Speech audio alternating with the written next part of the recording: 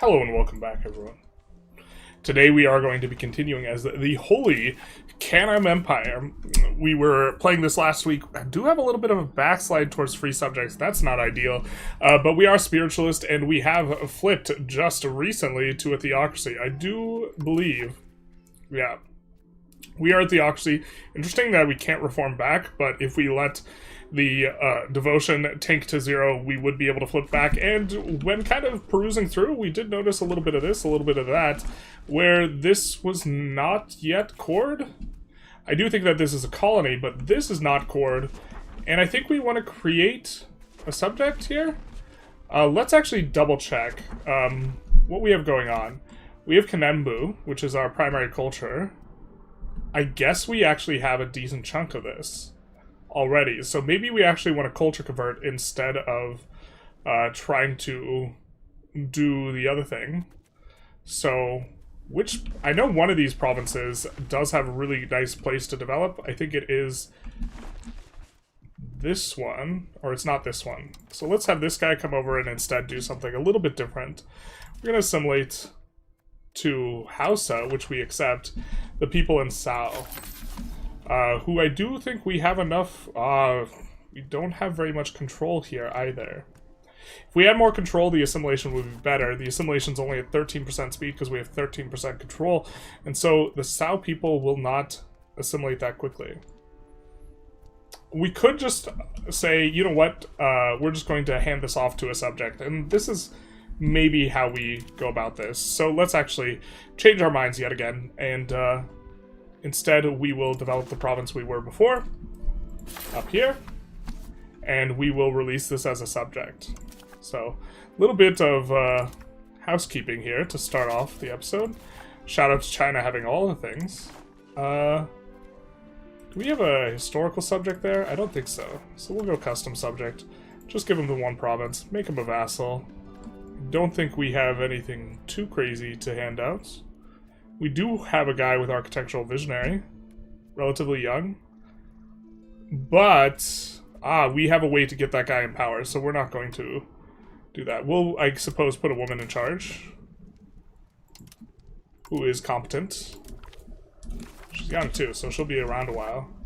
And it looks like we maybe want to change our settings up a little bit, actually. Playing the USA run, we do have the map settings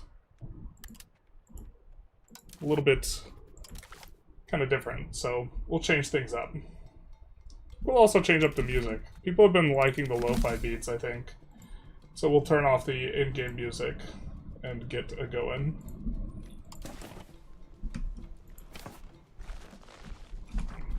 Oh. I thought you had to load the game to get that change. Yeah, so we seem to have a lot of the tail of the tape's a little bit different now, huh? Okay. I was like, man, I thought I remembered us expanding a whole lot more than this. We did. We're annexing this guy. And so let's come in here. Get the beats going as well.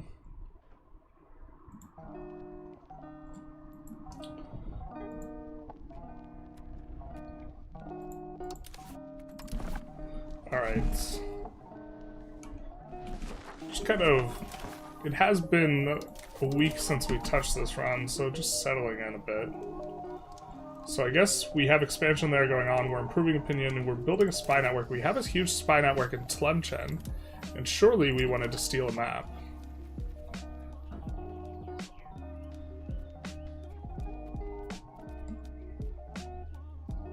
I think, want southern Portugal. That gives us eye on that market. I don't think we can build a spy network on them. We cannot build a spy network on them. We want to get vision of this. I don't know who has vision of this. I don't think it's anybody. It's all Greek to me. Where did you get that lo-fi beat list? Someone suggested it to me. I'm open to suggestions, just generally. But it is not copyrighted. It was during a Dominion stream. where the music in Dominions is copyrighted. I love the soundtrack for Dominion. It's copyrighted, so I can't play it on stream because the VOD goes to YouTube and the VOD gets bopped. But this is sessions, not the word, but the rather punctuation mark, Diana on Spotify. And so far I've been liking it. And here's the event we get, of course. I think our heir is architectural visionary, no? Yes, he is an architectural visionary. Perfect. So we don't need to continue to try and spike an heir. We can add another government reform. I think we were waiting for the year to pass, but the year's passed now, so what can we do here?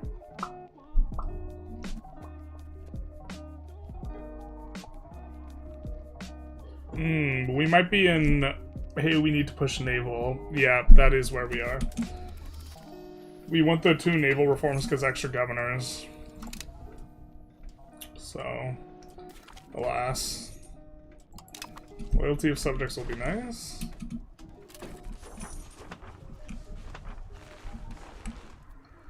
That will convert on its own eventually. I do think that this is currently colonizing. Or is it not? It's not. We don't have much control there.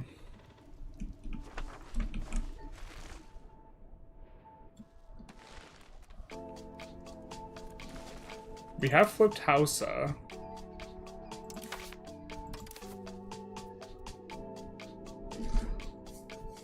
What do we need for Sokoto? Need to own Sokoto.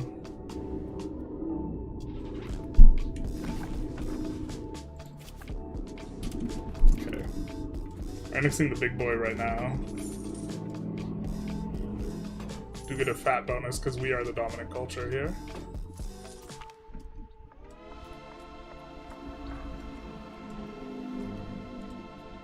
I think we're not... I think we don't want this for 20 years. Noble estates at Malice is pretty bad. Just kind of showing it again in case we don't have the thing. Should do a Geneva run. Geneva is like... I did a lot of runs in Italy, I feel like. Somewhat recently, and we're gonna do Biz. Geneva, I think, has got a really sweet thing where they can flip their things between being galleys and being light ships. It's a very sweet tech.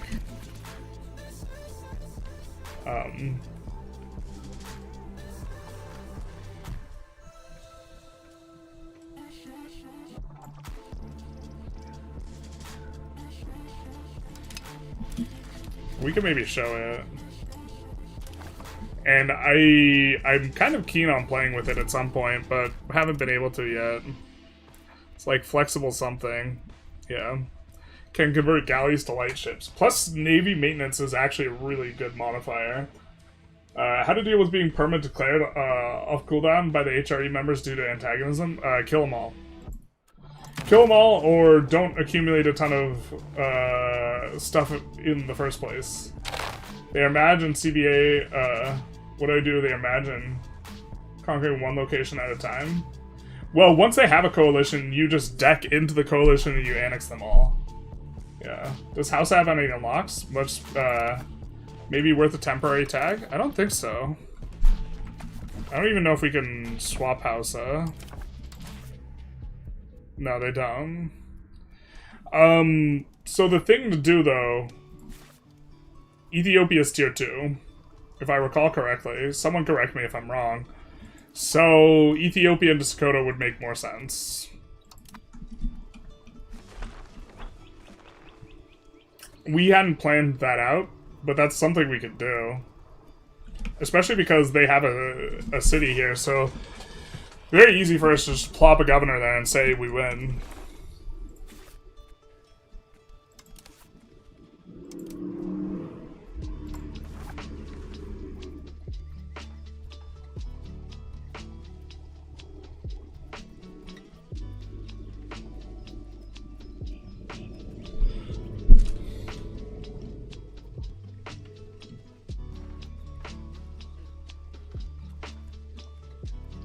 Trying to...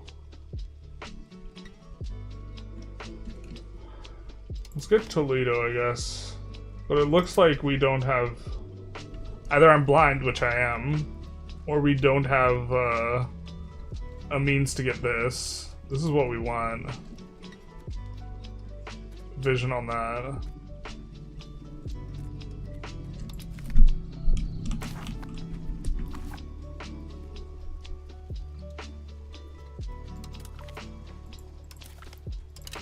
So if Castile moves their capital to Toledo, we will be able to... Oh, we already have discovery of their capital. Valladolid.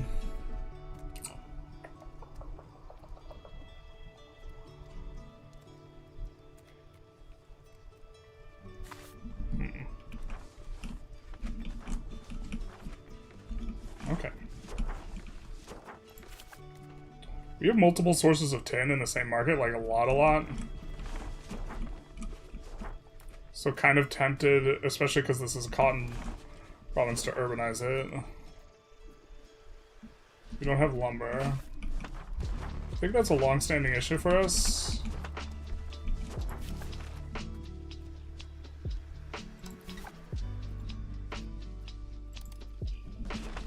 We'll do that, and we'll just pay for the urbanization, the premium.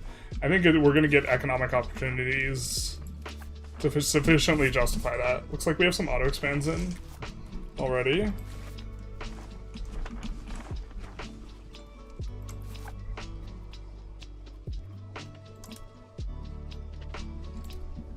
I'm not getting huge margins off these, but that's kind of okay. We have fiber crops and sturdy grains in here.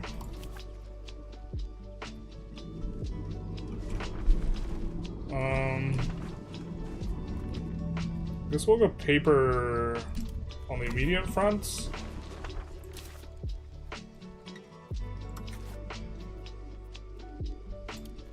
And then I think we have auto-expanding masons probably. Ah, not a lot.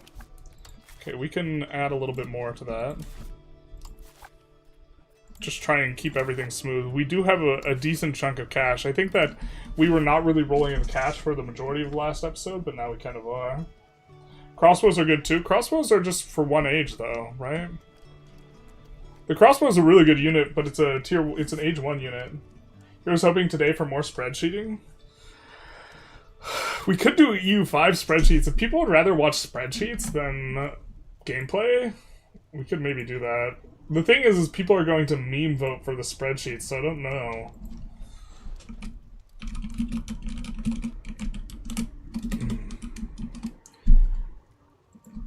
But I'm curious. I was shocked that so many people wanted to watch me just trying to figure out the spreadsheet.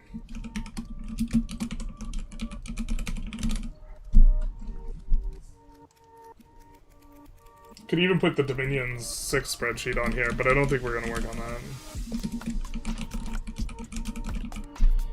Split the voters. Wiki says Ethiopia tier 3. Dag nabbit. What would a spreadsheet for EU5 would we make? What spreadsheet for EU5? Well, first of all, we'd spread them. But secondly...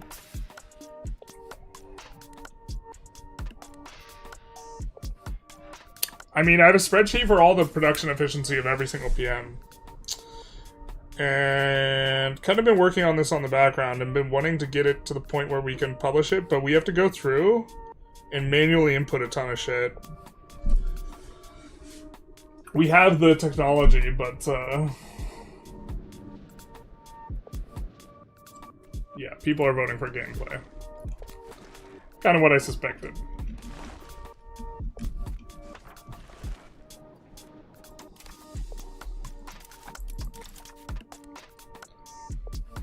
I think we like the serfdom project. We have like the wrong religion, or we have the wrong court language now. 20 stab to do that. We'll try and keep that on our radar. It's something we're into. Let's go this, which is gonna solve our problem of backslide here.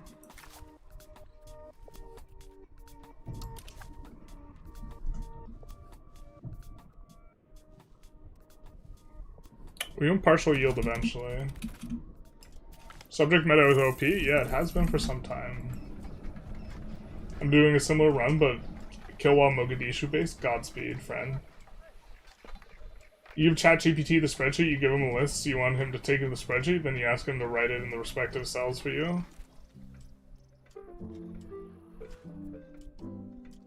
Ooh. Here's some Kanem flavor. Trying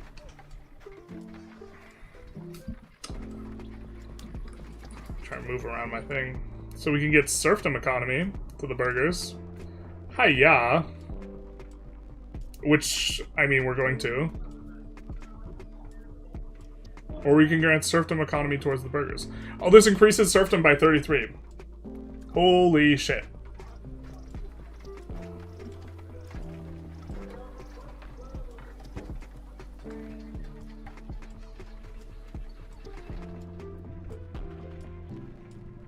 That's the good stuff. That's that shit I like.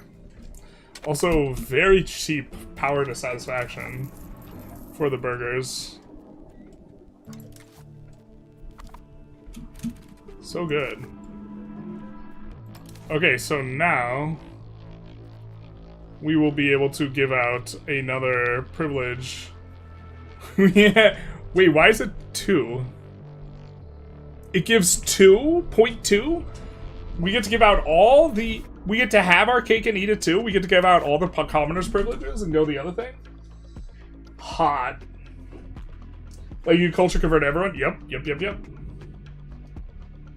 What a powerful event to push to 100, I know.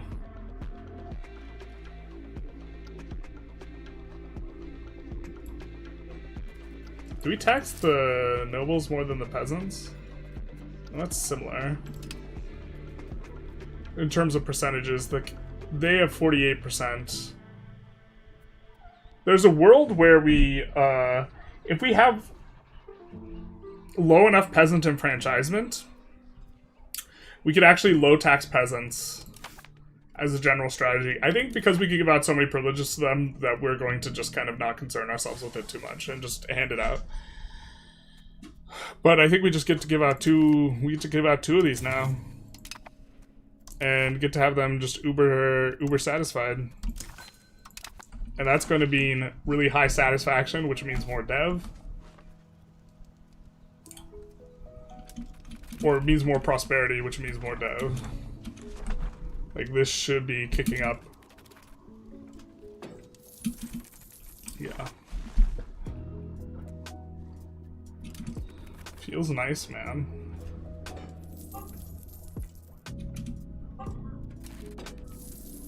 Alright. This auto expand mod is just so fantastic. We're gonna open up the menu and see what we can do.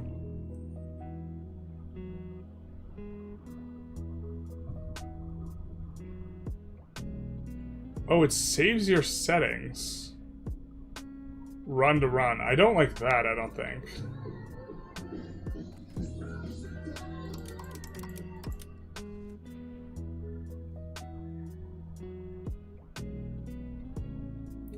I guess we're kind of okay with some of these settings.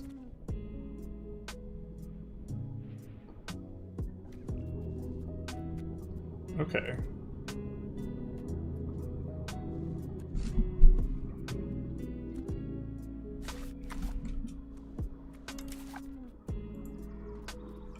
How are we doing on institutions? I think that was a difficulty, or will be a difficulty for us.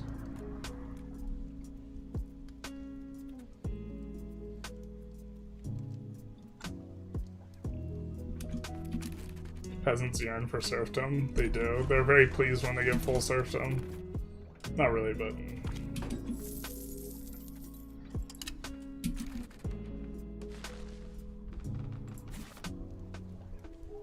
Wadai's gonna get claims on them anyways.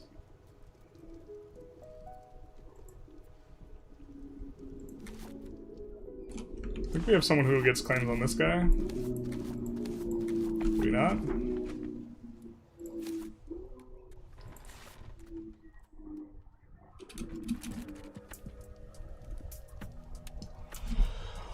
Oh, is there no one else that we can punch? Other than Mali or Morocco or...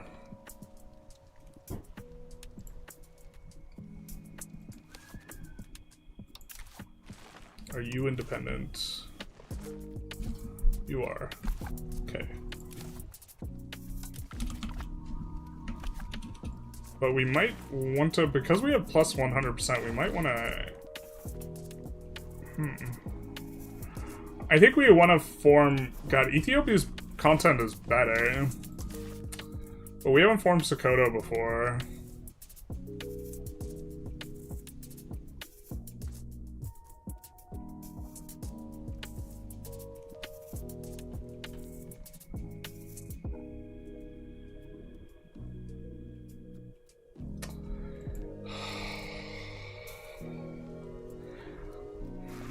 I think we're going to form Sokoto, but we're not going to be happy about it. Are you going to continue the USA run? Yeah, I have the next episode half recorded. I'm going to finish recording it today and probably release it tonight, is the plan.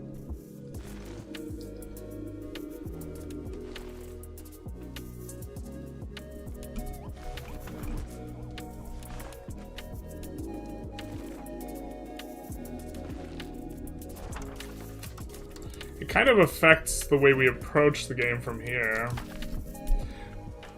I guess it's not so important that we get everything kind of right now. But we want to annex fewer guys if we want to flip Ethiopian. Right? Maybe it doesn't matter too much. Let's see, is the... Okay, people overwhelmingly, it seems, want to watch gameplay rather than spreadsheeting, which makes sense. Let's do a poll. Who formed Sokoto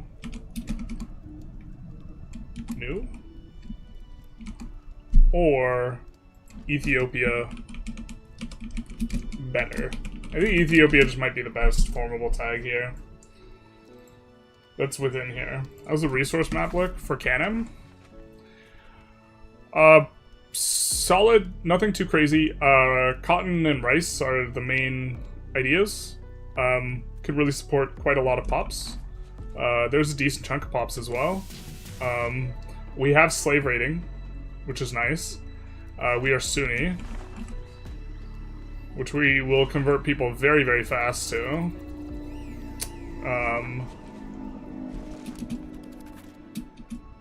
Could maybe show it a little bit more, but the dyes are very nice as well, and we do have, I think, a couple iron piles, not a lot. 1, 2, 3. There's gold in them hills.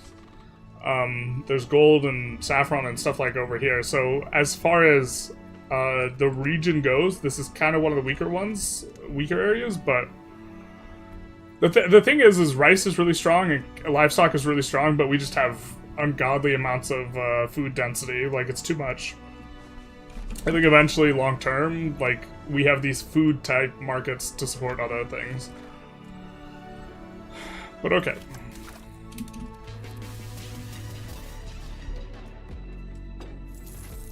You ever play around with construction sectors? They seem okay. I haven't though. Just like looking at it, it seems okay. Finally reached 100k tax base on Barat. Very nice. We have 300.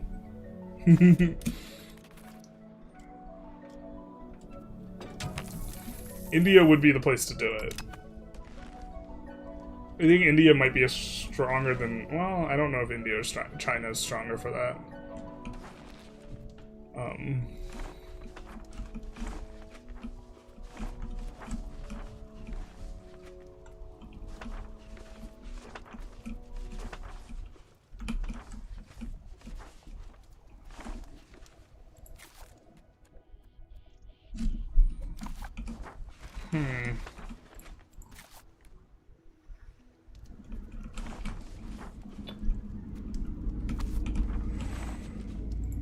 I'm just thinking about the lumber situation.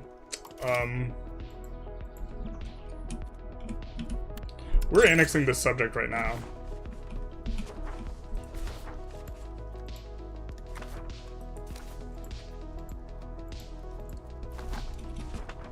why don't we start doing that? We just want more in the market, and we have plenty of cash. Would be interesting to continue or do an Egypt run. I think it's the only market that could actually reach Asia, East Asia, and sell to Europe with a single market. A single, you talked about the tall Egypt run?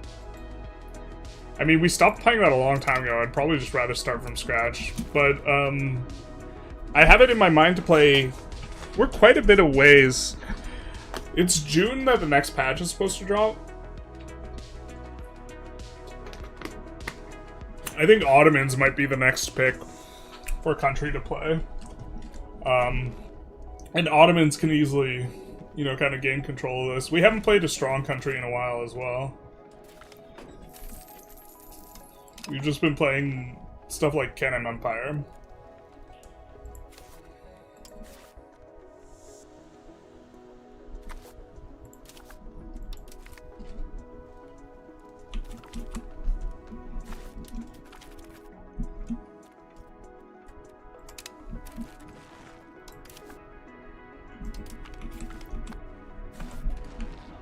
Just looking at opinion here.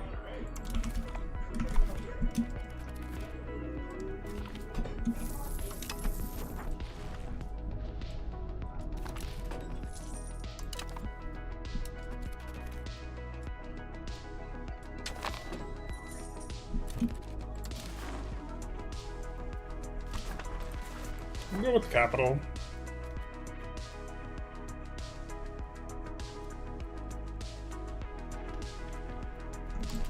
We'll do this.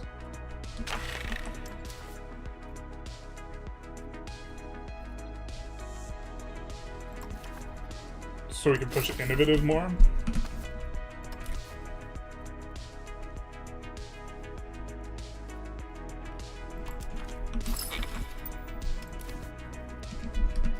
Just going with the crown character.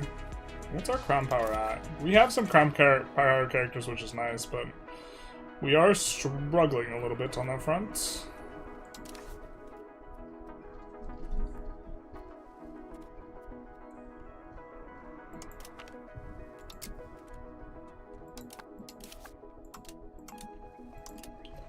I think we've already given out more things than we need to them.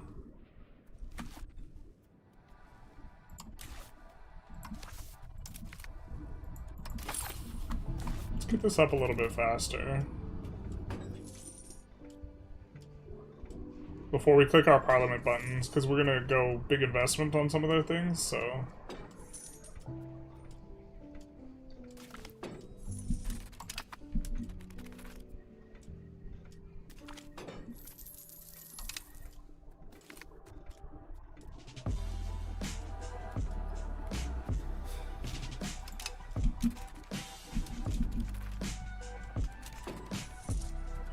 Alright, so we're gonna click the buttons as much as we can. We'll switch this guy back to stabilizing. How are we doing on tribesmen? Do we have a lot? Kinda have a lot, but this is a manageable amount, but the people who have a ton of tribesmen, I think will be less keen on annexing them. So this guy has very little tribesmen.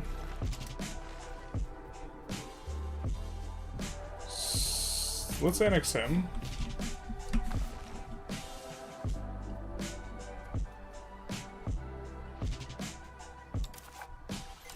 Which is kind of, this is kind of us pushing away from forming Koto or Ethiopia. A little bit of mixed action here, but now we can click our buttons. And instead of 35%, we get 42% because it's tied to the satisfaction of the nobles. So we're going to click through this.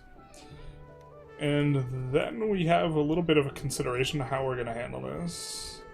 I think we want to change policy.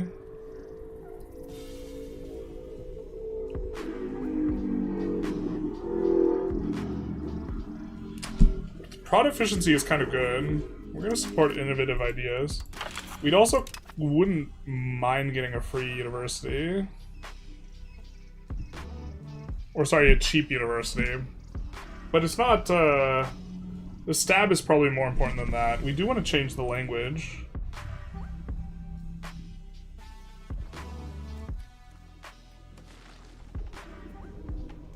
Unfortunately, we don't have a primary culture that's Arab. Or that has, Arabic as their language. We would kind of be keen on that because we're going to force the market language. The market language right now is Hausa, and more stuff will have Hausan language, which incentivizes us to make our national language Hausan. We're gonna have to click through two things. We don't want to push humanist, but maybe we're okay with it for 7 stab. Let's do this.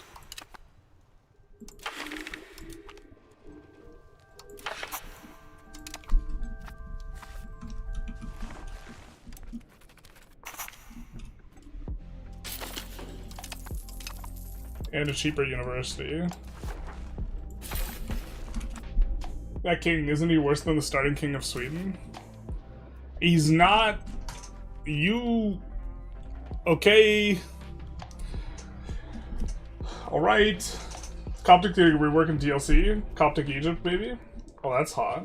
Naval Ottoman seems viable to do once you conquer Alexandria. I think you have to go naval.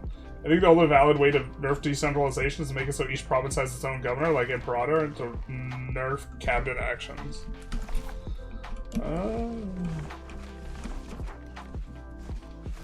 What do you mean? I don't think cabinet actions are too strong by themselves. I think... Although, I mean, I guess if you wanted to make them weaker, you could. I think the issue is less with the cabinet actions. And more with, the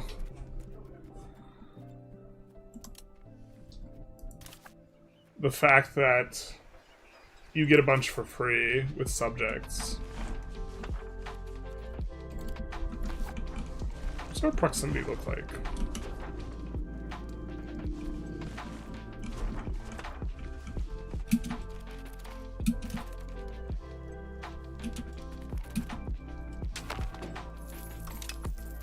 Okay, so the auto queue slapped down a bunch of stuff there, by the looks of it.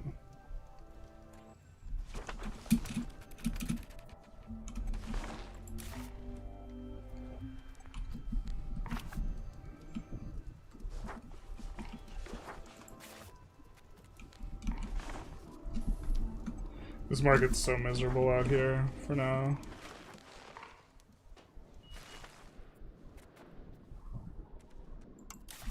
I think we just let the goon squad handle this.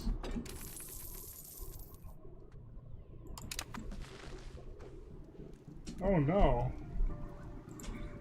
Our spy has been discovered. Oh, these guys are the same religion as us. The best we could do is slave raiding. Alright, that's not gonna quite cut it. I think we'll spy on them then. Oh, that makes the Mali spy network not worth as much as well. We could cancel it. I forgot Mali was Sunni. Let's do that. Use our diplomats a little bit better, I think. I don't really care if we lose the devotion. Actually, we should have double-checked if we wanted that guy dead or not. I think subjects need to get minus cabinet efficiency. Yeah, or there to be a modifier where...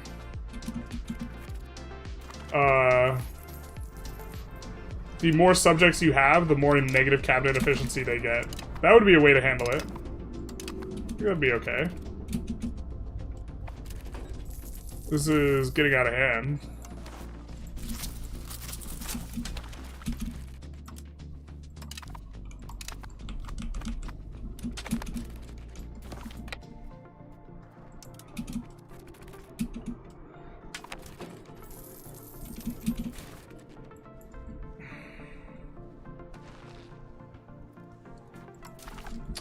Oh, we're fighting Daju too. Got it.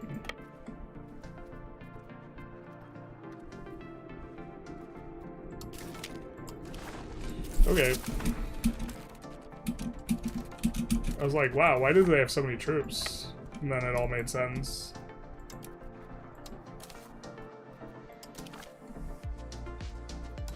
I was like, why is that army racing towards me? And then it hit me.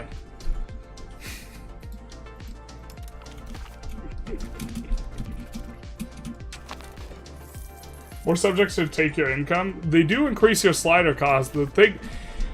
So, subject income, or subject tax base increases... It's all part of the... It's all part of the, like, pressures that force you to just completely throw your sliders for economic base.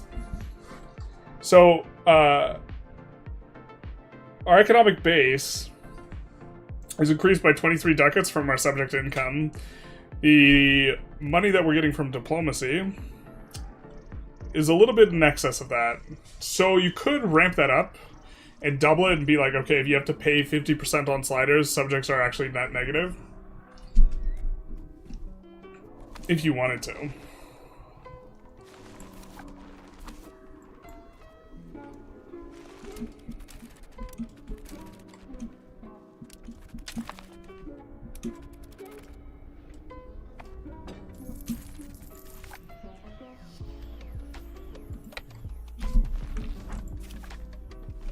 I think Wadai has claims on some of this stuff. Ah, Elodia. More like Exodia, am I right? Is being annoying.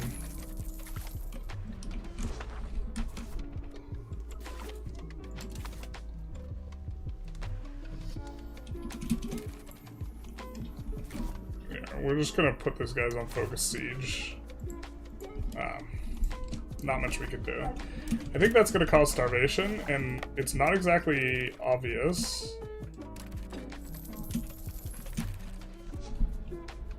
Or we want to make sure we grab these provinces, so we're going to kind of do some of this.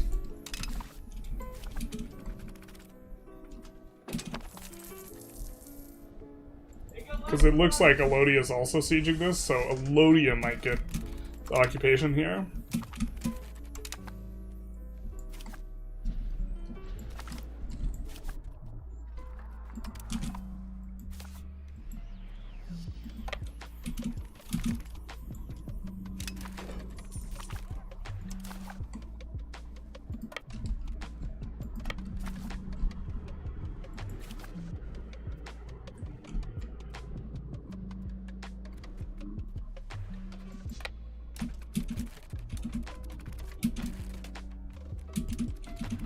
Yeah, way too much food demand in here.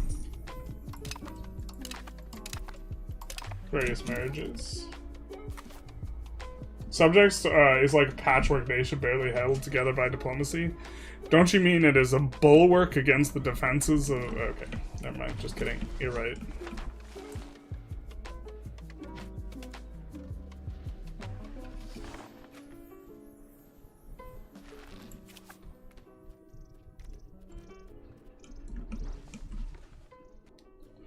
Gonna force culture on this Bizzle.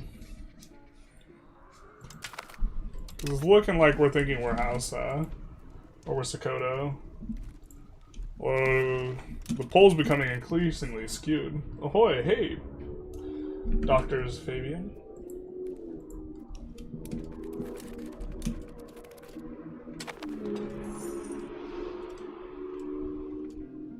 We might just full annex whatever's here. Especially, let's take a look. Yeah, we have plenty of Diplo cap left. So whatever Elodia leaves, we'll take.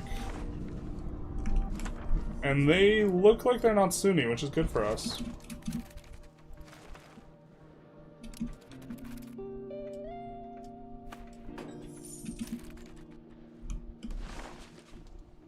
Kind of accumulating here.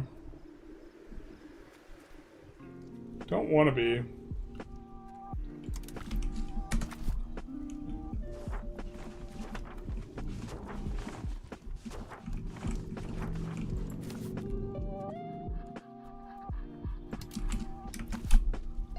Get ourselves some more opportunities for some urban buildings.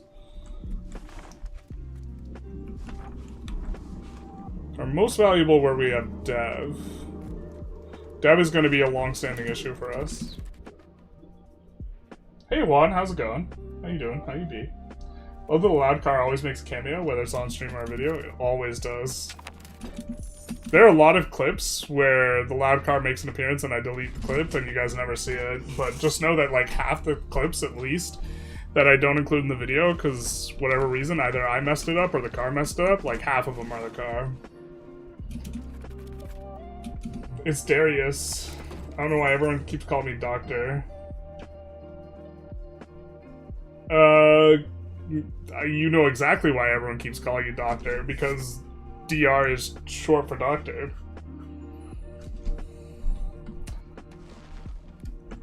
But welcome, Darius.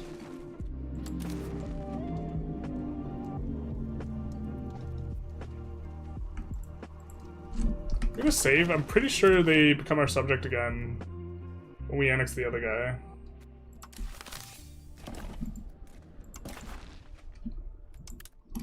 So I don't think we need to take Wadai province here.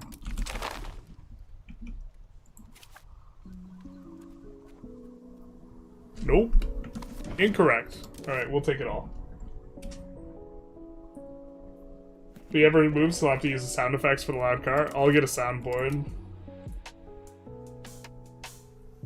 I know exactly why, but who calls themselves doctors? We are Legion. We are doctors. Doctors Without Borders, actually. Doctors Without Border.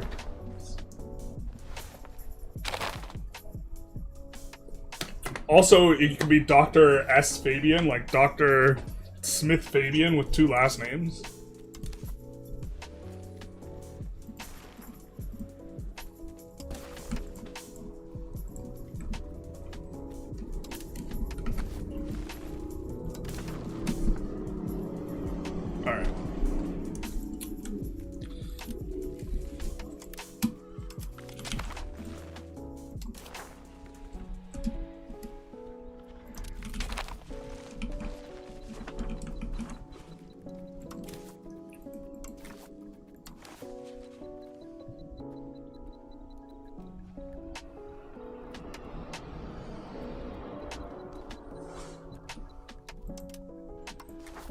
We'll release the Theocracy of Wadai, the Theocracy of Wadai,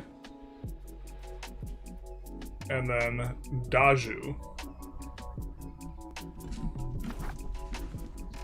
Yeah. Who will get a claim on Alodia, so that's the way that we can get in on Alodia. Get a load of this guy.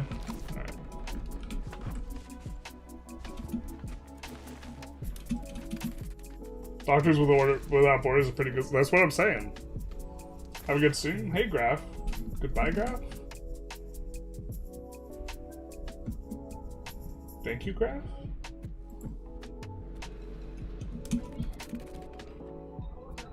Portugal run where you own Brazil. Portugal and every coastal market in sub-Saharan Africa and Southern Asia facilitate trade. I think people would rather see tall Portugal, like zero conquest Portugal. This is something I've been thinking about doing. Can we push? We have too much backslide to maintain jurisprudence, actually. Like, we prefer jurisprudence, but we can't maintain it. Why is this?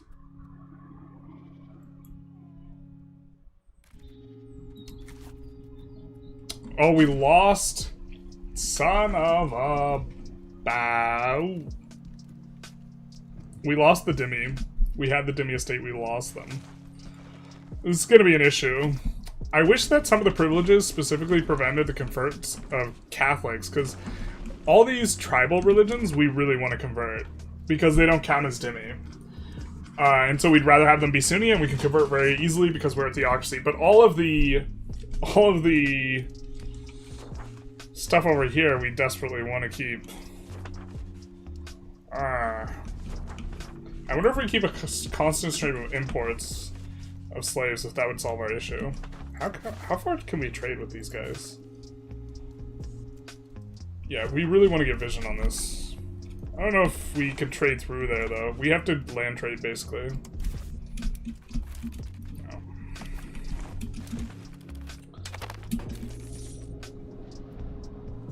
Always made me laugh to call it doctors. Sound very pedantic of me. I mean, people, respectfully, people want to be called weird shit on the internet. So, it might seem silly to you, but look at the population of the internet. Is prosperity recovery tech any good? Not really.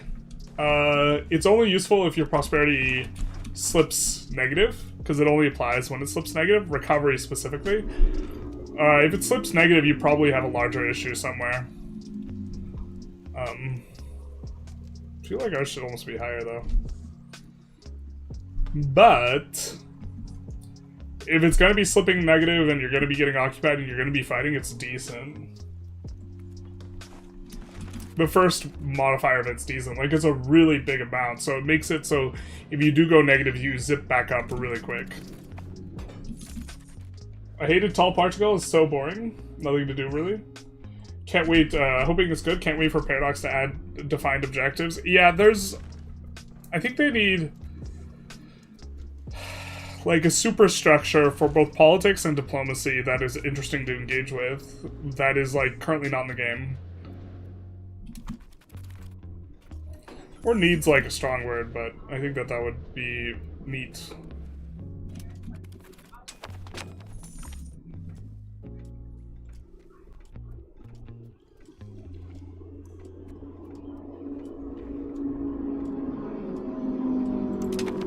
We're currently not recovering the other one. Alright.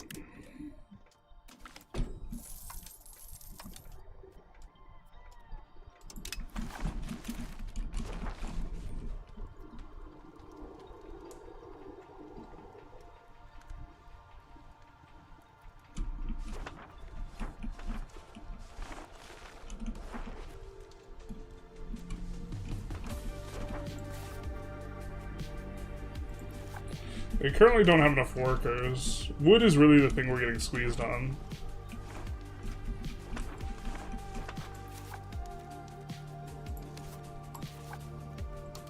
What can we do here?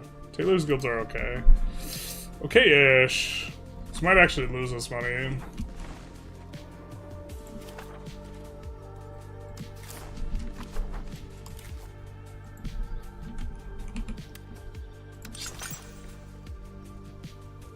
What's our discount look like? It's maxed.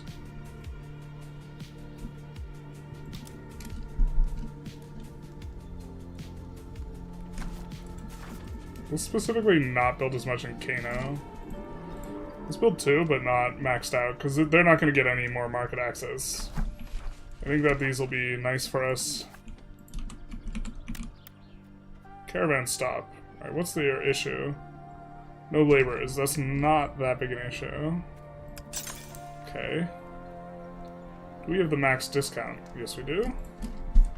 Alright. We're going to get a whole bunch more trade capacity. Not that it's going to be anywhere near as valuable for us as it would something else, but this is also going to stimulate the economy. Yeah, only 2/3 of a ducat a trade, so it's going to stimulate the economy and maybe give us more opportunities to do stuff like building more fine cloth, because maybe we start exporting it, this type of thing.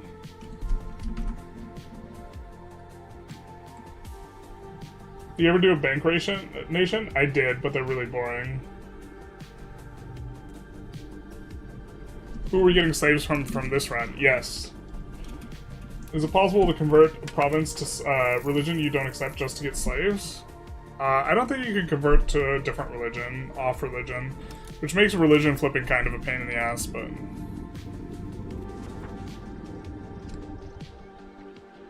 I think we can wait on that a little bit to spread.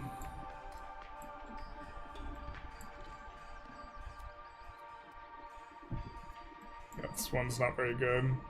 Just gonna go left to right and see what's useful that we haven't really gotten yet. Power projection, culture's capacity are both okay. I did want to take a closer look at theaters at some point. As a stimulus. What they're adding for us is kind of okay. Especially because we have, like, decent cloth production. think we absolutely want trade range. And that should have been a little bit more of a priority. Don't really like the demand of these buildings, so we're not even going to research that. Counting house is going to be good. So is rag paper. Oh. Okay, we have a lot of tech that's still good. Left on the table. Good counting house. Rag paper. We don't necessarily have to get any of this, though. Yeah, so we researched, like, all the viable this stuff. But the fact that we have some of the best research still available...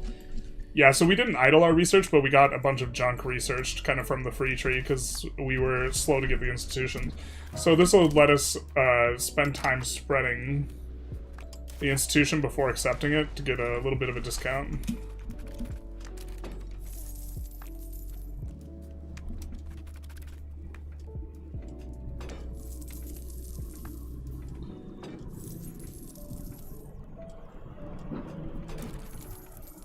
Playing Novgorod, invited prince with 100 admin, 100 diplo, Midas touch, and architectural visionary. What's that like? What's it like being so handsome? Holy shit. That's just Rasputin. There we go. Revolution where you switch Protestant is Portugal before converting enough pops beforehand? No idea if it's related. If you're Christian, you can always flip to heretical religions. You don't have slaves allowed to own religion, and you have Catholic slaves, don't you just keep the dhimmis then? I don't think so. But maybe.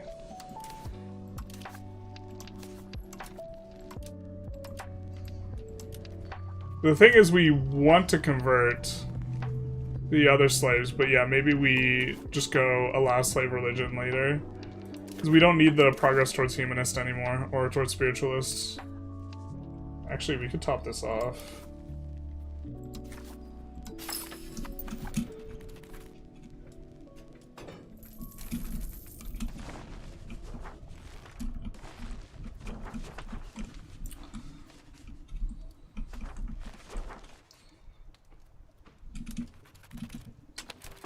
Leaders just seem so useless. It's just for the demand that it creates.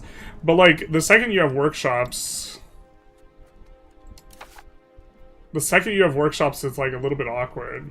Because workshops create 250 burgers, and these only create 200. So, like, they're not going to be worth the building slot when you have the tier 3 buildings that have, like, 300 burgers, I think. Like, you'd rather just have a burger building. I don't know. But there's some instances where you like the decreased revolution stuff, especially if you're, like, wanting to control territory yourself. We'll let the Goon Squad handle those guys.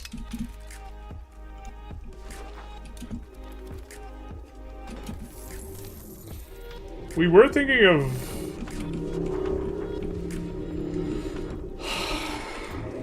It is tropical as well, so it's gonna dev a little bit slower.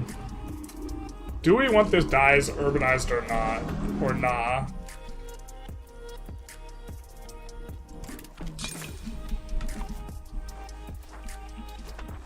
I'm thinking kinda nah.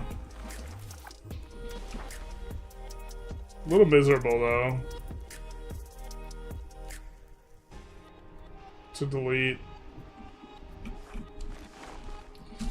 I mean, if the capital's in Kano, it's just like right next to the capital and it gets...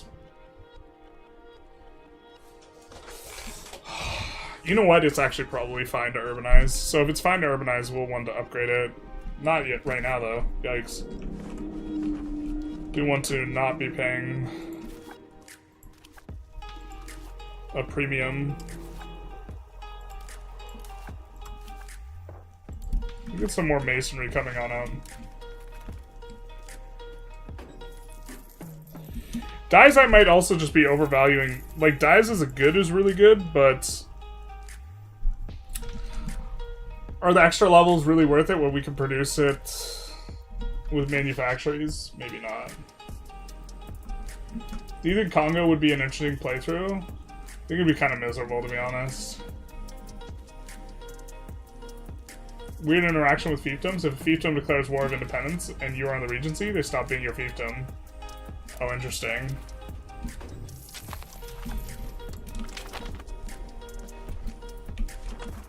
I don't think Kong has... Yeah, they don't have claims. Elodia has claims. Get a load of this guy. I'll be making this pun all week. Doesn't the market have a bunch more dies? Yeah, but we're kind of okay in a world where we're exporting a ton of them. Like, it's base price 4 and it's one of the light goods. So overproducing it's fine. I think if we could not build a manufacturing for this, we definitely wouldn't.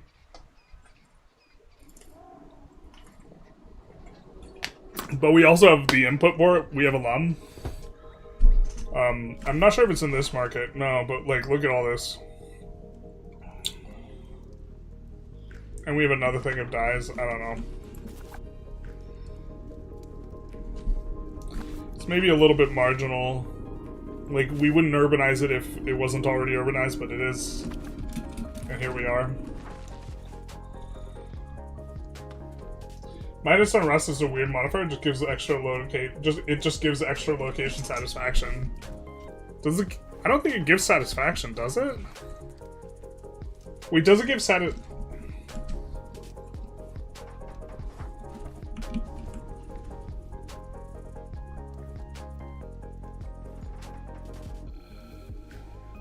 Does it? Are you saying it actually gives satisfaction, or it just gives effective satisfaction? Are you switching capital long term? Yeah. Are we expanding towards Niger? West African coast? That's kind of the plan, unless people vote for forming Ethiopia, which would be stronger than what we're doing.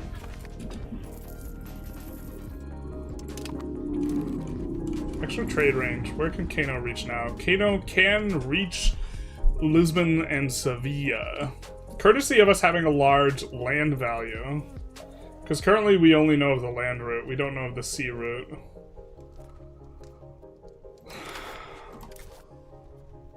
And the land route's a little bit more direct. Kind of miserable. The extra trade range used modifier is like really a big deal. The thing is, you get the 2 more governors, so you have to go naval, but you don't have to like it. Nobody said you had to like it.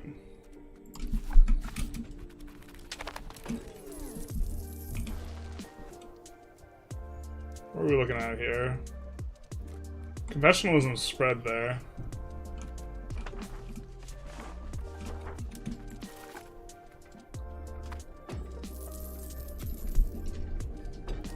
It's gonna be a while till the masonry gets cheap. It'll be a hot minute. Almost have this in the bag. Then we'll change where we're Devon. Devon? Ethiopia can't into superpower, basically. Ethiopia is much stronger, but that's not what the people wanted. That's not what the people wanted. The people wanted something else.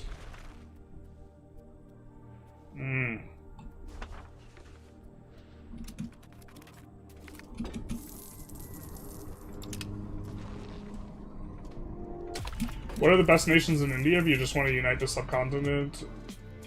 If you just want to unite the subcontinent and play tall, I've got bad news for you. I've got bad news for you. If you're uniting South Asia, I'm not so sure you're playing tall anymore. It's like, I mean, you have a quarter of the world's population. If you want to, though. Saptagram is kind of funny and interesting, but it's probably Vijayanagar, making sure you culture swap. One of these has a better culture. There's like something just north of you that has better culture. It looks like there isn't a nation of this. You could also... The absolute best is probably starting as Delhi, releasing Bahmani, and then when the event is popped, you feed all of Delhi's locations to Bahmani. You play as Bahmani. And then you flip cultures. There's like one culture in here that's better. Bengal also has really good tech on its culture. Bengal also gets to be Sunni, so Bengal, if you want to like commit to playing tall though, and say you want to only play in one area, Bengal is probably the best area in the entire game. And starting as Saptagram. Do you know the Haudenosaunee culture has slave raiding tech? I did not know this.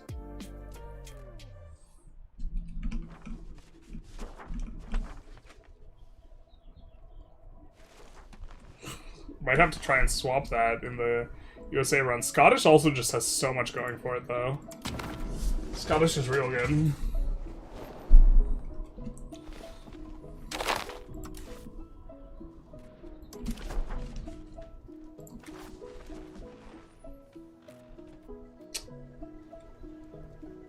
I think we want to claim on Mali.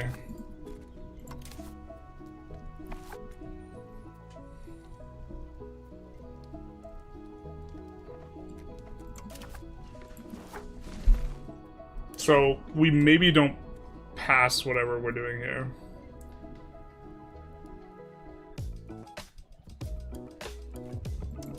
I think we're pushing aristocracy back up. So I believe that parliament gives... We can pass it plus 10 aristocracy. Okay. So we kind of want 150% support. Not sure if that's going to be doable, but we can push the nobles up really, really high before giving them what they want.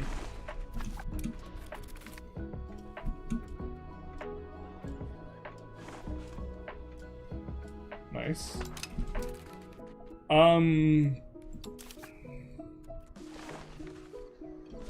We're also about to acquire a lot of pops.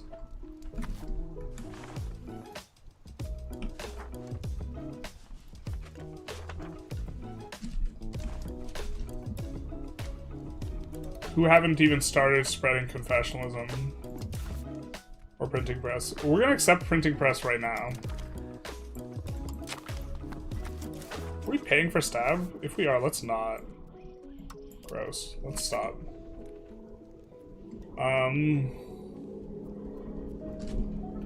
Because we're about to, the cost of that's about to dramatically increase, so we'll go with that. We'll still research the stuff that we have queued up, but we will go decentralized bureaucracy.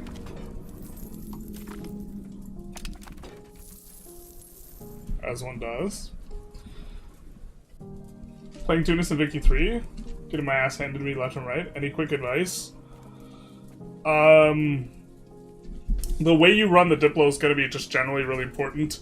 Trying to assign interests where you know people like Great Britain and Russia are going to be declaring, and then siding with them on their war to reset relations to the kind of really friendly one is going to be something that's useful for you. And doing this very proactively as well as keeping high relations, and then eventually looking for opportunities to expand and just kind of build up your power base. What's better between Catalan and Scottish? Ooh, that's kind of a tough one. The thing is, Catalan has to include... Catalan has some, like, conditionals, like was playing as Aragon, and some of the best stuff has that conditional. Scottish is... 0.0202 dev is a lot. Probably Catalan.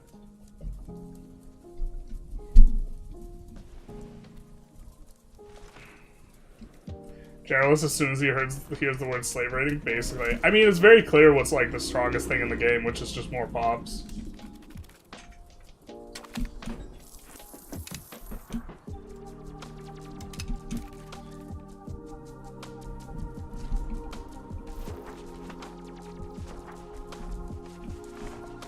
Look at this. The auto builder instantly puts down a market village everywhere. Hot damn. Hot damn. we're about that.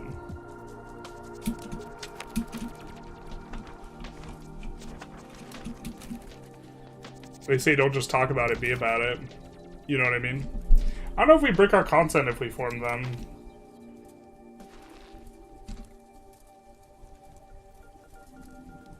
Oh, they made this better where it actually shows you what you get from it? Holy shit.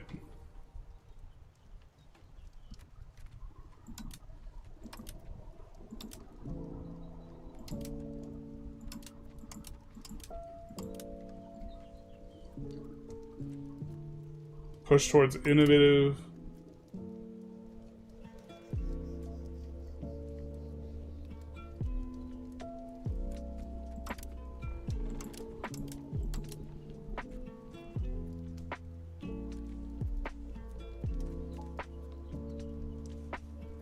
Okay, so we have no insano content coming ahead, so... Oh, do we want to form Hausa before we form Sokoto?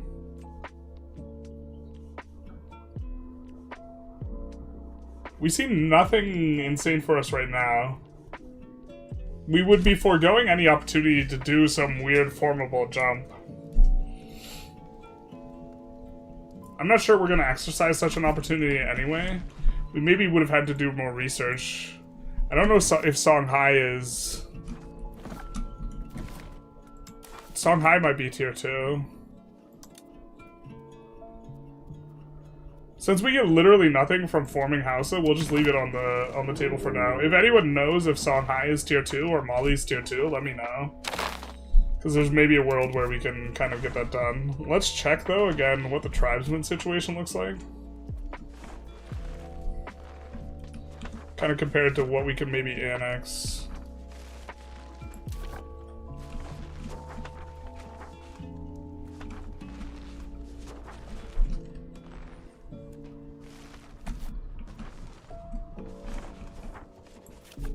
Are they deving? 0.57.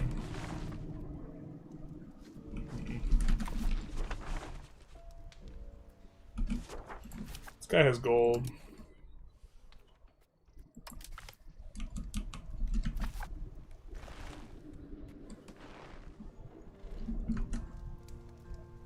Is Hindu or Sunni better? Probably Sunni. Isn't Basque better than Catalan? Yeah, but he didn't ask me if Basque was better. Mali's tier 2.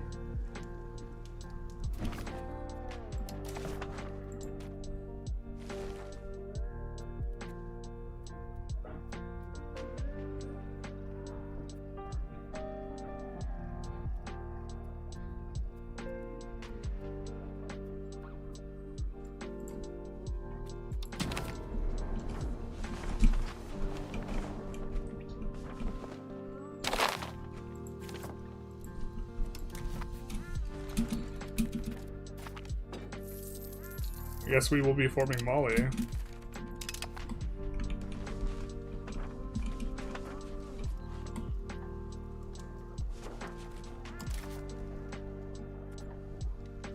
What?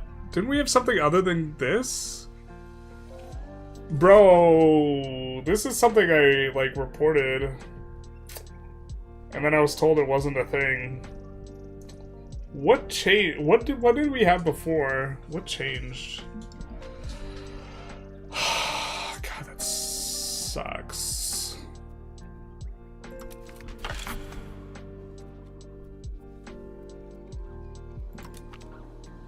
What's silly is we already accepted printing press, so containing printing press should have gone away. Whatever we had here shouldn't have gone away. Okay, let's do that.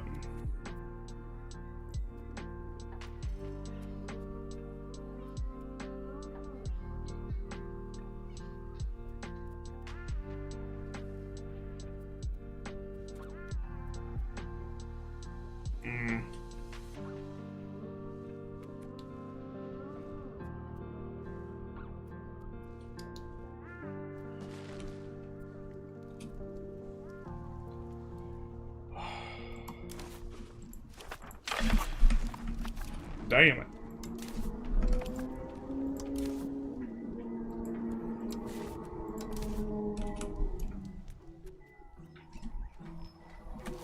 Oh my god, did I not?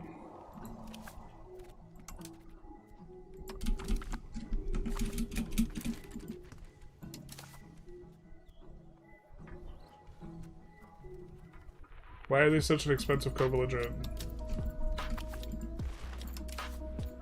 Why is this infinite stab? Oh, we don't have eyes.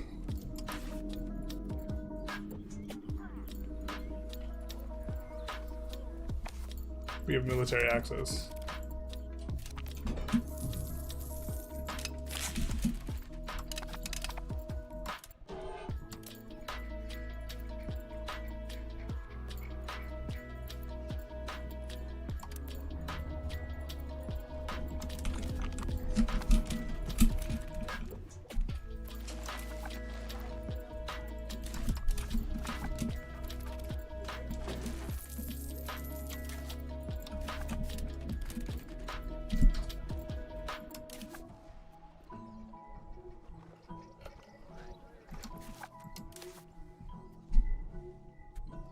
Okay.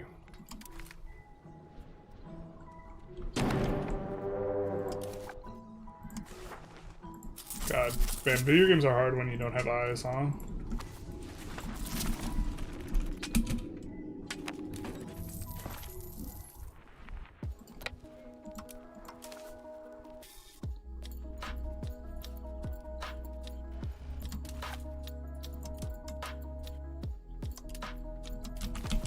I don't want this guy to die, so he falls in battle. Nice.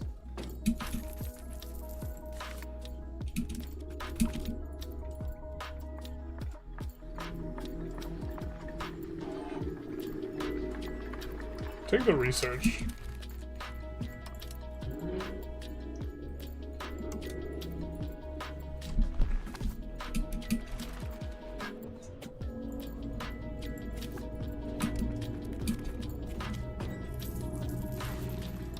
We have a heuristic for these to auto-build, but they will be really valuable in areas where we have a lot of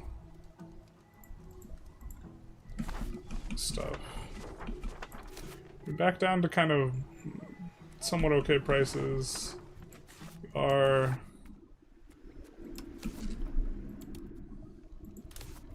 We want the lumber stuff to auto-expand. How much we can do here.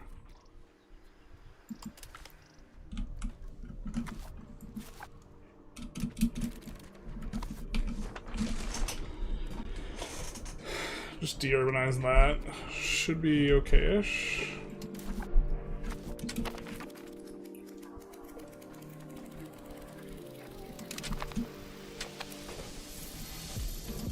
Losing devotions, whatever. We do get another guy. There's the same guy. Corporate needs you to tell the difference between these two men.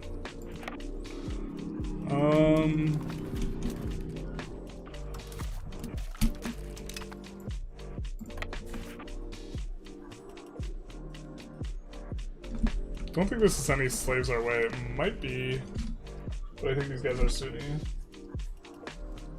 How do Sokoto's advances appear? You gotta form Sokoto.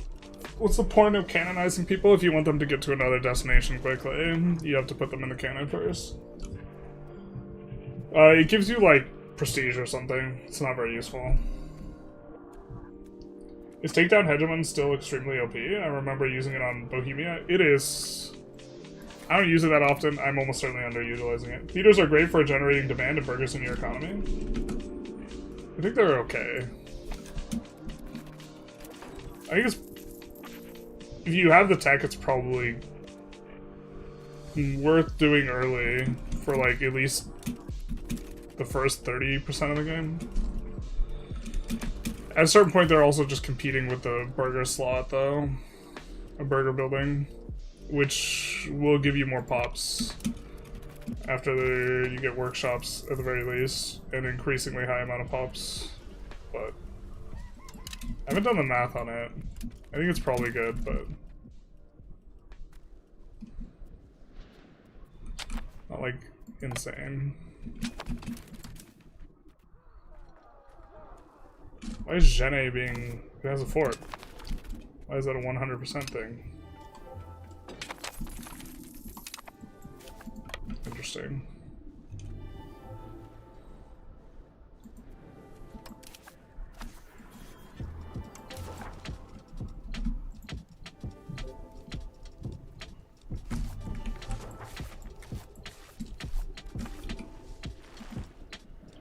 Early game towns, the first 2 ages, they are decent, but I agree they fall off. Yeah.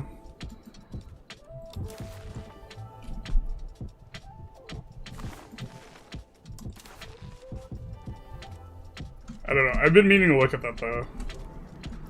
Like, how good and or bad do I think they are? You have to, like, your sliders also have to look a particular way, right? The more... Right now, the metagame pushes you towards having a really, really slow slider investment. The more slider investment you have, the worse building maintenance is. And right now, building maintenance is super free because you're pushed towards having, like, 0 slider expenditure. But if sliders were to start getting good, that would also change it.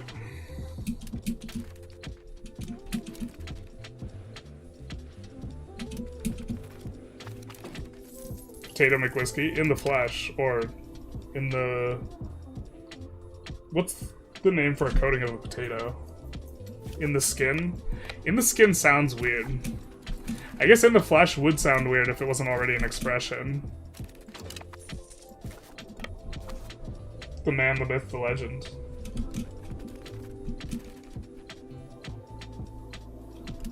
Potato's been cooking a spreadsheet, but he won't let anyone else see it.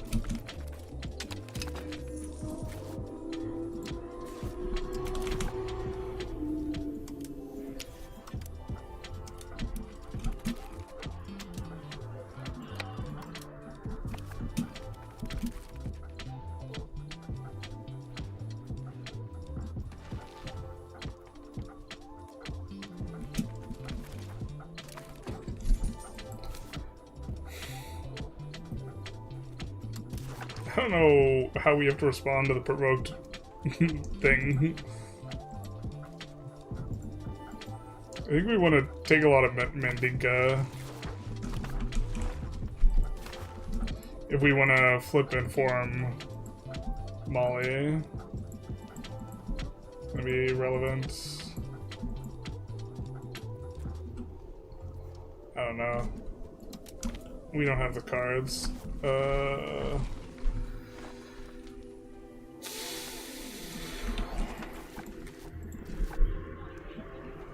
Okay, Songhai would give us claims if we had Songhai as a thing, so...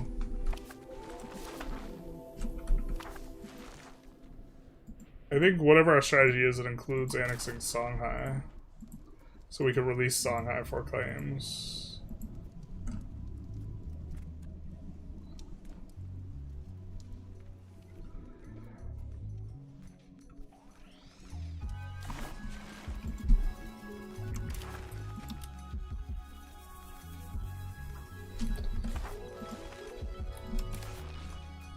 And we could take a partial province here.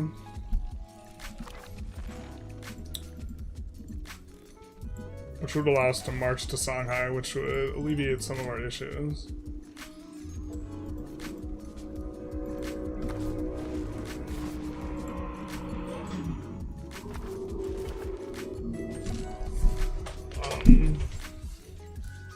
I remember learning 6 through his videos, love them. Same, dude. I've seen many a potato Civ 6 video. They don't have any releasable nations.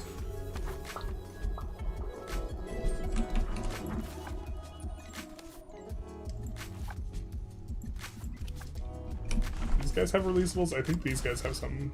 They don't?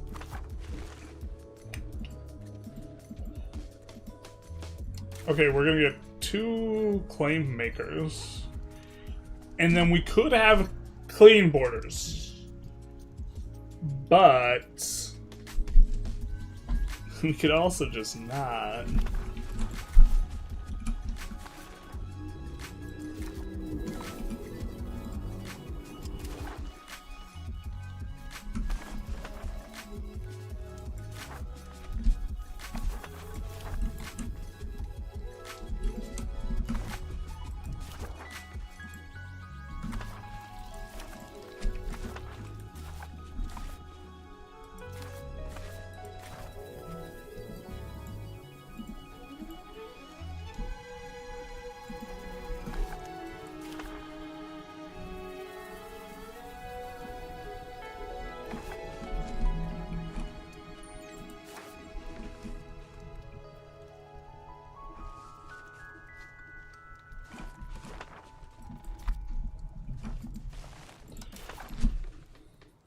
Perfect.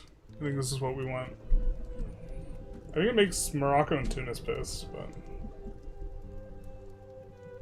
maybe not very. The idea here is we're going to be releasing 2 province subjects that have a capital that has saffron, ideally.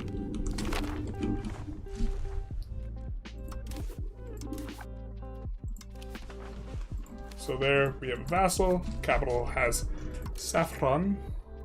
Wow, she's a prodigy. Long may she reign.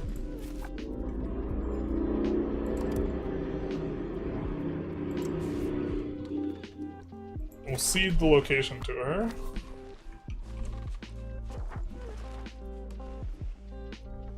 And then here, I don't know if it matters, I don't think it matters which location we click, but Yagala is the province capital, so I think that it will get released as capital of the nation, which is relevant to us.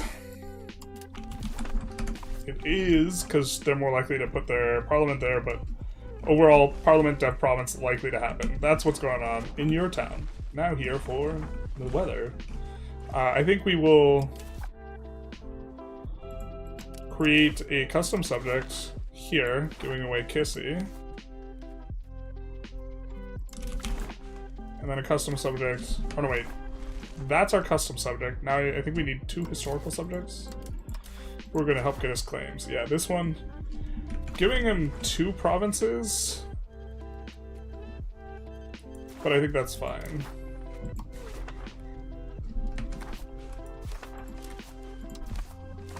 So we're gonna have that to gain claims.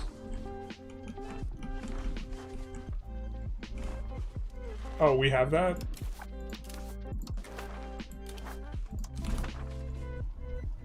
And then I think we just want another historical subject here because reasons. I think this works for us here, where we will be getting claims. Let's check our current. Currently doing okay on that front. I think we... Is Nimji a proc source? No, but we prepared for it. Alright.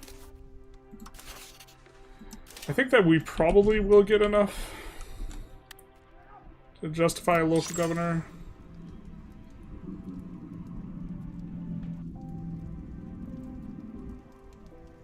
Do we not have the road requirements? Okay. Give us the cheapest road possible to Nimji. God damn it.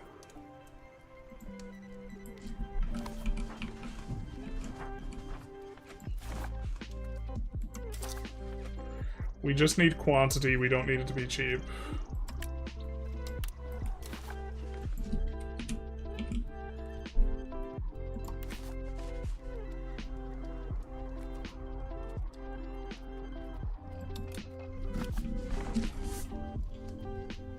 United by Potato 6 victories insane. Or, sorry, videos, my bad.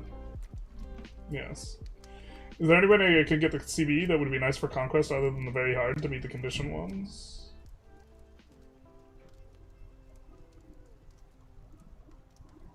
Not as much. Well, not wholly, not Kanem, and not an Empire. Mods? Can we time this guy out? Excuse me? Mods? What am I paying you guys for?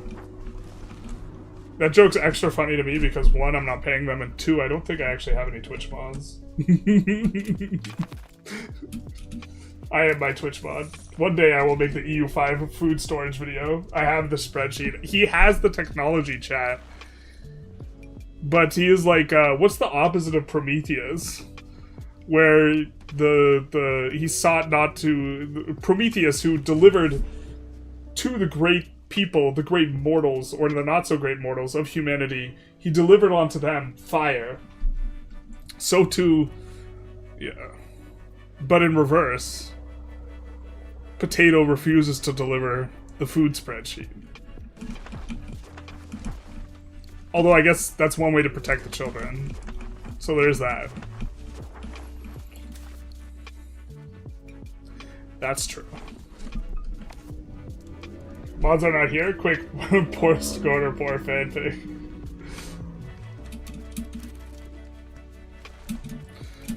Alright, they annex the thing, I think.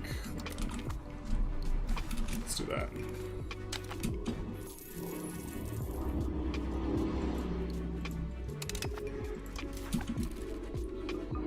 Alright. Republican Assembly.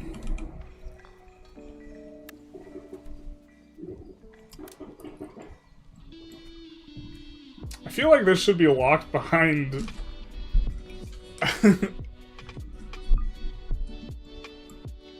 We're not a republic, so we can't use the building. I feel like it should be locked behind our ability to use it, but maybe not. Alright. We'll get a little bit more max literacy. And then we will go for promote institutions right away. Forthwith, we will promote institutions. Tempting to just grab this, actually, also. We're not going to be able to just, like, churn out the Uber economy right away.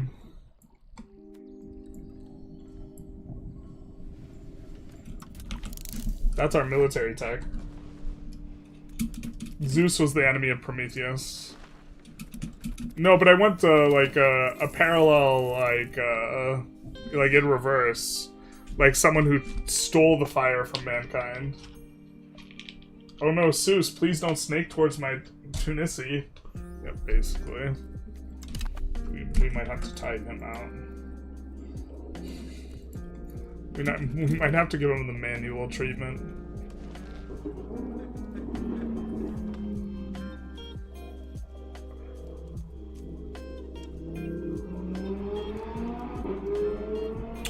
Border is honestly already pretty bad. Or it's not that bad, it just looks bad because there's a bunch of unoccupied lands.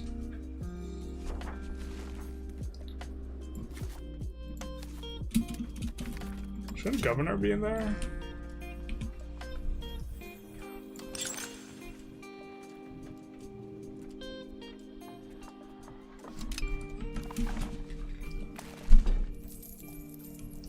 The Emperor was pleased, the vassal in 4 pieces. He watched as it quivered, not like this.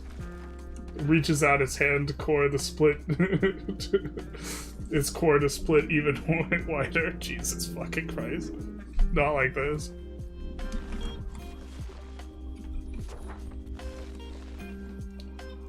I wonder what happens to Mali here.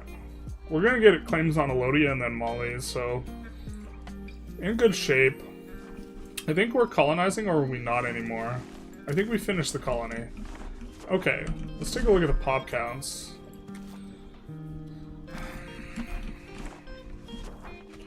We will colonize stuff with high pop counts faster. We will colonize stuff that's close to the capital faster. Or sorry, low pop counts, rather. There's a lot of pops here. But we recycle them back in. It's not the end of the world. What's the charter cost? Charter cost is kind of expensive. Let's do it. Let's do it. Bruh. First time in my life I managed to recover from the Black Plague so fast. I'm 37 years and almost back to your original pop count. Nice.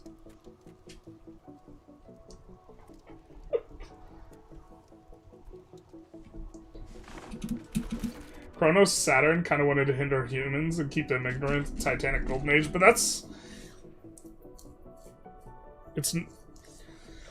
The Grinch, for example, is maybe a good example. That's redundant. And by redundant, I mean, I didn't need to say the thing because I already said the thing. Which is what I meant by redundant.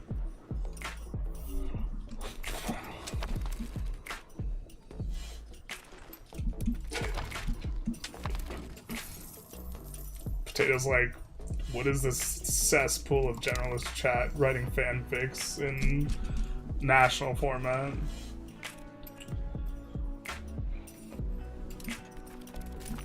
Started a Saptagam run and noticed that Bengal doesn't have any special advances. You are wrong. You are wrong. They are on Bengali culture. Go into your tech tree and type in finest of cloth. You have a bonus somewhere. I think it's H3 or 4. Or it might be regular cloth. You have really good bonuses, though. You just don't see them. They're secret bonuses. They're hidden bonuses. You added the adjective good, so it's not redundant, methinks. Does that mean you think it? But yeah, so the Grinch stole Christmas. I'm saying potatoes stole the food spreadsheet. That's what I'm getting at. Senpai, are you gonna release my lands as a vassal? Ooh, woo. Ooh, woo?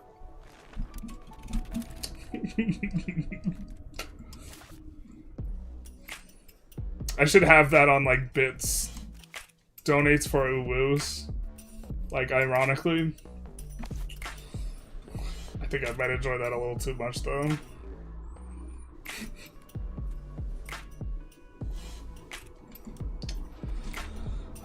We're swimming in cash. We need to spend down somehow.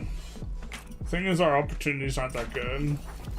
Or, well, the thing is, we're getting wood squeezed, basically.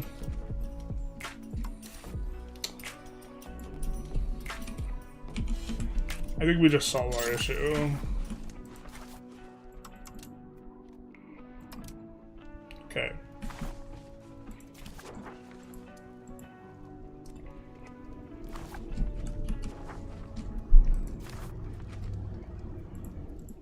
Alright. Every single subject that can build a lumber mill in a location is. Just trying to solve the market wood issue as quickly as possible here.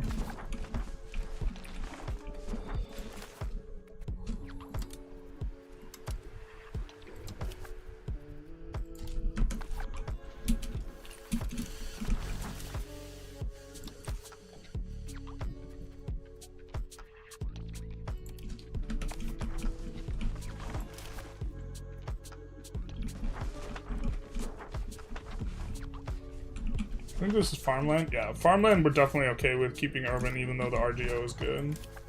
Put that on auto expand.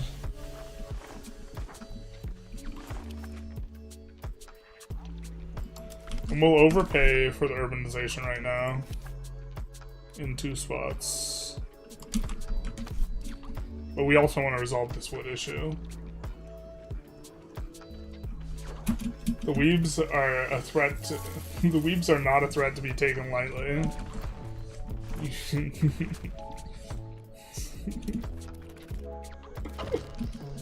You add one weeb adjacent thing and they'll fester and spread like vermin.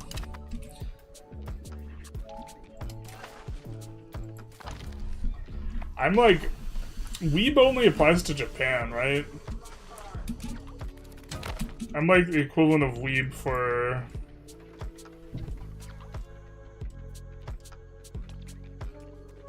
China, or specifically Three Kingdoms stuff. It's really not China in its entirety.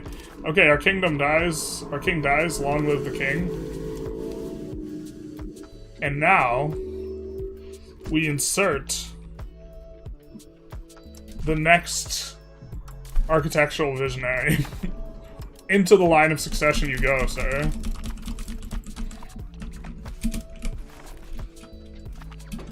We are, as every theocracy must be, as every true man of the faith will be, we are men of the boat, too. And because we have an admiral election, if we have only one person in charge of the navy, generally speaking, there's some exceptions, they will be the next ruler. So we are rolling characters as much as possible for characters with architectural visionary to ensure that we have a line of succession of architectural visionaries to get the 0.002 dev, and by far this is the strongest character trait, so this is why we're doing this. For those of you who do not yet know the way of the boat, the way is thus, the way is just. Boats. It all comes back to boats, chat. Xiao Xiao Xianpai will unite the kingdoms. Yeah. Except that's not even the right accent. Yeah, like Germans in China.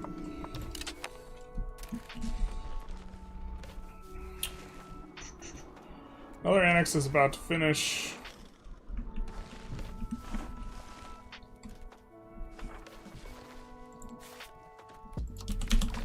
We'll get going, cooking on that, improve relations.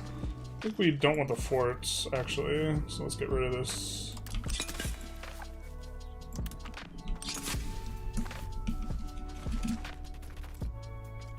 Can't have a religion without a boat. It's in the rules. It's in the rules. It's actually such a hilarious bug, though, isn't it?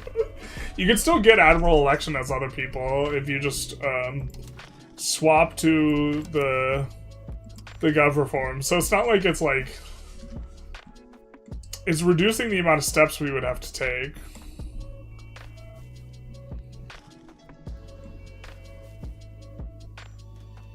Oh, is admiral election not available? Hold up. Is admiral election only available to monarchies? Then that's a hard bug. Because that's a way to... That would make monarchies a lot better. I'm going to Beijing soon for your honeymoon. Gonna see some cool stuff. Boat Mormonism? Not like this. That sounds sick, though. So you have time to go on a honeymoon, but you don't have time to release the food spreadsheet? Terrible. Ya means no in Japanese. Yes in German. Nei means yes in Korea, but no in German. Nein. Should I go centralization or decentralization with Poland? You should go decentralization with anyone if you are using subjects. And you should use subjects as anyone who can. So you should go decentralization.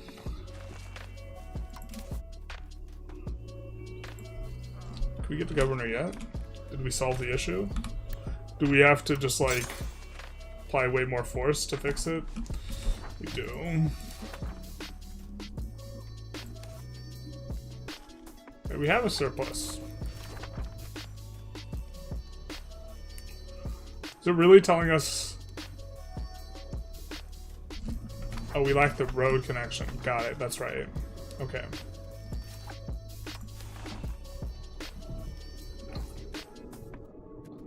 We just want the cheapest road connection possible here. So we will do that.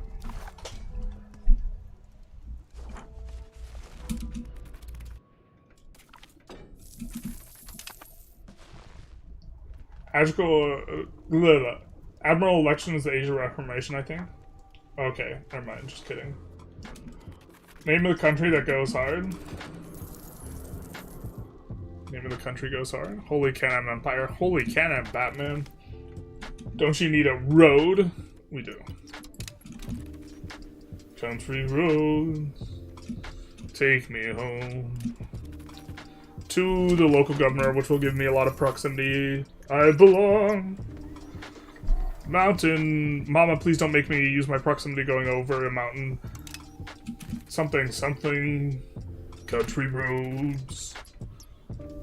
Take me home. Alright. Thank you for coming to my TED Talk.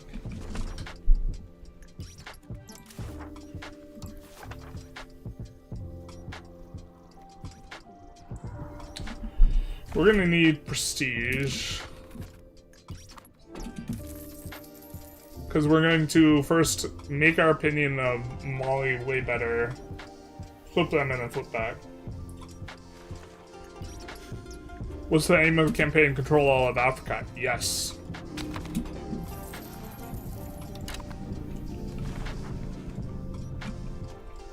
It begins here, in Zazu. It probably ends in the Nile Delta.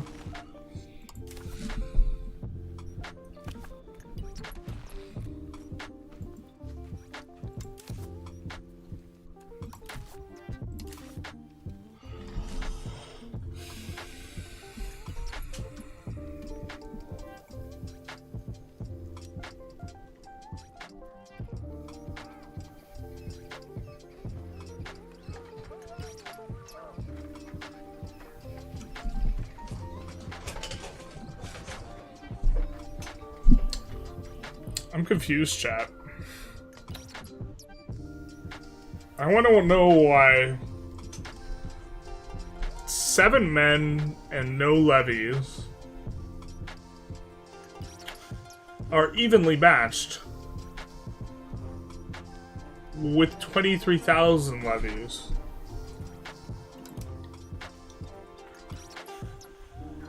Can the weebs in chat who have heard of the 7 Samurai please provide us with a plausible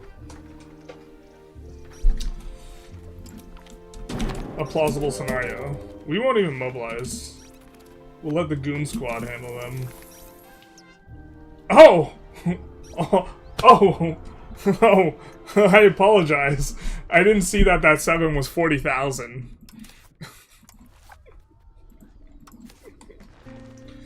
My bad, dog. Didn't mean it. Alright.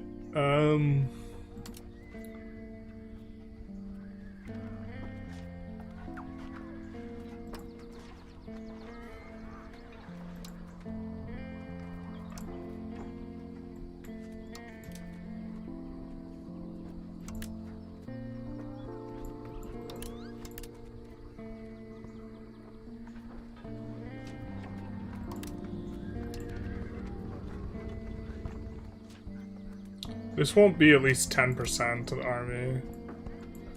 We're trying to do it so that we get bonuses. This needs to be under 50% of the number of units. I don't think that that's that doable, and I think we want just as many crossbowmen as possible. Right.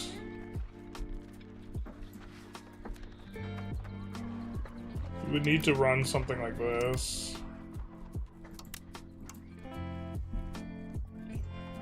I mean, I guess we could do this.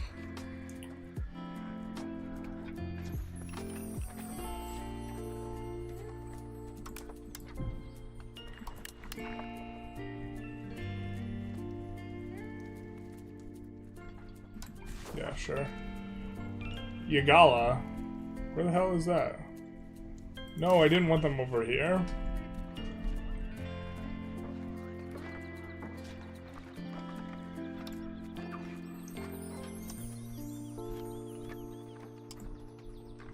I wanted basically Egyptian guys.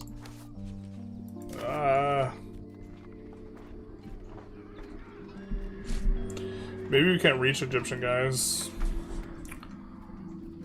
Wah.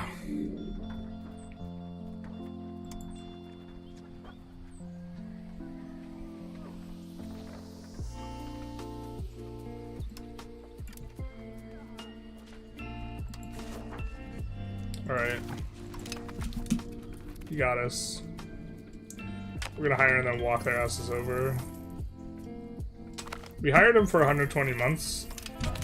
But we're gonna pay to keep them around for a while. Ah! He's not as good as the heir, actually. We won't do this. This will give us crown power, but we'll actually just put a good general in charge. And then...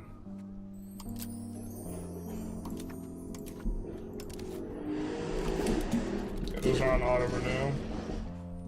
So eventually an 8K stack will be over here and be pretty effective against the 40K. We'll also see to what extent the Goon Squad gets terminated. Those are the Hateful Eight, but one of them died. Okay. Oh, Kurt. Do you still have Molly access? No, but they can march around.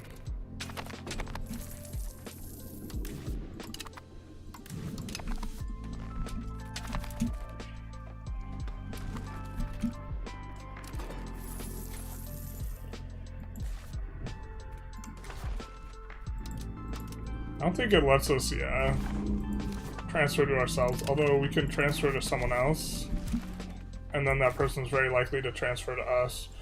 And the reason we care about this is because the slaves will get transferred to whoever holds the occupation, so...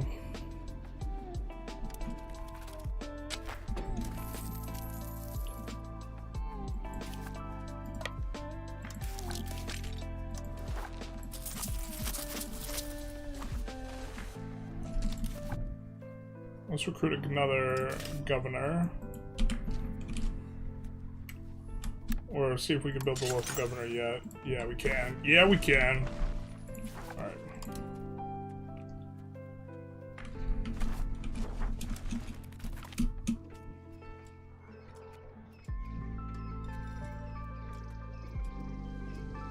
Kind of okay going towards strat economy right now.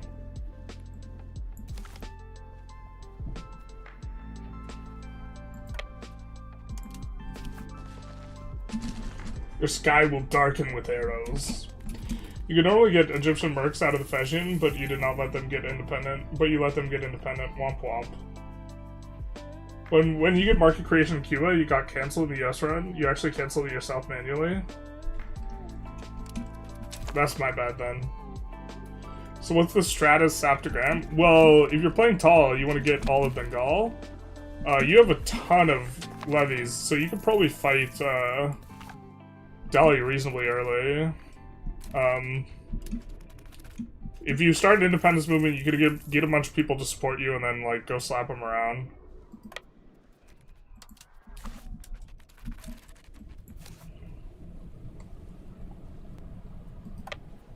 This is so overkill.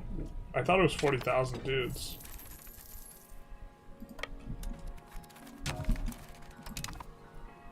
Did the air die?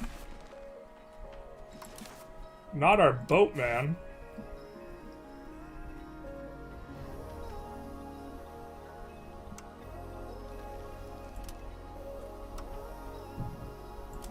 We don't see another architectural visionary here.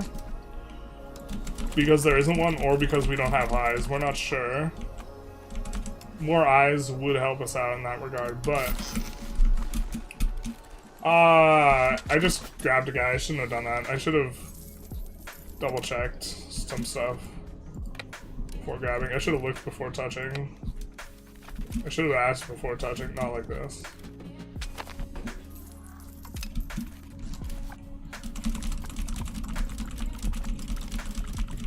If you are upgrading a city, or creating a market there and you cancel anything, it gets cancelled.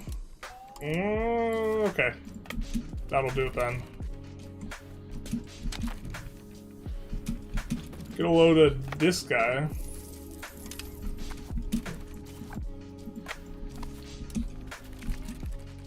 Okay. We will stand down the levies.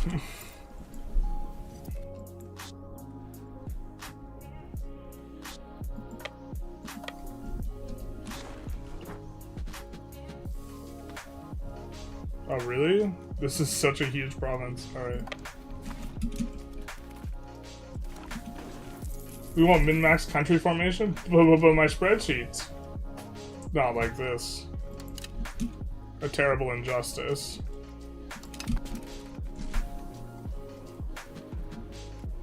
I don't know why this guy's still encouraging spiritualists. That's my bad, I guess. I don't know what conditions make a guy stay in and what makes it so that when you push to the edge of where you can, it probably is just pushing over 100 is just generally weird. Because it doesn't view it as the max. Okay. Didn't we just get the cab action? Do I not have eyes? Holy shit, my eyes.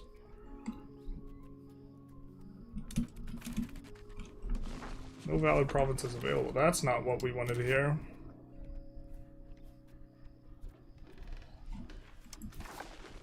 Now that we have the whole province, we'll dive that province though.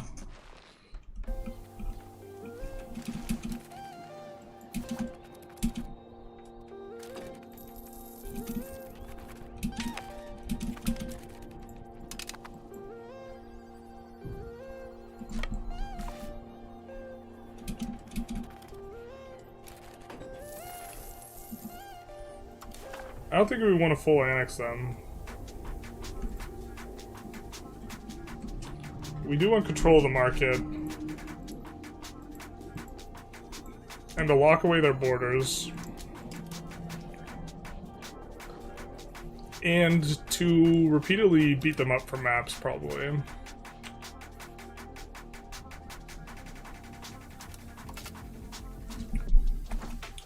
But we'll see.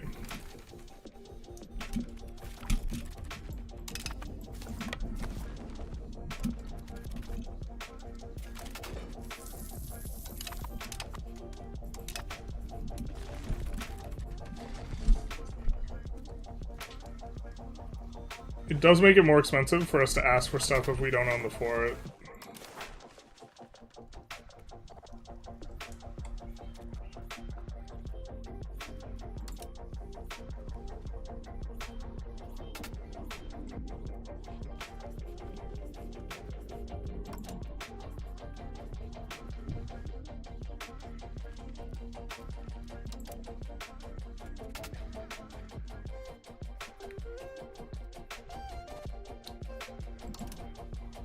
Do something like this.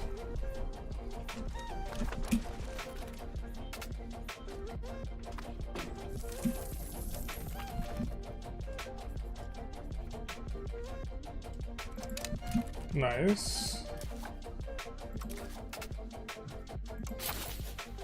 We can just barely not push it.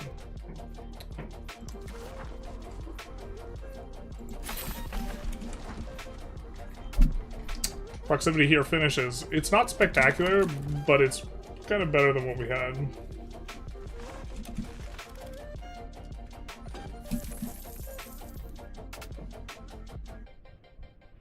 Quality or quantity? Which one? Quantity. Damn, I'm top 3? What's that mean?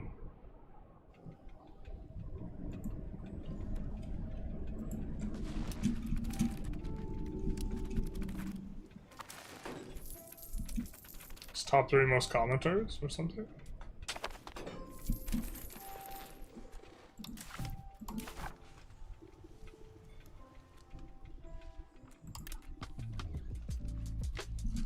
Let's do this, I think.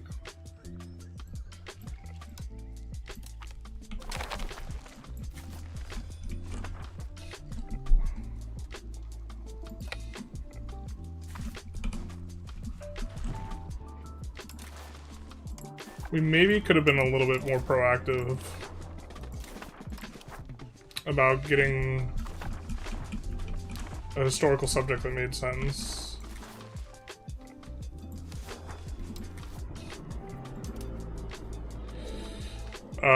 Before creating claims, but I don't think we're like in an uber rush, so just didn't want to sweat it that hard.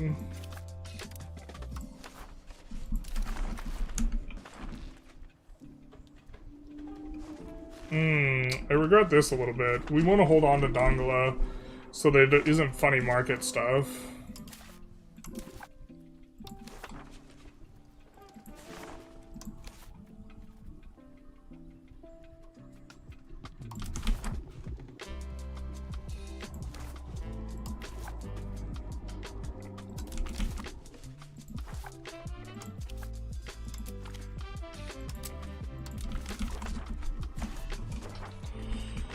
I think we'll do that, and then when we get this place, we'll feed them the other 2 locations in here, or the other 3.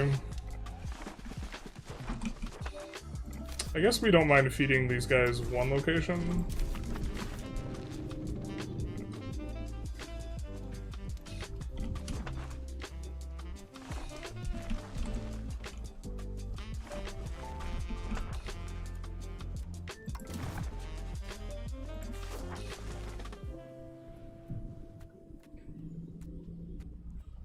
Definitely want this one. And with the event that we popped, where it gives 0.2, we're gonna get a whole lot of innovation. 1.2 a tick, so, and I think, it's like, I thought it was 6 months to Parliament, but I feel like we've observed more, and so if we get a longer Parliament than that, it's like over 80, you know? Hot damn. Encouraging innovative, or, sorry. The Parliament is really nice. Kind of show it off a little bit closer. You have to be a theocracy to roll this, but the monthly literacy, that's 5x the base rate, or 2.5 times what you get when you have meritocracy. So this is really good for increasing the literacy in rural areas, for burger literacy, for getting more dev as well. And at the end of this, we're going to get 5 research progress. As long as we pass it, which that's going to be the plan.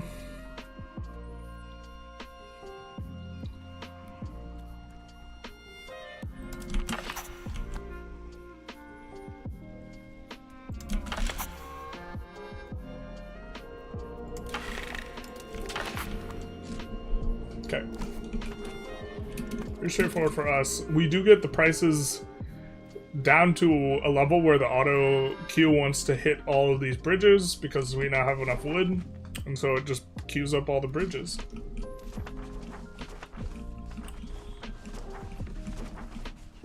I think we want maybe some bailiffs.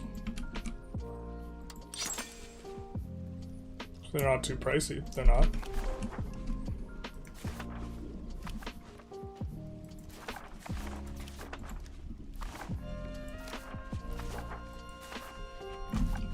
I think that'll do for now. How do you play Scotland? In every try, England decimates me when I attack right after the war with the French. You probably want to get your economics in order quickly and then get to a point where you can hire mercs. You can also, like, rival... You could try and buddy up to England initially by, like, rivaling their rivals and improving relations and this type of thing. I don't know exactly because I haven't played them, so I can't speak too specifically, but as Aragon, for example, you actually want to give up this province because Castile has a claim on it. I guess not anymore. I guess they gave it up, but at Game Start they do. And then, like, rival whoever Castile rivals or this type of thing. This is how we got our Granada run off the ground, is we rivaled whoever Castile was rivaling and improved relations with them until we could get them in a war with us on our same side, and then got an alliance, and then slowly chipped up from there, kind of thing.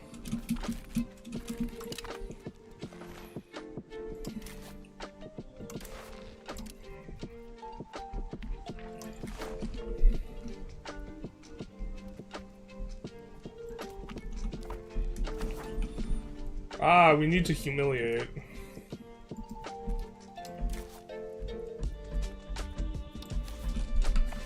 Don't have the CB on them yet. Don't want to use Parliament juice though.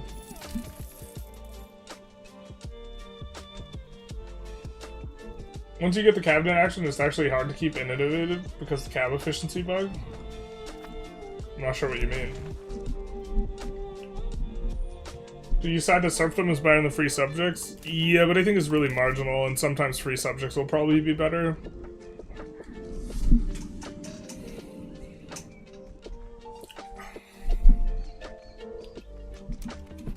I think if you have, like, any amount of serfdom trend on your content, you probably want to go serfdom, and if you have anything that has, like, free subject content, you probably want to consider free subjects. It's kind of maybe how you look at it.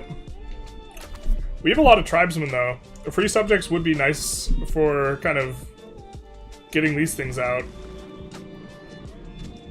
of our hair. I think we get rid of them eventually anyways, but our subjects also like to get rid of them, but we would want our subjects to have the thing for the specifically to do with that. How much are we getting per trade? Like half a ducat now.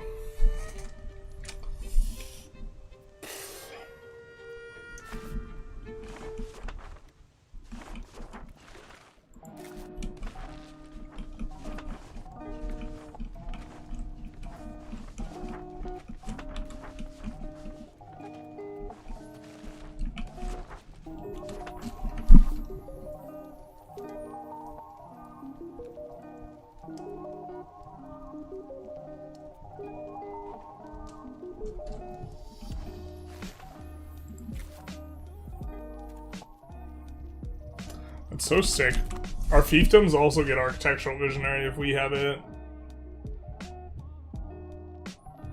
Maybe monarchies are really good for that.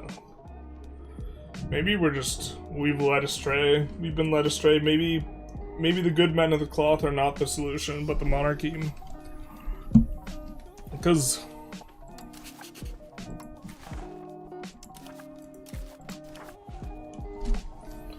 everyone who's a fiefdom right now is getting 0.002 dev.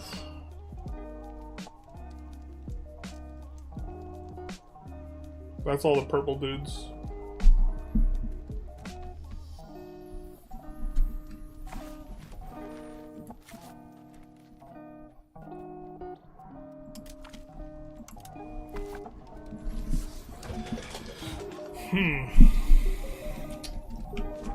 To some extent, we maybe don't want to annex guys because we want to form Mali, but I think that's just going to be us holding on to territory and flipping Mandinka.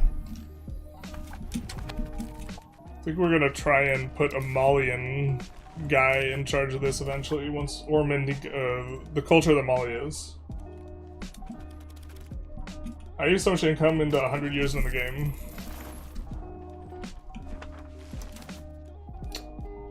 There's a lot of things that go into it, like trying to optimize what we're building and where, but also a really big part of it that's the most straightforward is not paying for sliders. And then everything you do snowballs.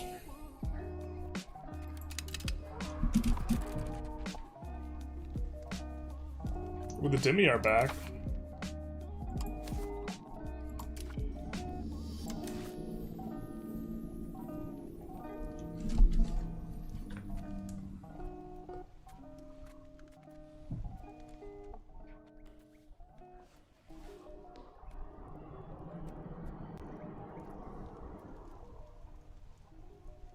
I think we're very likely to lose him again, though.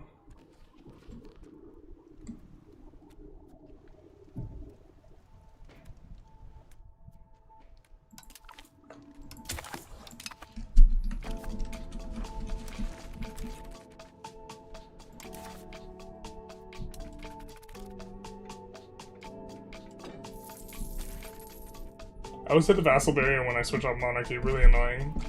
I don't play optimized enough to manage it, I guess. Where we run out of capacity or where they get disloyal. There's a lot of tools if they get disloyal. You can just delete a lot of their urbanization and this tends to scuff them really hard.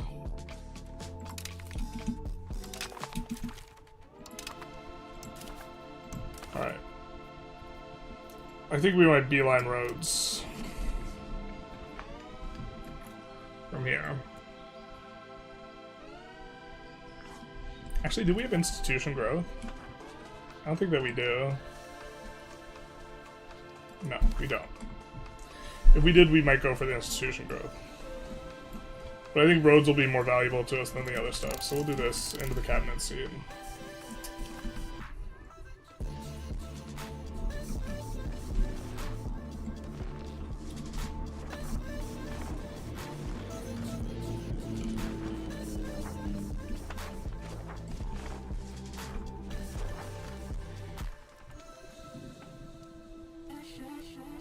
Something that helps a lot for like executing also what you want to do is the auto expand mod fork in terms of like managing the economy, because a lot of times we're deciding what we want to build where, but then we have it auto expanding and it's going to do it a little bit more optimally without us needing to pause all the time, which is really nice when streaming because you're trying to like talk to chat and stuff.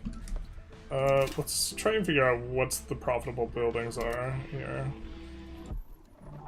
Stud farms is interesting. We have wheat, right? Not sure we want this urbanized.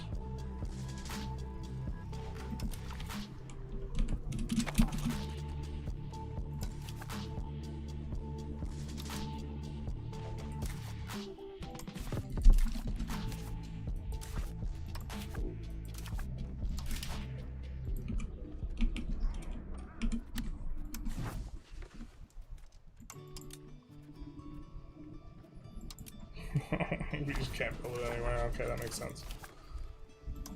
I was thinking we build it there. All these things are profitable because they're close. All these things are marginal. They're not going to be valuable to us. Like, they're just going to decrease the tax base we're getting from other stuff. They will increase the number of burgers we have, but that's less valuable because the dev isn't high enough for that to really squeeze the economy up yet. Because this.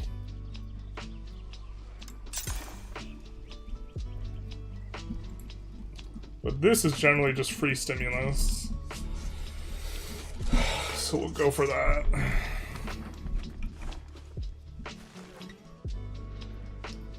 Delete their buildings. Can't be disloyal if they can't read. Amen, brother. Amen. Do uncolonized markets provide anything to the market? Like this province that's got nothing in it yet? No, it does not.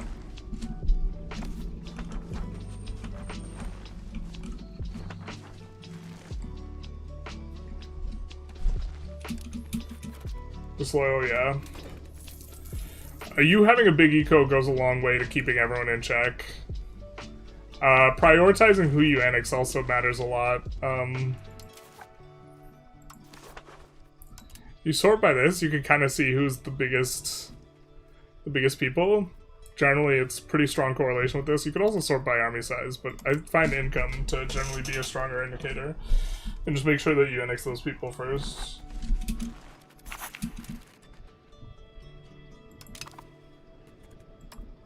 This guy cannot push innovative anymore. We'll have dev. Yeah, we got a lot of dev we need, unfortunately.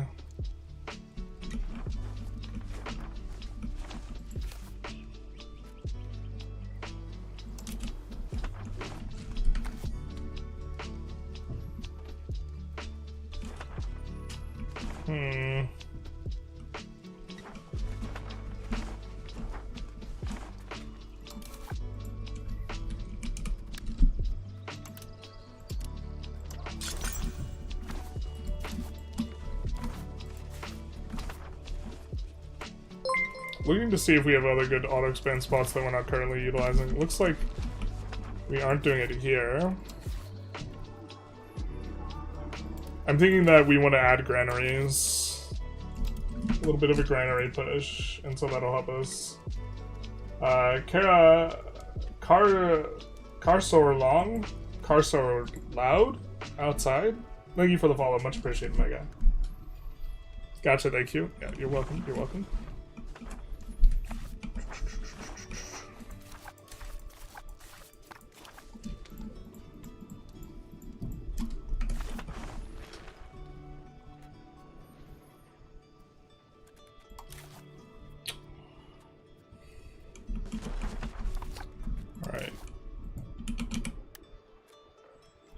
Granaries. I don't know why I know where it is in the thing.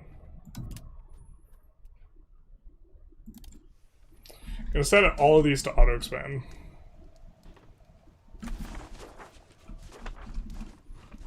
Just gonna look over what we maybe want to de-urbanize before we let this go through.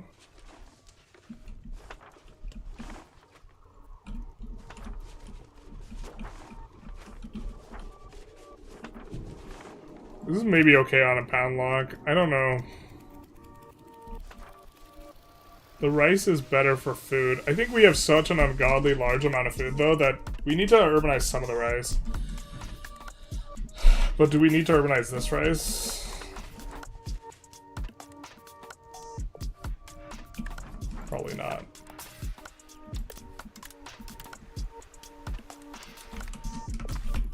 Not 100% sure if that's correct. If not, we'll fix it in post, and no one will ever see our mistake.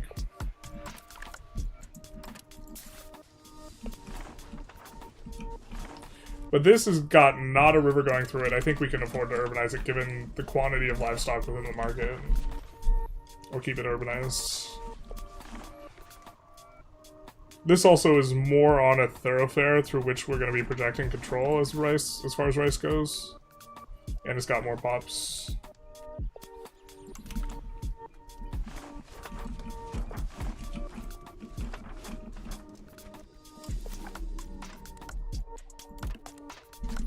The paper auto expand there too, because it's making a little bit of money.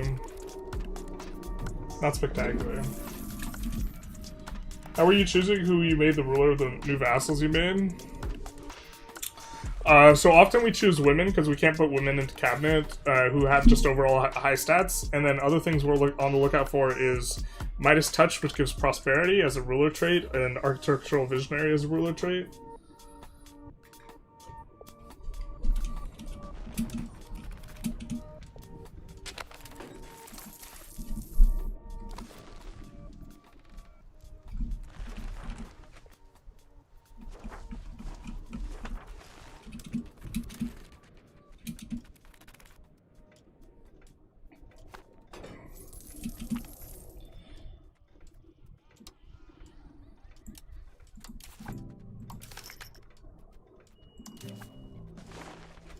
We can spend this 5 prestige before it gets yoinked from us.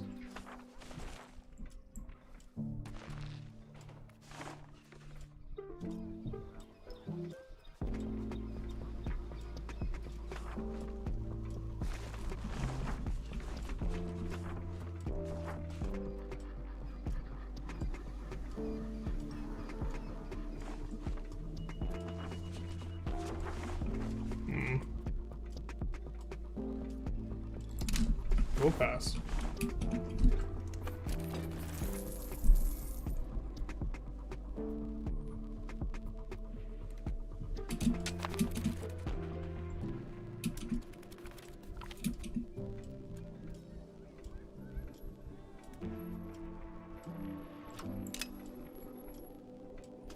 Just gonna get another one of the devotion events. Actually, because we keep pipping those, maybe we're supposed to be taxing these guys a little bit more. In theory, we can force it down. We can force our stuff down so that we get the event more often. This is a hell of a lot of micro just for some satisfaction, though. But yeah, we can make it so that we keep rolling that.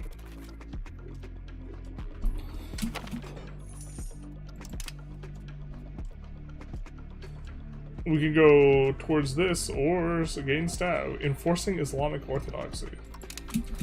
Getting the stab. Oh, we don't have an heir set up. This is an issue. But we have this guy. Architectural visionary extraordinaire. He shall be our future ruler.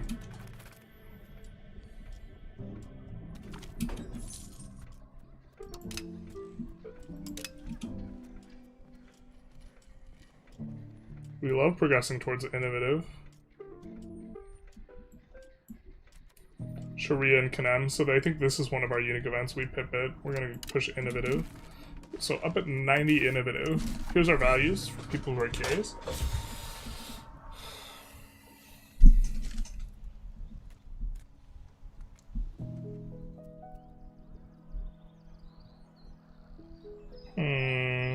Thinking of pushing this. Because we have a trend towards it. Still waiting on a subject to create a CB on them.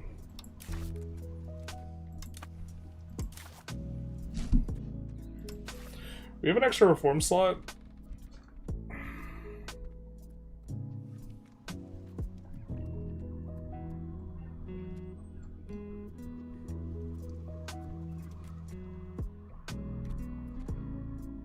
We were thinking we want to wait for Harbor Administration, but God, I think that we're so far away from Harbor Administration. It's maybe not worth the 20 stab.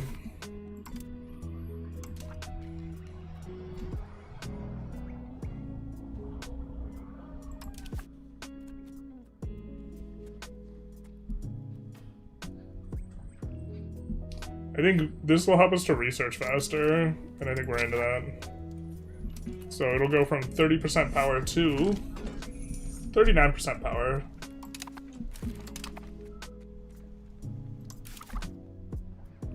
So the flat amount, this is 0.02 higher or something like this, so we're getting another 2 or 3% research. So not insane, but it is nice. And we knew we wanted to make that flip. We're gonna be taking some stab hits, but our stab's starting to get pretty high.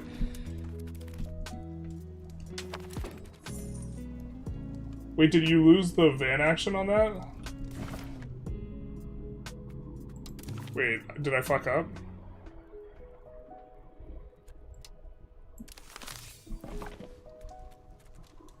Do I not have eyes?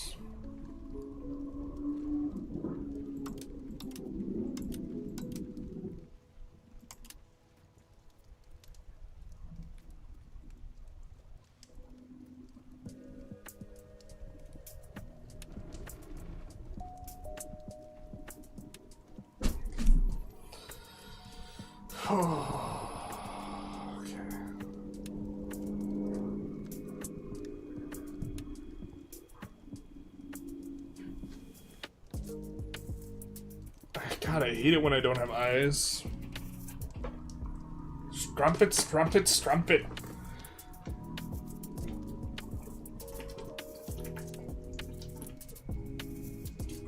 God, no one's gonna get that reference at all.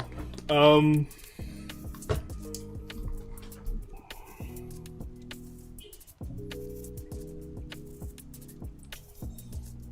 anyone tell me what month I fired that? I don't know if I need to reload back 2 or just 1. I do think we kind of want to reload just to have this.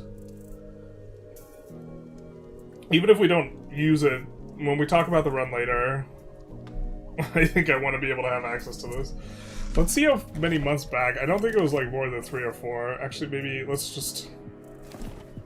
It's April. It's pretty good, yeah. God, I hate not having eyes. It's the worst.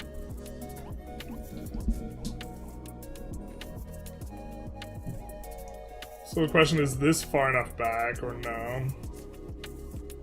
I mean, I'm really confident this will be far enough back.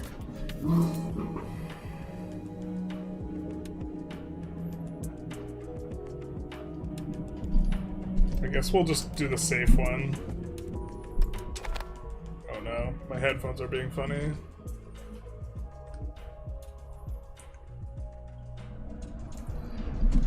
Oh no! Oh, the headphone's finally dead.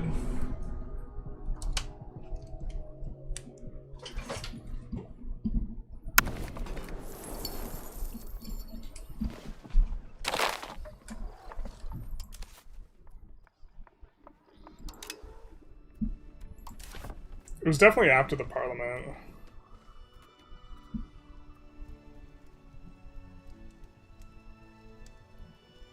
All those years, cultural opinion's been off. This one we don't want to use because we're flipping cultures. I guess we're flipping back.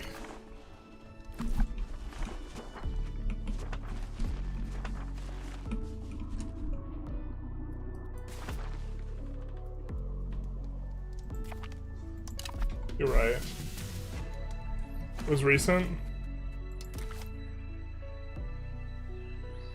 Maybe we can load the later save. I think we'll just be safe rather than sorry.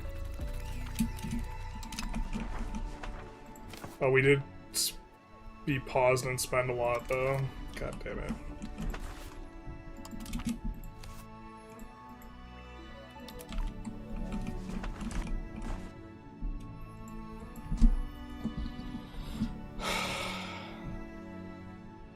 What text does Sokoto have? Nothing too crazy. It's not anywhere near as good as Ethiopia. Like we get air education, which would be good if we were a monarchy, but we're not. And then we get a little bit of tolerance, which is kind of okay.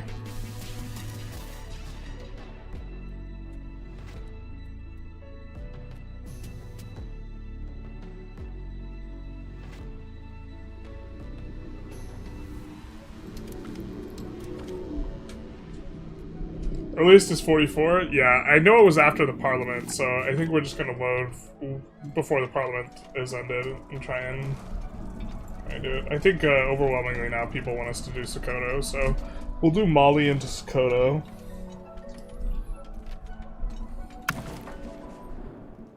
More West African themey too, so I think people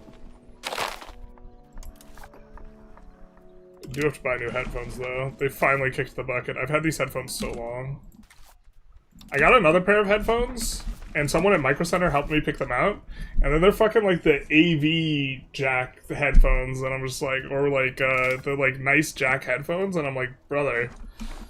I get home, I'm like, come on, man. Come on now.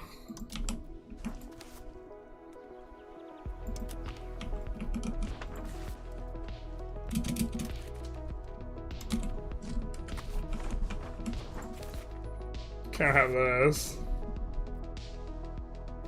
But I just need to buy another pair.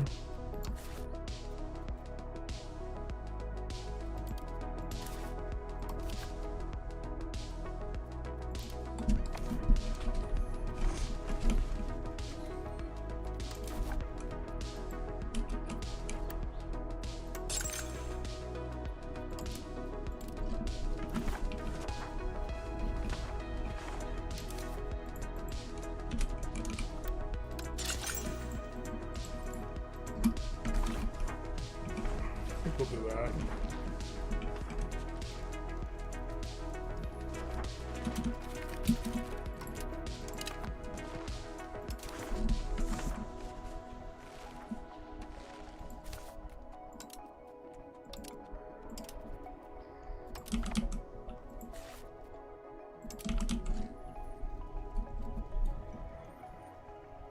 Hey, journalist, your favorite hate watcher is here. I don't know, you got some stiff competition.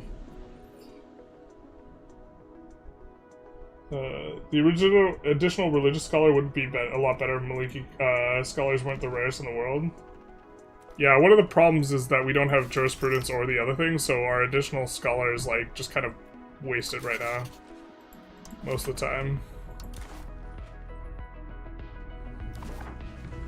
I don't think you can have double Maliki though.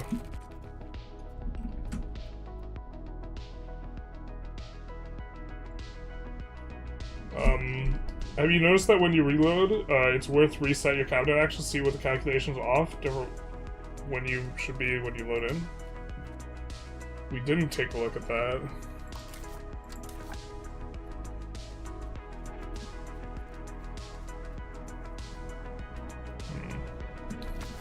I'm gonna push inward though after this. I remember firing this event. You could double check the event in the mod. You're absolutely right. So we haven't fired it yet. Holy shit, this mod's so great. Can actually tell. We use Kitsuki. Thank you for the follow, much appreciated. Just found your channel last week and I loved it. Past tense, womp womp. The truth hurts. The way you approach the game is how I played EU4, but now I don't have enough time to watch, so watching you to learn. Great content. Thank you, thank you. Cabinet of action efficiency gets bugged by save and reload. So weird. But we're gonna get some pop growth up in this bizzle. Up in this bizzle. Go for some of those.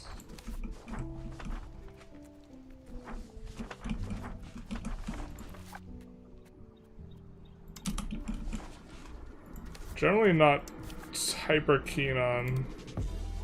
God, is it really just... Why is the margin so... Ugh.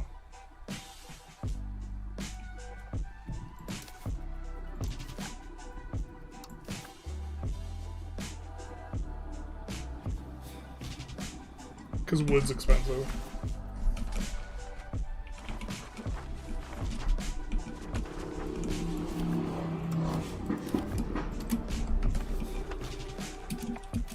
It'll take a while for that to actually employ up, though.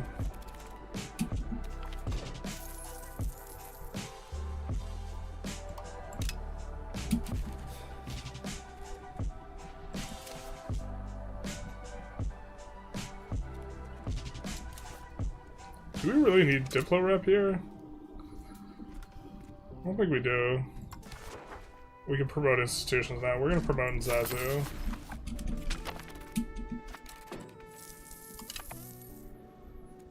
Because after roads, we probably would prefer some of the stuff from the exploration tree.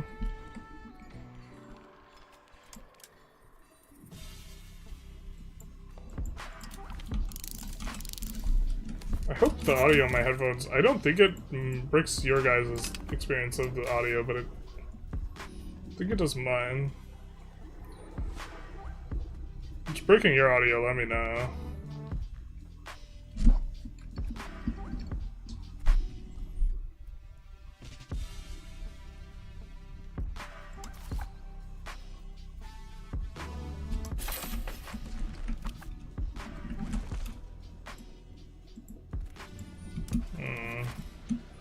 Yeah, I mean, if you're here to discuss stuff like that, I don't really have a problem with it, but I think I'm just gonna time you out.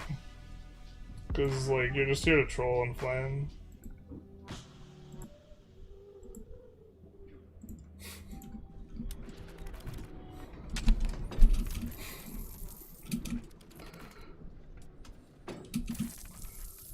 Yeah.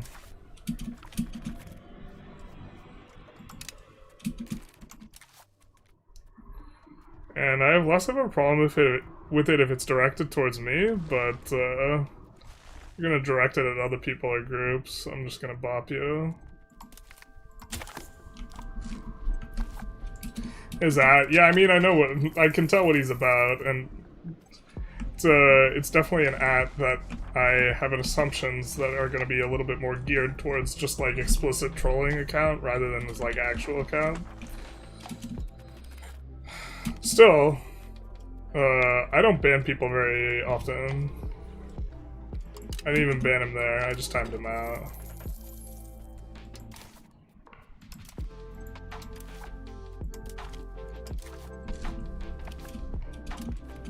And I remember all computers must have 3.5mm jacks. Yeah, I think what I'm going to do is I'm going to buy an adapter and actually use the new headphones. Because I didn't return them. I was kind of annoyed though. It's like, they're like $40 and returning them would have like... It wasn't worth like the gas and the hassle. Because like, I didn't have a functioning car at the time. So, well, but like, I'm not gonna like pay for an Uber to go to Micro Center and then back just to like return the headphones or something.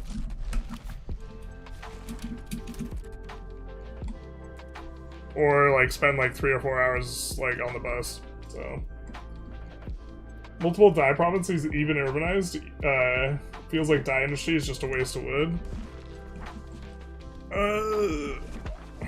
The thing is it feeds into another industry, but the problem is we don't have really high fine cloth demand, and we're not close to anyone with high fine cloth demand. We decidedly have the issue, which is the issue of anything that is like sub-Saharan Africa, which is the dev problems, and we've like, we've been playing so many runs where this is the just the chronic issue, but like, it is what it is. I don't know. Yeah, monthly literacy would be nice, but we need to have... I guess we could push mysticism specifically. We have a big-ass mysticism trend. Maybe we do that. Just so we could slot some of those in. Our dye RGO is always amazing. Yeah, the thing is that the...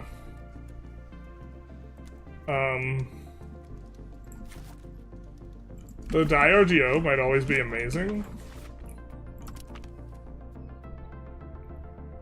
She's Sunni, but the nation's not? Yeah, okay. The PM is not that tremendous, and we don't have positive production efficiency right now. Why don't we? Let's double check. So positive production efficiency is really cramping our style. God.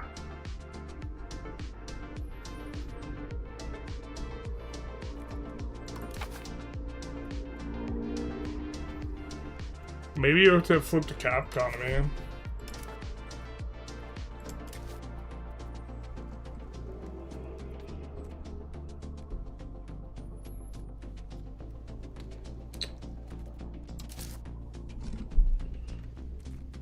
I think we encourage inward and then we see from there, but yeah, it might be capital economy push time.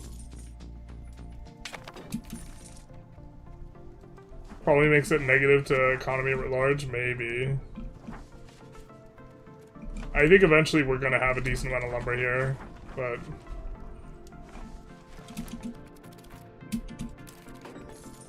we just don't have it right now.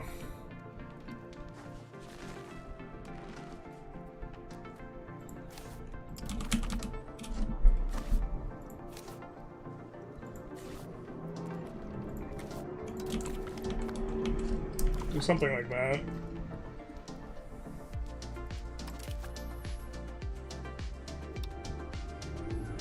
Pull back on this a little bit, I think. Feels like development is an issue besides everywhere, besides Europe, India. Yeah, and also obviously China, but it's not... I mean, you could play Southeast Asia, but like, yeah, it's just... Dev is so big and so important. Like, every single one of our retrospectives is like, wow, you know, dev is really important. It feels like. And they took away one of your tools for getting it, so catching up is really hard after losing the prosperity bonus, because you used to be able to get like an additional like 0.001 on everyone.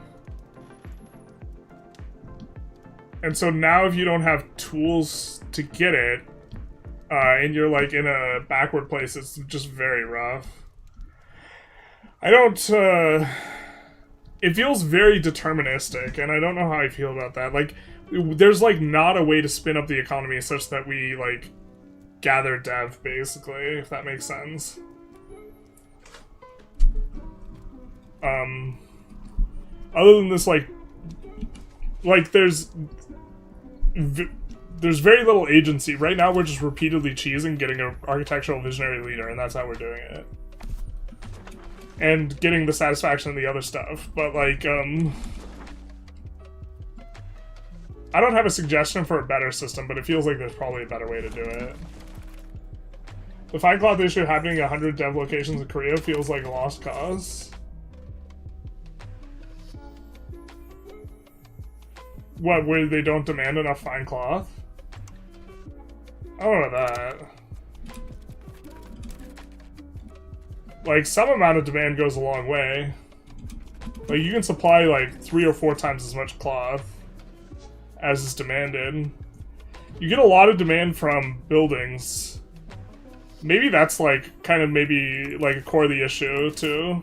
Is, like, the building maintenance, you only pay for 20% of it, so it's just, like, net stimulus is generally net positive. And this is what's, like, creating demand for paper and books and this type of thing. So, like, you're almost urbanizing to get slots to put in libraries, and, like, this is, like, the underpinning of the economy. If that makes sense.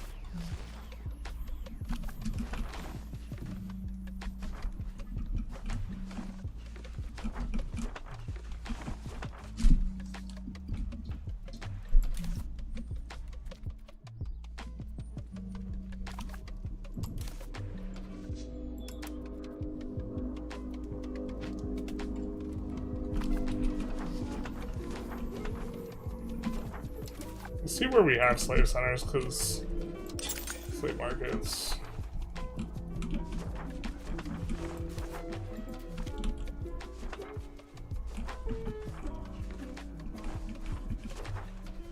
I think we want them on all the farmlands.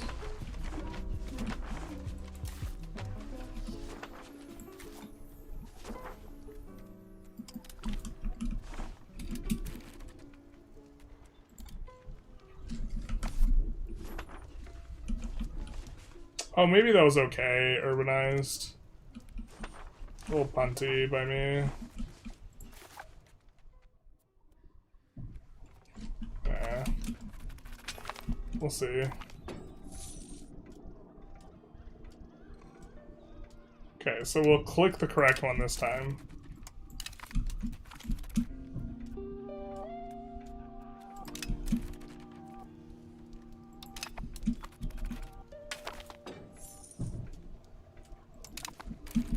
So we'll come off this and enforce Sharia and administration. Although, this is maybe an argument for us to not go theocracy, because we get the Uber conversion rate. But we already have the Uber conversion rate. How quick are we converting these pops? Just like instant. 240. Someone call an adult. Jesus. Why do you use heavy exploits, not paying for legitimacy, getting guaranteed traits? I feel like these things get fixed, and then it devalues certain runs.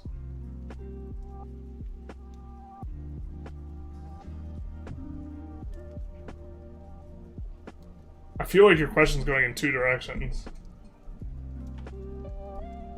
Like, you're suggesting that I shouldn't use these exploits because it makes some runs worse. I should only make use of them in this runs. I mean, we have a low dev situation here. We have a situation. And then it devalues certain runs. I wish that there was a better system for getting dev.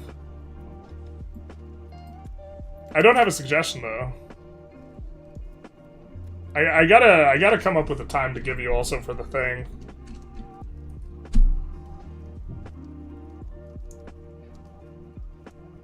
But I think that there's a lot of exploits I don't use that I think are really gimmicky and silly.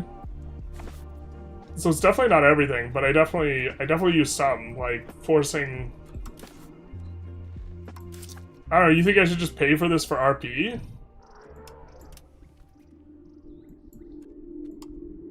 It doesn't do anything. And just have a budget of 140 too, but be maxed out on the thing. One of my survey questions was a money sink to increase dev. I don't know if it should be a money sink. I wish it was something that was like a secondary effect of the way that you built your nation up, but Run's feeling samey, going theocracy and republic to avoid slider costs. I think he's saying that you using exploits gets attention from the devs and then they fix them.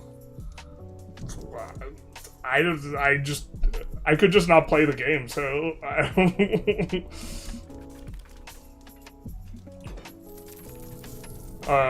Like sometimes it feels like they fix stuff that I exploit very, very quickly. I was frustrated that they bopped the very best. So basically the best thing on theocracy was Servants of God, and they changed this from being percent scaling to being flat scaling. Because I think you will need to.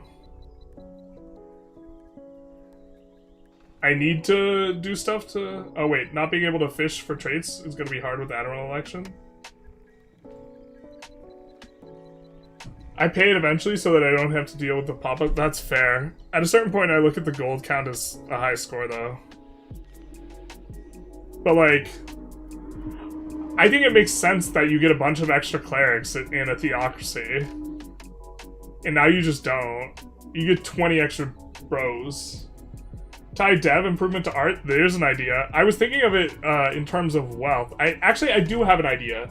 I do have an idea for it. I was thinking about this. Is a system wherein there's two classes of goods. There's temporary goods and there's semi-permanent goods and consumable goods. And the consumable goods operate as the goods now, but those semi-permanent goods, you can use them and then they stay in the market. They just decay when you are using them, and they decay at a smaller rate if you're not using them. So if you have tools in the market and there's 100 tools, you can use those 100 tools, but every month 1% of the tools will decay. Okay, and some of these things, specifically luxuries, maybe decay faster, and they add wealth to a region, and as you add more wealth, you add more dev, and so you're getting you're accumulating semi-permanent goods that don't get consumed in the same way. And also, by doing this, you would alleviate some of the strangeness of there constantly being like a need for tools for everything, because the tools wouldn't get deleted, but at the same time you would also introduce like the ores would be semi-permanent, and a lot of stuff you build out of iron ore, gold ore, this type of thing would be semi-permanent. But the ores would run, the veins in the mines would run dry. And so this would create in Europe incentive for colonization, for outward pushing towards these types of things as the stuff runs dry, and you can't get the same wealth accumulation. But you get a head start, you accumulate a bunch of wealth, this wealth pushes the dev up and helps to give Europe an advantage over other areas. Specifically like in the 1700s, which was manifest like historically, ideally. And then the wealth pushes up the dev, and then the fact that some resources are getting exhausted pushes you outward looking for colonization. Sometimes wealthy people or local farmers and individuals come together to develop places to live in real life, so there should be more ways to increase dev, just personal opinion. I 100% agree. Tools? The fools for tools. I think these things will be fixed, so scaling your eco faster than... I think these things will be fixed, so it's scaling your eco faster than reasonable. Yes, the eco is going to scale way faster than if I didn't cheese getting... Let's see, how much extra dev am I getting here? Like 50% more dev. I agree. And maybe Kanem should also just be unplayable too. I'd be okay with this as like a design decision. But I kind of... Also, regarding the wealth and storage of wealth, if you attack people and you siege them, you can steal wealth and then bring it back. Kind of confused by assimilation since it seems barely work. Flat values for assimilation are basically non-existent. You don't really passively assimilate, so you have to use the cabinet action. And now, you don't get assimilate area. So, the best way to do it is to have subjects and to force subjects onto your culture. This is the most effective way of doing it. In fact, we should be doing that a little bit more. We don't need to enforce religion, but we should enforce culture.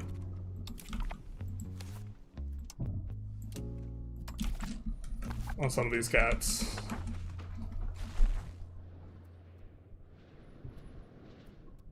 Can I assimilate people of a different religion? You can. Can I assimilate tolerated cultures? Well, if you tolerate them or accept them, it's a lot slower, but you can do it, but it's slower.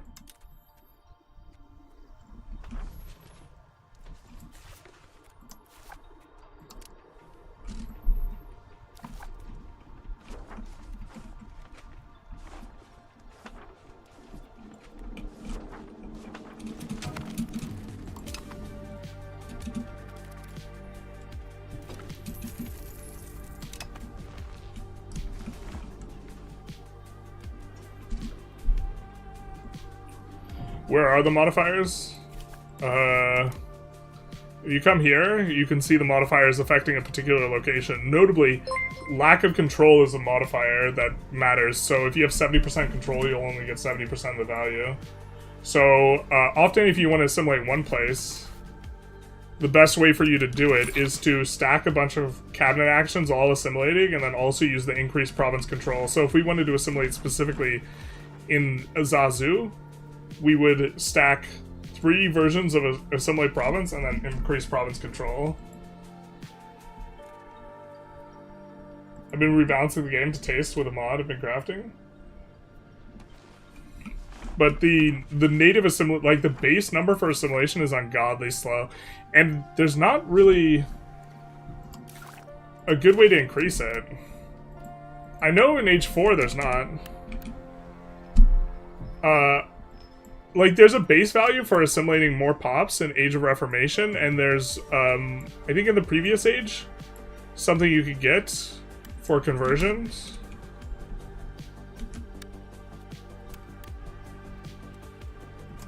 So there's a flat pop conversion speed, so you can get 20 flat. So the base conversion speed is also 2, but you can get 20 flat, but assimilation is just 2 flat, so you have to use cabinet actions. And you mainly just use subject cabinet actions now, but because it's difficult to get assimilate area. Maybe fulfilling percentage of upper class pops luxury needs up to their QOL, so I'll increase their demands. I don't know, you're talking about calculations. More calculations. There's like a performance budget too.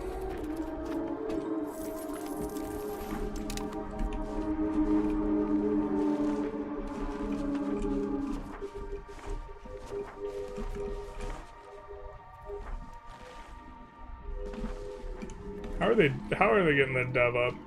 Yeah, this guy's doing alright. Ish.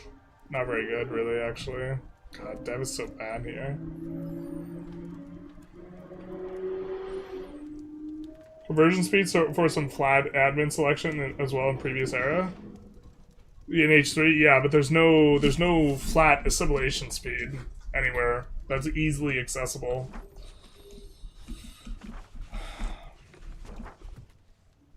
To some extent, going humanist would help for that, but like the flat value is too low for that to like really be an effective means of gaining assimilation. So I think you're just supposed to like kind of ignore it. Like we flipped this guy Hausa, and then he's using his cabinet action, So see, he's using 73 here.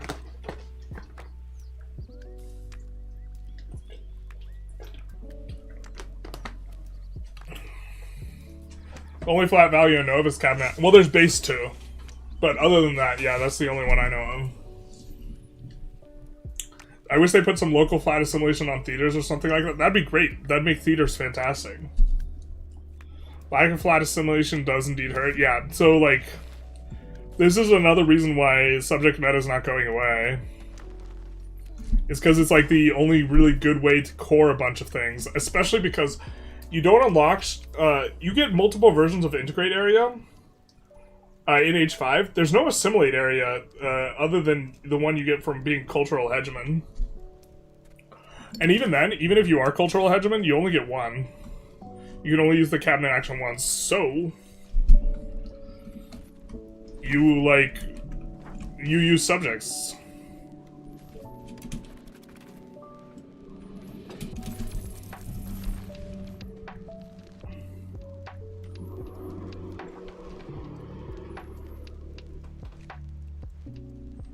Max literacy of 86 on the burgers. Hell yeah, brother. Theater's giving assimilation. What is this, Imperator? It's always crazy to me when people are like, this is just like Imperator, and then I'm like,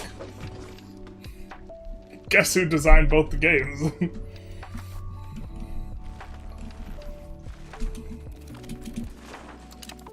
How excited are you for the boats, Tarkus? Are you ready for boatonomics? I'm ready for boatonomics.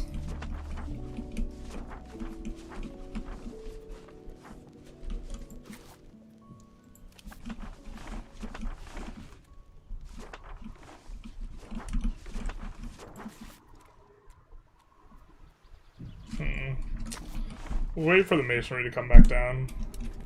Currently have a lot of granaries just getting built, so... Playmaker was just in here earlier. Oh, but he's not... I don't think he's... Well, he probably plays a little new Vic 3 expansion. Guess I don't know how much. God, it's so weird seeing so much rice and, like... It's just like... I think we urbanized this rice. You, like, don't want to urbanize it. We're going to urbanize it now so we don't forget that this is... Because this... We're going to be gaining a lot of control coming from... Through this vein, I think. This seems like a low-friction vein. Yeah. Gonna play Canada, just chop trees and sell boats. Boatonomics. Are you gonna sink people's boats so you can sell them more boats? That's what I'm most excited about. That, as a meme for videos, that's gonna go so hard. Or I'm gonna love it. I don't know. I feel like it's good.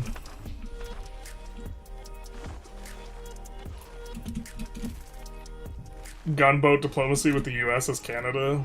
Let's go. Call it the... Be like... just keep referring to the USA as the 8th province or whatever. I forget how many provinces Canada has. It'll be great. Look at where we've been going. Okay.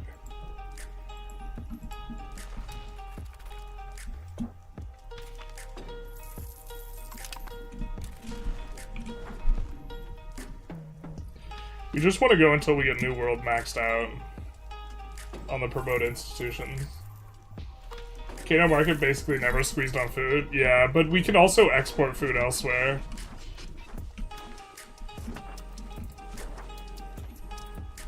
Like, we can export all of our rice. Like, per weight, rice is really cheap to move. We have 10 provinces, pal, and 3 territories. Yeah, so call it the 11th province. The memes practically write themselves. I felt on the dev diary they were like going really far out of their way talking about straits and being able to blockade the straits to not mention the Strait of Hormuz. I was just like, any other straits there, buddy? You seem to be forgetting about something. EU5 goat right here? Yeah. Targus just doesn't want to come back though. You hate to see it.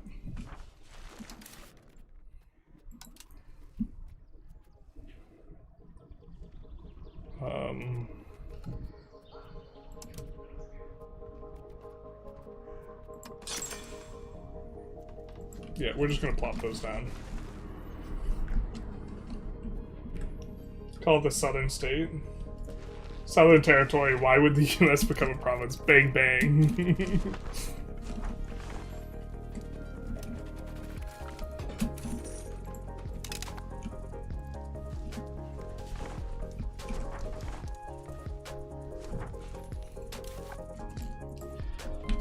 I think we already maxed out the masonry in some subjects. Did we not? Okay. So they got stone. We'll do that to try and ease up our masonry issue. I ran so far away. Yeah. This guy gets it.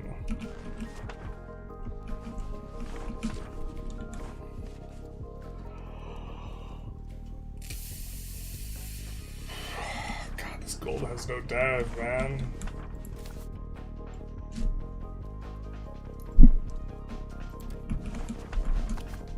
Give me dev or give me death. Holy.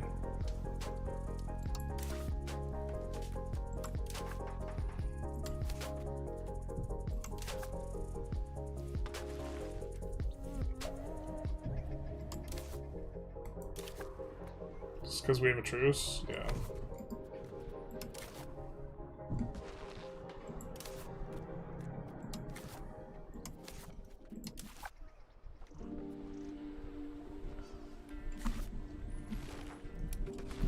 America will be the 4th territory. You think we'll let you guys vote? God no. I'm for the changes, I'm both for and against the changes to accepted cultures being reduced assimilation rate, because obviously accepting a culture made them disappear faster before. Because it cored the area, but now I don't know. Well, yeah, that's like another thing is like, a lot of stuff just traces back to the subject meta. Where you convert everything to your culture, you just do it with subjects, and you convert everything. Apparently there's a subset of players that think, is there really? That think you should spend max stab to 100. Those people are wrong.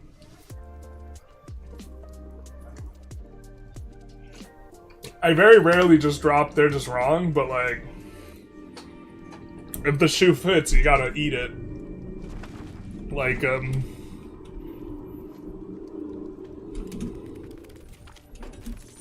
the cost of stability goes up the more of it you have, and the benefit is less when it's positive than when it's negative, and pop promotion speed is not that valuable a thing. And a state satisfaction equilibrium. Look, you know what you could do? You know what you could do is you could just not pay for stab, yeah? And then just tax everyone 1% less and get the same effect. Right? There's that 1% satisfaction, man. So... yeah, no, I mean, it's just, it's very clearly and obviously wrong.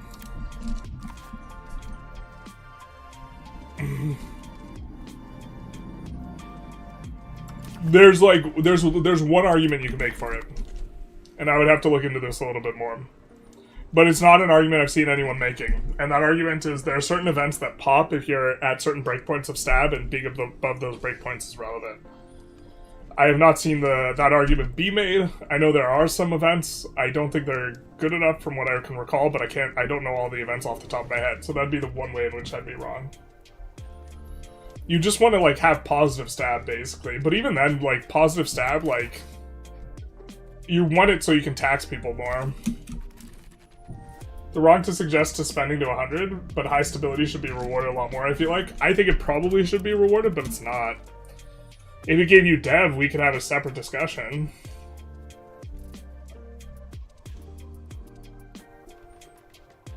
It gives you more than 1% at 100 though. No, I mean it gives you 5%.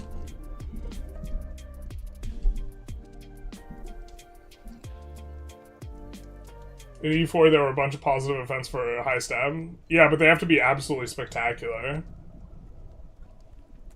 You could just tax these guys 5% less and you get the same amount of satisfaction. And you'll have more income taxing everyone 5% less than you will paying for the stab slider. This eats a third of our income. Okay. This puts us down to 113.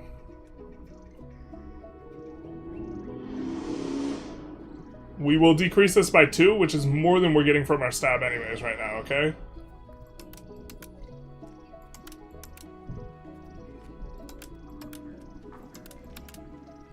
It's just like, it's not close.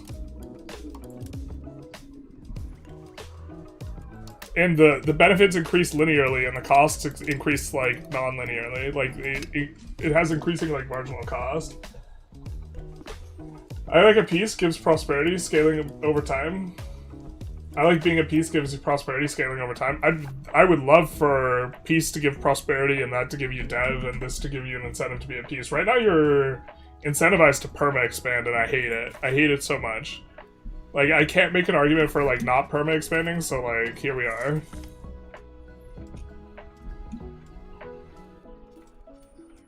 High stab countries should get money from foreign investors. I don't know. I don't know if I agree. I think foreign investment was like...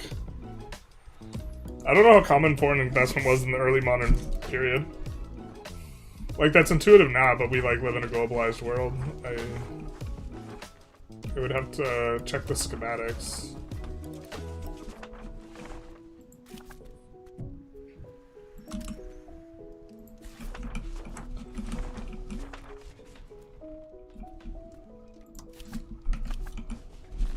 I'd have to call the ancestors. Novgorod has an event that gives 0.002 dev everywhere that requires, for 20 years, that requires 50 stab. If Novgorod has an event that fires that does that and requires 50 stab, then 50 stab on Novgorod might make some sense. But it would only make sense if you don't have that event going then. The devotion event should give minus 20 stab. If it gave minus 20 stab, yeah, you would just pay for devotion.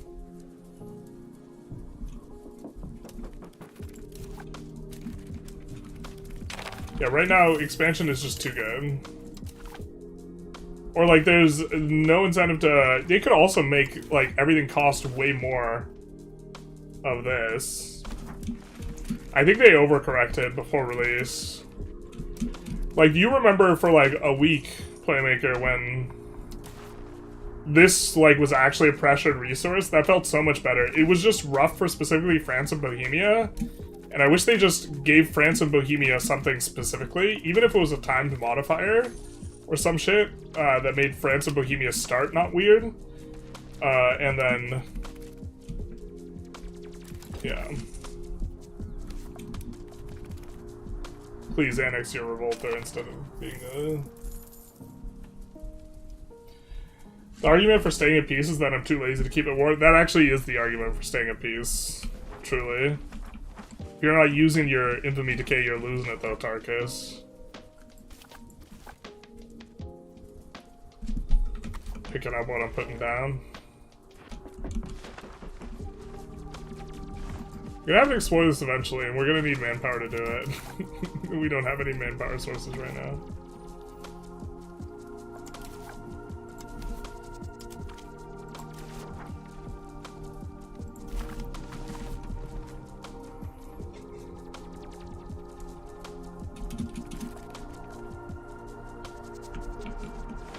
They just Sunni, right? Yeah. We cannot get a, What about Ghana? Are you free and are you Sunni? Not free. Are you Sunni? Probably not, right? You are Sunni. Son of a batch.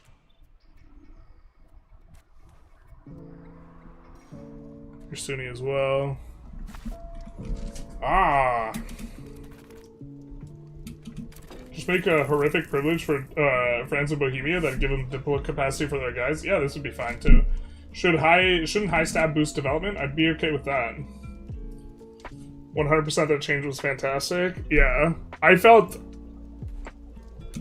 bad because I think I was the one who left the feedback like, look, Bohemia's weird at the game start.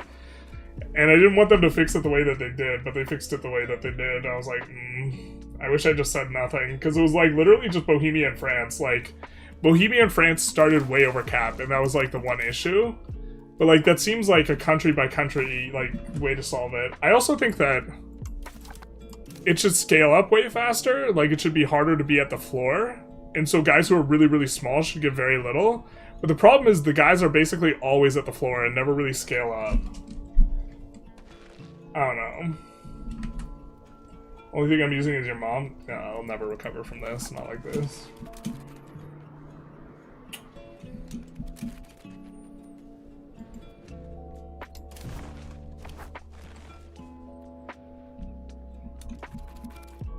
And in theory, anyone could use it, but it's so disgusting you'd never want to use it. Yeah, like... Well, I mean, subjects are really good, but maybe this can sway people more towards not subject expanding. Dev growth scales with time since last war and stab to incentivize stable, peaceful nations growing wealthy. You could also make it so you lose prosperity just by being at war. Right now, as long as they're not on your, like, dirt, you're, like, just whatever about it.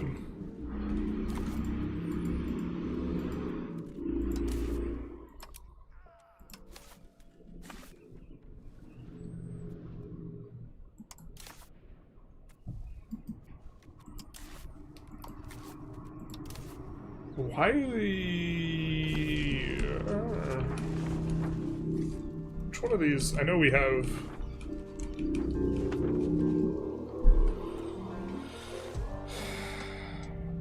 Okay.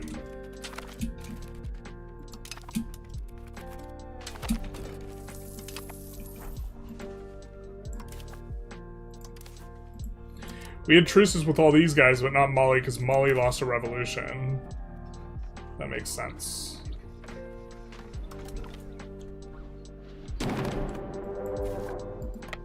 Grab this so they don't get a fort. Thing one. Stop the fort from going up.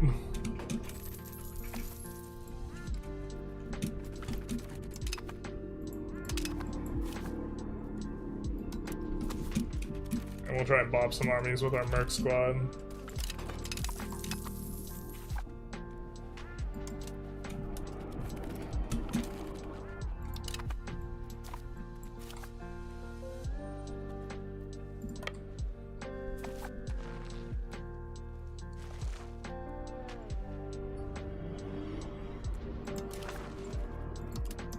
I don't think the guys down here are disloyal.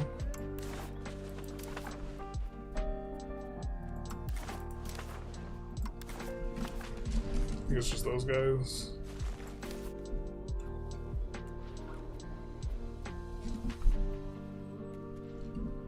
Spoils of war, also boost dev? Yeah, I'd be okay with that. If it was through wealth. You could maybe have wealth decrease as there's war, just generally.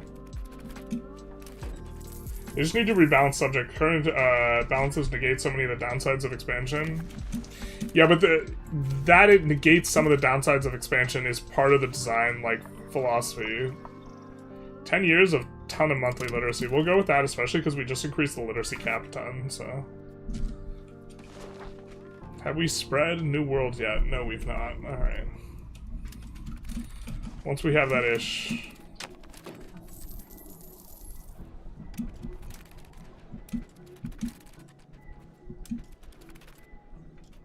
Not sure if we're supposed to go for the 5300. If we see a big Molly stack, we might snap it off. I think we'll try and wait here for our fort. Also, war industries make you money, which is not really how it works for a nation. Unless other nations are buying your arms. Well, if they produce temporary goods, maybe the demand for it could go down when you're at peace. I don't know. I have to think through this a little bit.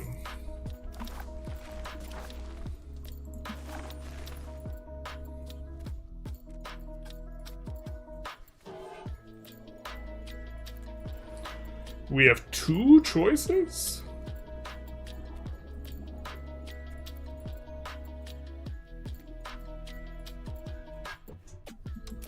Go with this. 2 choices for getting the +10 aristocracy.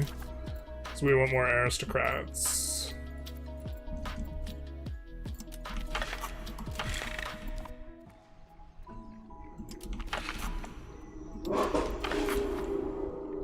And that'll pass our thing. I think we're kind of cool with that.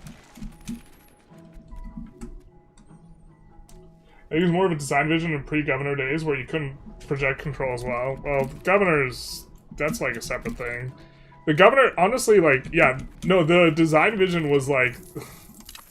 I feel like I remember seeing a comment where someone talked about, like, oh, so-and-so had control like this, and then, like, the dev response was like, oh, that's what subjects are for. So, yeah, I think that the design vision was like, if you can't project control over it, you make it a subject. But now it seems to be like, okay, you get governors. I don't know.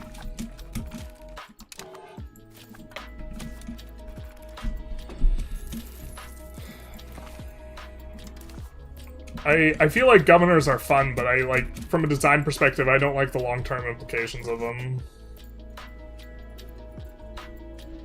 I definitely think they're fun. So it could probably be built around it, or probably net positive, but right now it's like, it just makes, like, expansion too good. Like, if subjects were a lot worse and governors were worse, then you would have to internally focus a little bit more. But, like, the internal minigames exhaust themselves as you, like, get more stuff, so, like... Yeah, I don't know.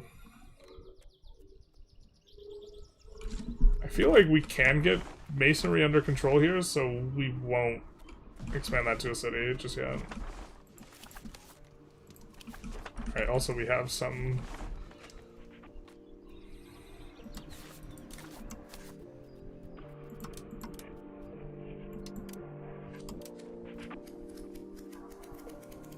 We'll build 1 carpenter out.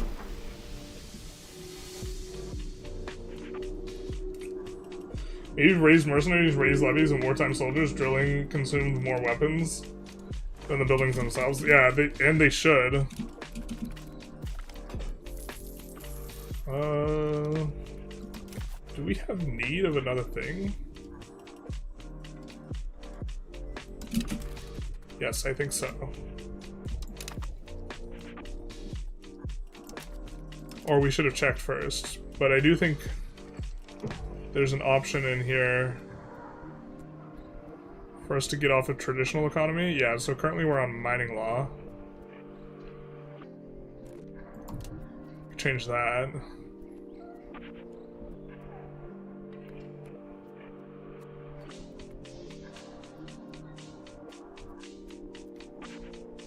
And some of these give, like, a lot of potential. Holy mission. Is there a holy mission that gives capital stuff? No. Cap economy. So right now we're thinking of changing our mining law.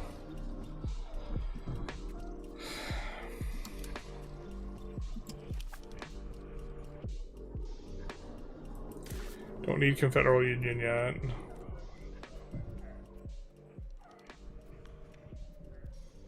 Could have sworn we had something for that, but okay. So I guess we'll flip off of this on the burger controlled one.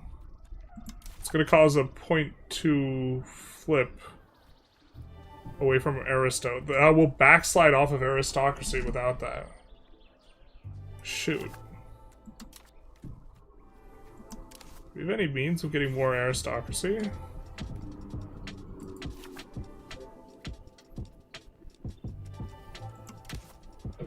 Ah!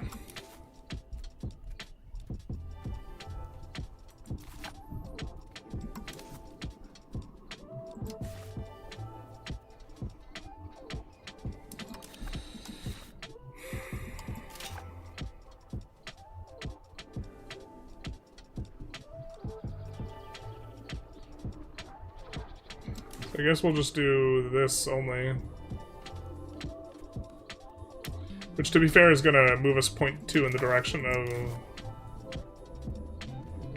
cap economy, so we will be able to push like 33 cap economy or something like this.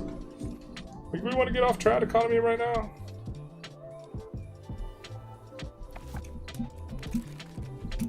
So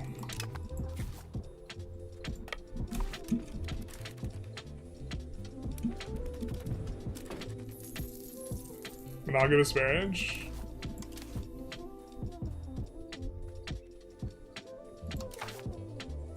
True. I didn't even realize that.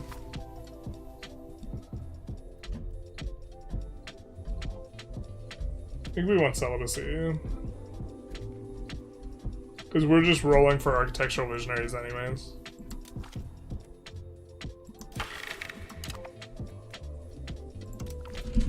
We're not bracing that anytime soon.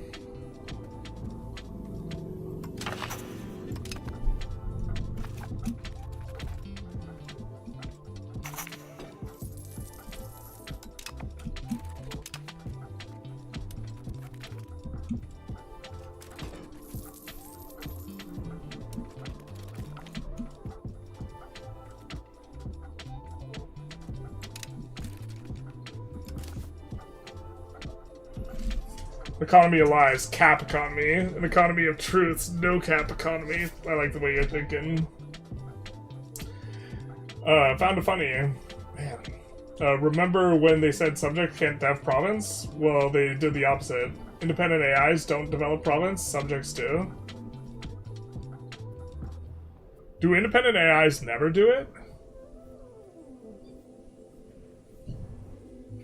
Oh, that's interesting. I mean, it said it in the thing, and then I was like, "This is a bed of lies."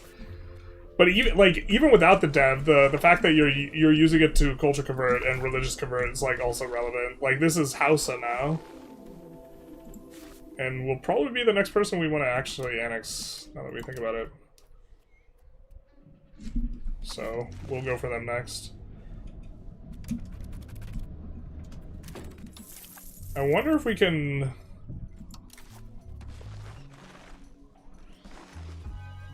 We have 1 million.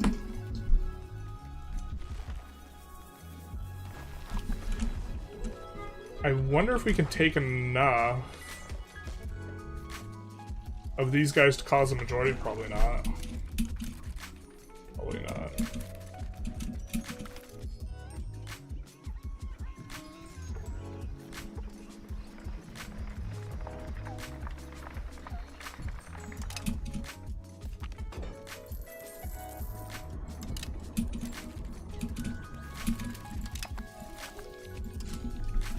Go get him.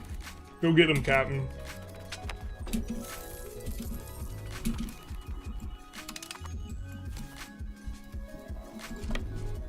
Niani?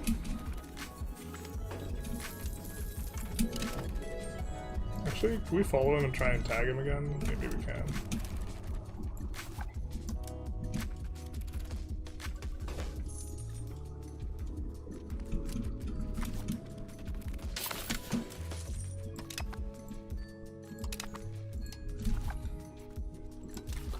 Alright, capital economy, and then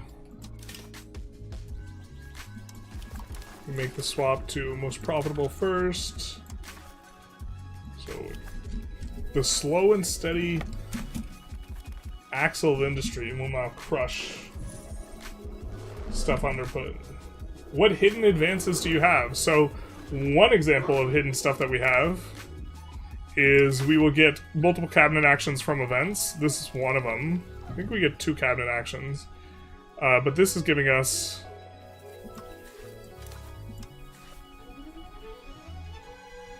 not promote institutions. This is giving us 8% max literacy and 43 conversion rate. Now, if we weren't a theocracy, this conversion rate would be insane. Base conversion rate is 2. So, if you want to stay monarchy or go republic, it's actually turbo insane for converting stuff. And there's maybe an argument for us to go republic instead of what we're doing, but okay, we're going to do a theocracy this run. And then also you get access to the sub-Saharan tech tree, which doesn't show up. It's a geographic tech tree, but boy is it good. It gives you... not that one. Bueller. It's this one. Allows you to raid for slaves. Super OP. Proximity speed. Trade range use over land. Very nice. Actually, trade range use over land for us is now... how much do we have? We actually have an insane amount. Maybe we're supposed to go land. Because trade range use over land... okay, we only have minus 33%. Oh, land only gives minus 10% at the apex, but that's pretty big. And also very nice for overcoming naval penalty when you go in. And there's some other stuff in there. Culture capacity. I think tolerance of true faith. Do you think societal values should decay like prestige? No, because the way that it's designed, it would be impossible to push them to 100 if they decayed. If they decayed, you would need to change some aspects of the other system. Independent AIs have minus 1,000 to the decision. They might do it if they have 10 cabinet slots and nothing else. I guess minus 1,000 is not 0. So you're saying there's a chance. Hi chat, I'm gonna go get EU5 soon. Until then I'm wondering, can I go North Caribbean pirate? Yes, but you gotta jump through some hoops. Do you have a pop-up to form a new nation? Yeah, but we don't want to form Hausa. We want to form Mali and then form Sokoto. Hello. 10% procs is goated? Yeah. Not as good as it used to be. But yeah, it's just like, I think it's the best geographical tech tree is the sub-Saharan one. Everybody who's south of the Sahara gets access to that, though. It's probably, like, worth emphasizing here. But... Gao... we'll turn him over to Shanghai.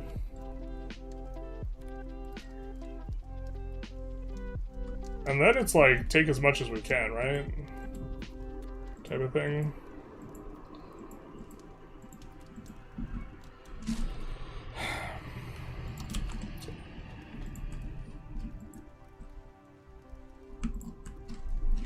So we can be a little bit strategic about this, I suppose.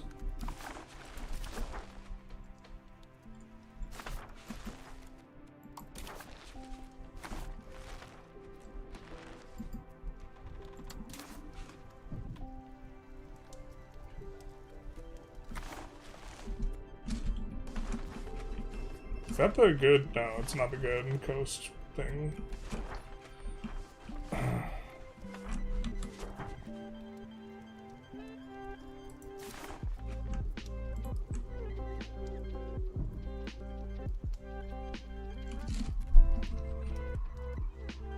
I fear, chat.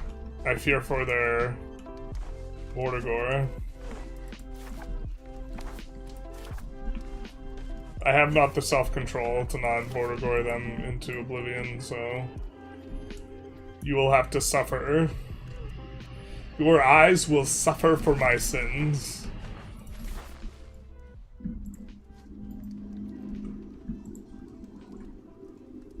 Is Timbuktu releasable? I don't know.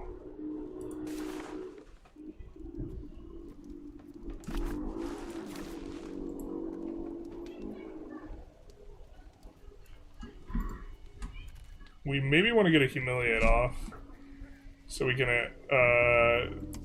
like Mandinka.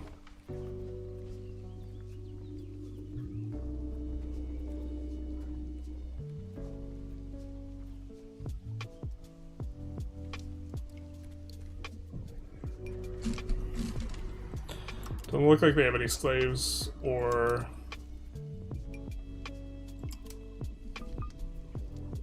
we do something like this.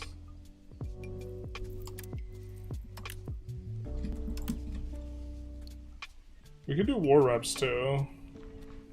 Just pump the brakes a little bit and do this over the course of a little bit more time.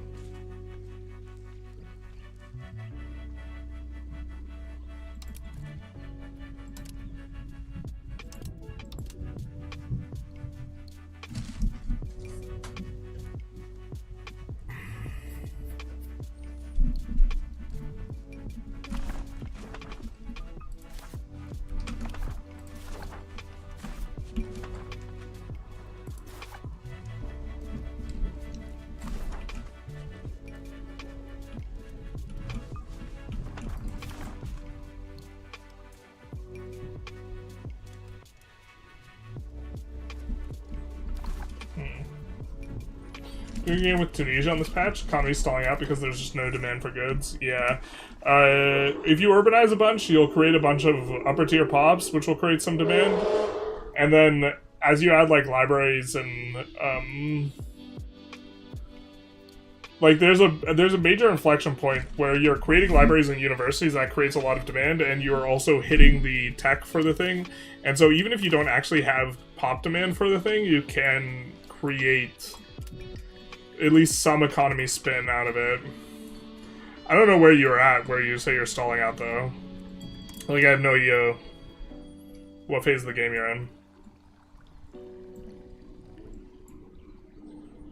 But I guess maybe we want to go for the lumber here. We actually don't have a lot of lumber production, so we could do this.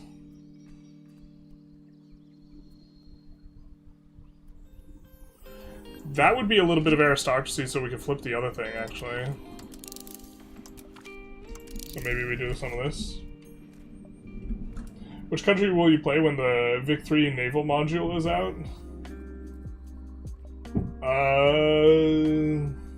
I'm not sure yet. Is this Mali with extra steps? Yeah, but we get more stuff.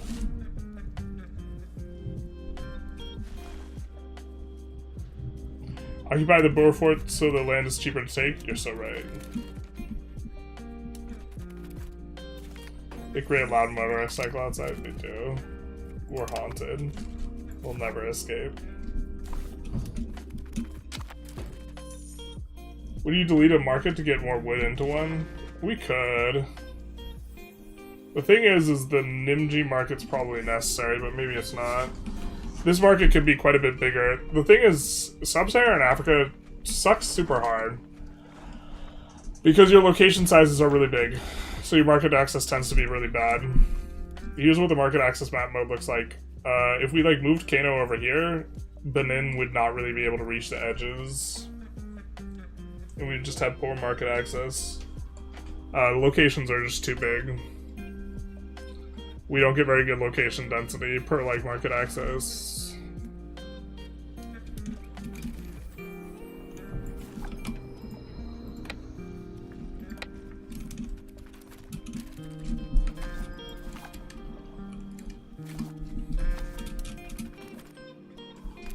I'm rounding the 1500s.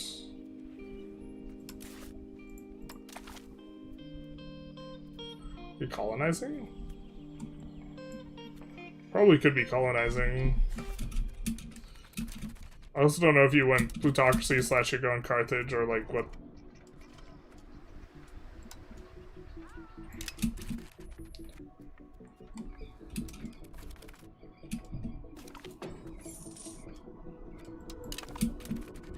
Nice, I don't think that'll help us that much. I don't think we have much crown power, but it should give us like 1 or 2%. I said it should give us 1 or 2%. I guess we actually already have a decent percentage from universal serfdom.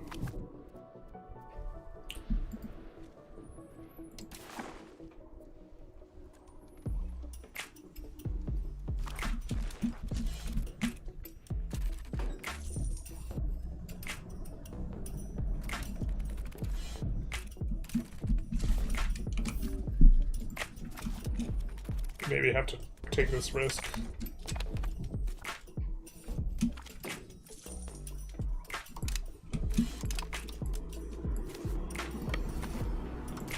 He's willing to have peace in good time.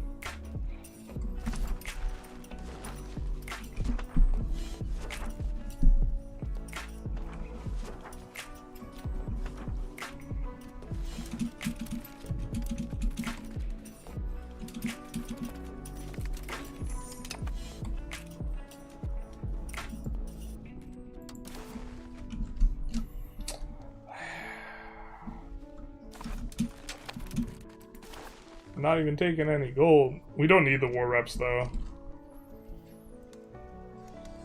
We have plenty of time until this goes out, right? Yeah, we have years. It's maybe not worth the mercenary time, though. Is Japan even enjoyable play? I don't think so. I would avoid Japan.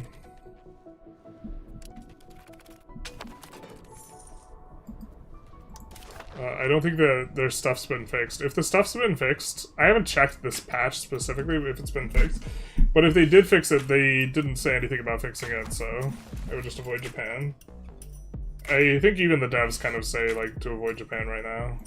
If I recall, someone told me that the dev, like, on the Discord, when a dev, when asked, was just like, yeah, maybe don't play it. Does scaling of goods demand scale with state wealth actually work? It seems to work, but it seems to lock in. So if you pass the threshold once, it'll stay passed forever. The UI in the location stuff seems like it might be broken though. So it won't properly tell you that the demand is being created even though it is. So like if we hover here and we hover here and we hover here and we like look, that doesn't always correspond to, where do we hover on this one? I forget. Is it over here?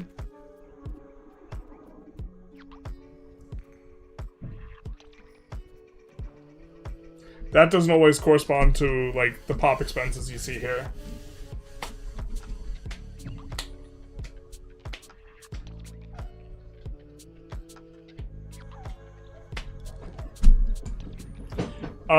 You're saying it doesn't, it should be more aggressive because your estates seem to have infinite money. Well, they decided to give estates infinite money because they're giving them all the money that you get from the lack of control money, which really spins up the amount of money that they have. The amount that they consume doesn't keep up with that. And they do not consume more when they get paid more. That's like a Victoria 3 thing. They have an amount that they want to consume, and then they have breakpoints where if they pass it, they will add new consumption. But beyond that, like here, you need to have 125% income versus expenses. Beyond that, there is no scaling on the basis of how much money they're making. The only scaling is based on dev. So if you play Vic 3, you can think of it like this. Vic 3, consumption gets scaled up as you build the size of your economy. EU5, consumption scales up as you increase development and population. So the scaling's different.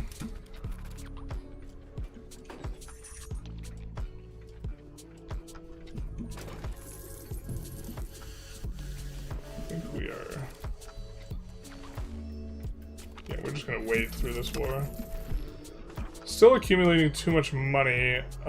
We were gonna urbanize some of this into cities. Still waiting a little bit for the masonry price change. We do have the masons on auto expand in areas that are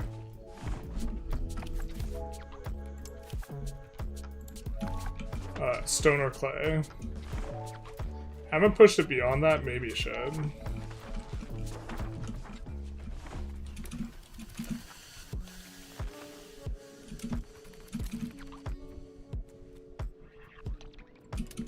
Post-scarcity economics, everyone's too happy.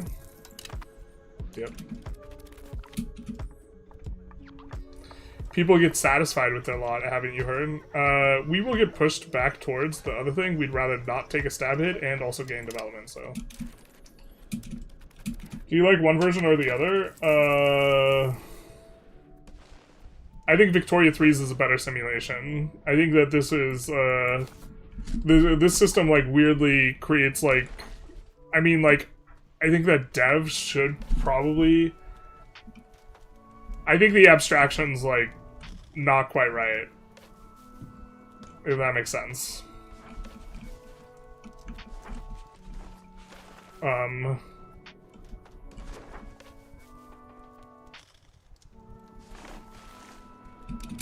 And that could use some changing. It's like super not like clear, I guess, but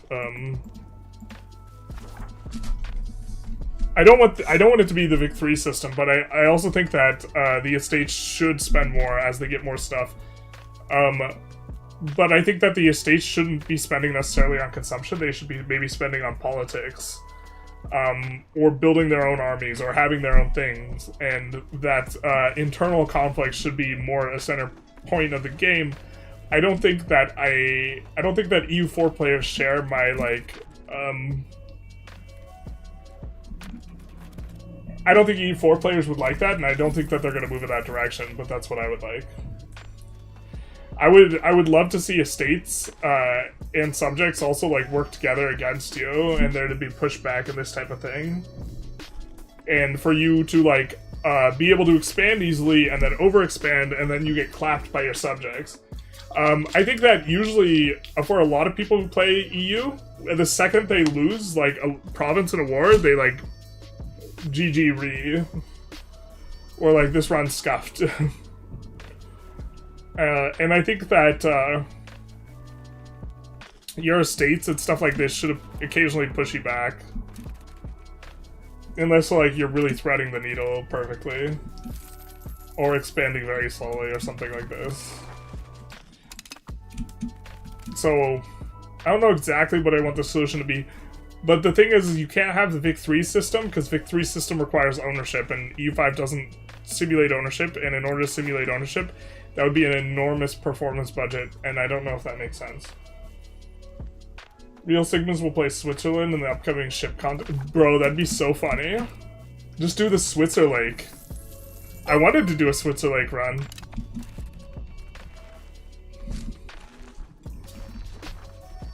Alright, before a bunch of roads get started.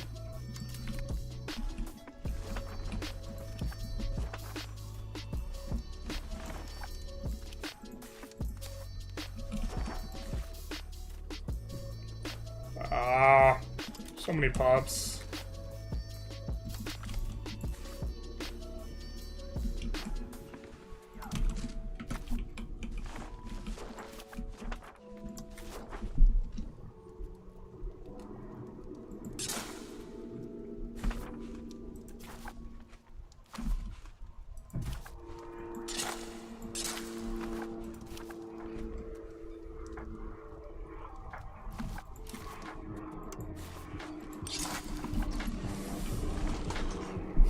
Okay, so we'll get the road started, expecting to see the auto queue hit a bunch of them. I know we kind of overpaid for them a little bit, but that's how we want to do it. No, that's how I want to do it. Otherwise, I think we're going to delay upgrading these things to cities for a long time.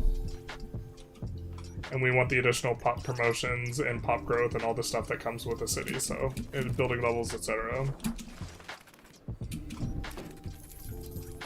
Maybe parliament issues aren't all positive and the negativity is influenced by how powerful your states are.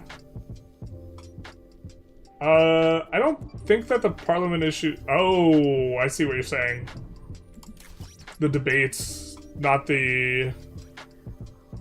I forget the nomenclature. I think the debate is what the thing that you click into is called, and then the other one is called... Isn't the other one called the... issue? I think that those aren't always positive. Scholar is also really nice for us to roll here. I do like Scholar quite a bit.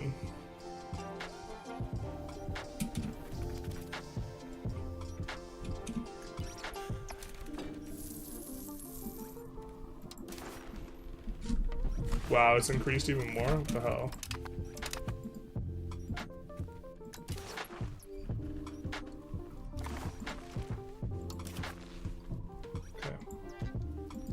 Okay, so this is what we're getting. Fair enough. Fair enough.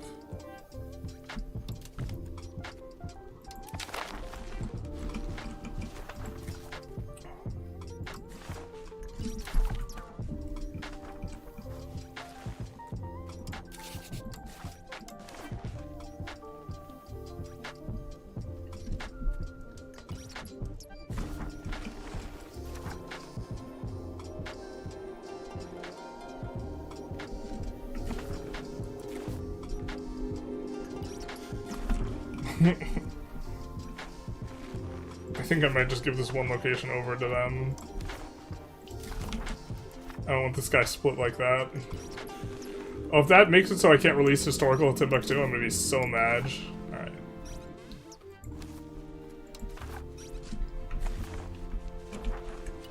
Not that much, but...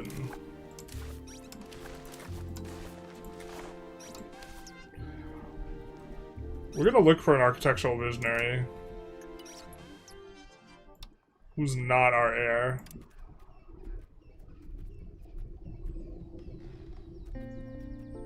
Because we want the dev growth applied to the gold. I wish you could search by trait. This is kind of gimmicky though. Do we actually not have an heir that's architectural? We do not have an heir.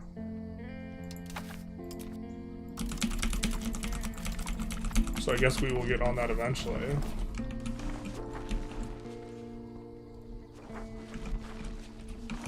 God, colonization sometimes works funny. Unfortunate that's in Benin.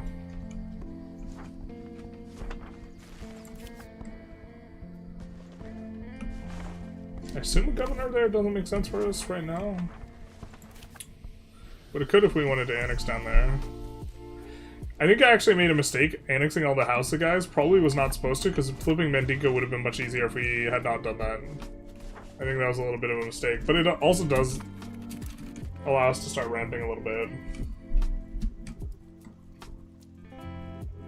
Would you say EU5 or Vic3 is more arbitrary? EU5 is doing more things than Vic3 is doing. I think Vic3's simulation to fidelity for the stuff that they're doing is stricter, so I'd say that they're less arbitrary. But I would also say that there's another layer of like what's going on here is like EU5 is doing more stuff, so it's easier for EU5 to, you know,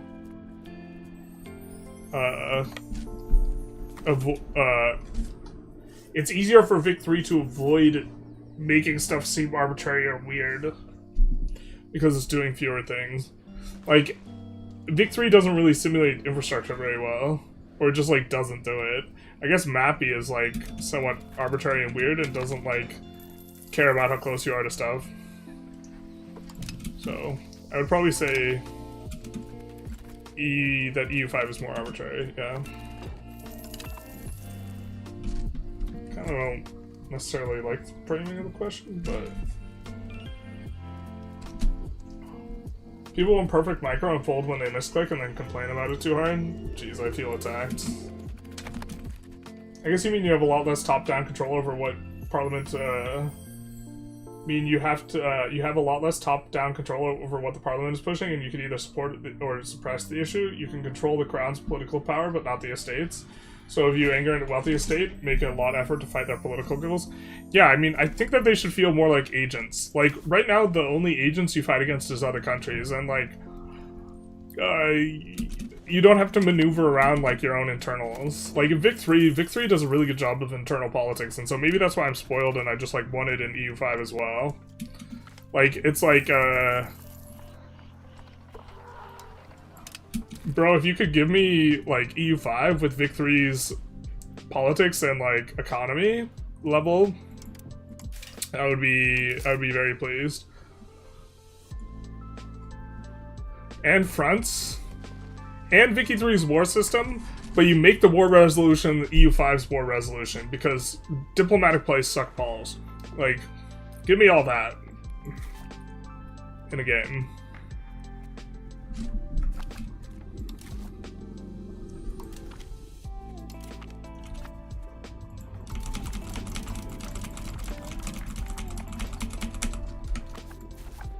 But as it stands, like, the Diplo play is just incredibly frustrating in Vic3. But what Vic3 does do well, with the politics and the eco, it does really well, so... the design philosophy orientation of EU5 seems much more about breadth rather than depth, and for Vic3 it's the reverse.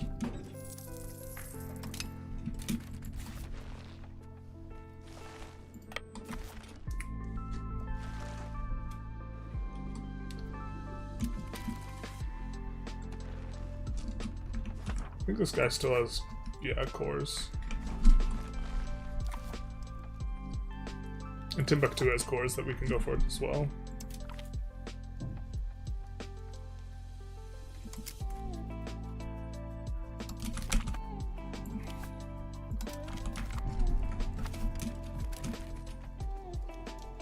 Nappy is the worst system ever. I don't know if it goes for. I say worst, but it's very simplistic. Suffering misclick in Iron Man? Womp womp. There's some bad misclicks you could do in Iron Man in EU5. I would not colonize an EU5 Iron Man, because if you accidentally click start a new country in the colonies, GG, you're dead. Slaves disappear really fast? Yeah, they promote really fast to non-slaves. It real fast.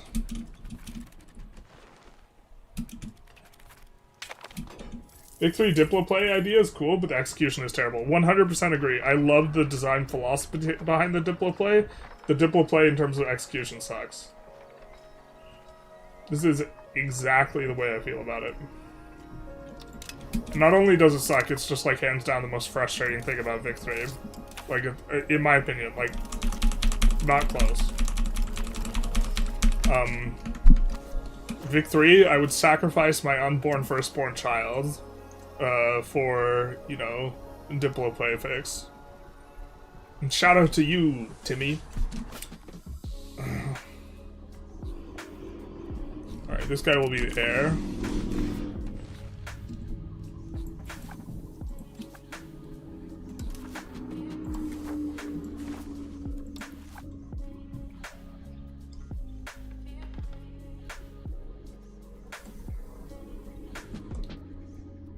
So we don't want to use that one. We could use the Midas Touch guy, but we're just gonna go for... We're gonna swing for a second guy with Dev Architectural Visionary.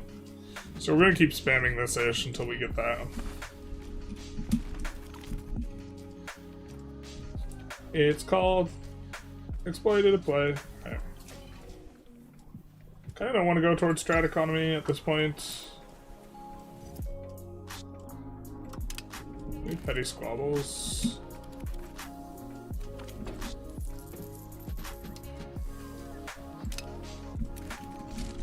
Oh, I'm stupid. God damn it, I hate it when I'm stupid. We're supposed to spend our prestige accepting this culture. And we got our prestige wiped out. We even put humiliate in the war and everything. Son of a bizzle.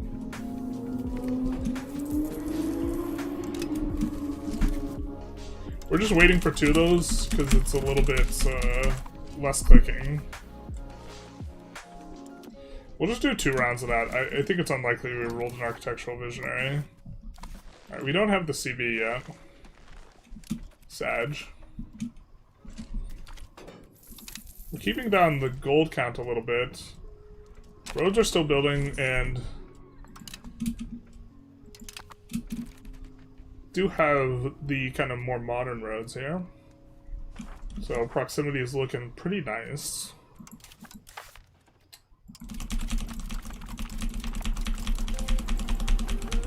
I think that since we've improved Yorbu's opinion of us, we're going to look to annex Yorbu stuff.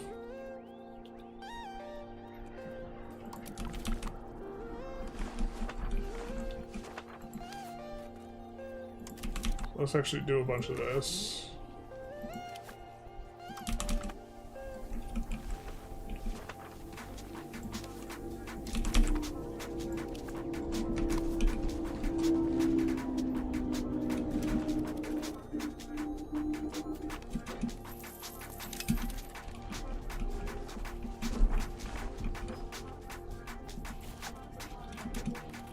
Yeah, I think the game plan's to accept Yorbu. Build a governor in the south.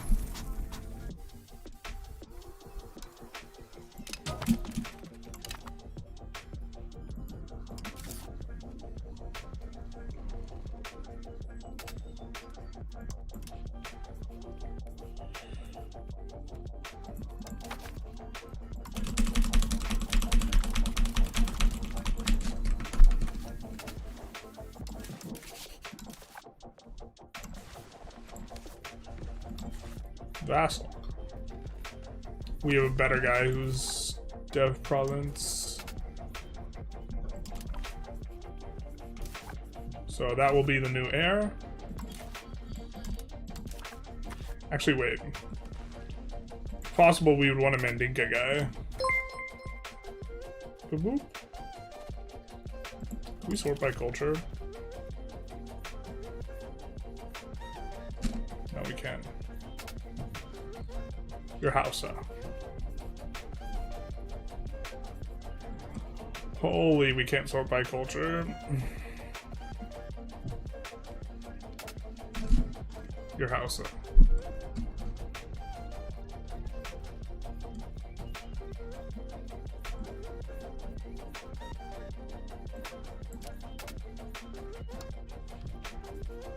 Okay, we'll just take the guy with actually very solid stats, he's quite young.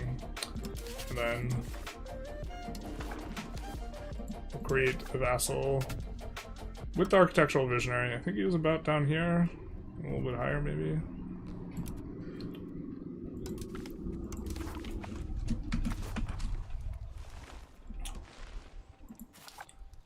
And that will be good for us.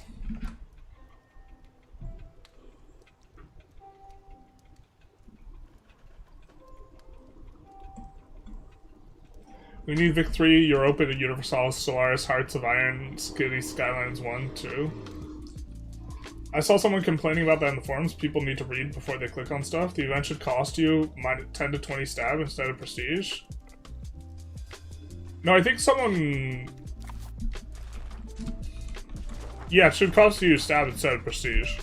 Then you pay for your stuff. How do you slave max for more pops on Tunis? You conquer stuff that has really high pop. Work your way to India. Haven't played much using slaves. What's the goal with them? It's just pops. It's moving pops around. They promote really quick anyways. But like one of the reasons why we have a lot of pops here is because we've won wars against other religions and we've pulled a lot of pops here. And this like everything that's good about pops, which is like everything that's good in this world, Samwise Gamgee, you get that from slaves basically. The locations that they enter are the ones that have slave markets. So, in terms of directing the slaves where you want them to go, what you want to do is you want to build slave markets there. And just have one, because if you build a bunch of slave markets, it'll cause you to export slaves, just in terms of how the mechanics work. Because that'll produce more slave goods, not slave pops, which decreases the price, which makes trades more lucrative. I realize if you have 95% Mappy in West Bengal and 95% Mappy in Lancashire, it means it's as effective to sell stuff from the home counties than West Bengal, and that is exceptionally unrealistic. Yes, and unbalanced to think of. I hope they cook up a system. Yeah, so the issue, why they don't have a system, they like want to have a system, it's just like too much... A system for infrastructure that they would... The type of system that they would have to implement for Vic 3 for it to like make sense in Vic 3's context is just not performative. Like, they could implement something tomorrow, it's just not performative, so they don't have, like, a performative system they could implement. Yeah. Have you tried a mega campaign? No, I think it's, just, mega campaign is content creator bait. Like, nobody wants to really see me, like, play Imperator into CK. And then... What's next is like we have a really weird world starting out in EU5 and people don't even watch me for RP. I think and it takes forever to set up and it also takes forever to do the runs. I think it would be a massive punt. If you're more of an RP player and you're like look at it as world building, then like maybe it makes sense, but that's not me, so like it doesn't make any sense. I don't think.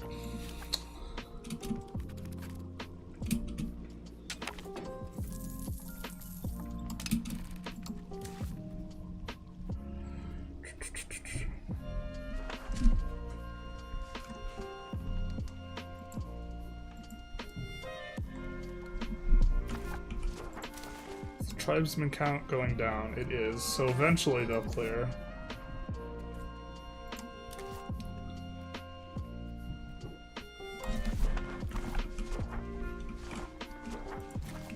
That's the province with the gold. I don't even think of the... Oh, it is on rough terrain. Not too rough, though.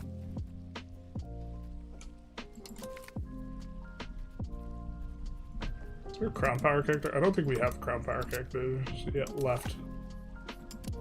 Yeah. We'll pick the peasant that's best for us.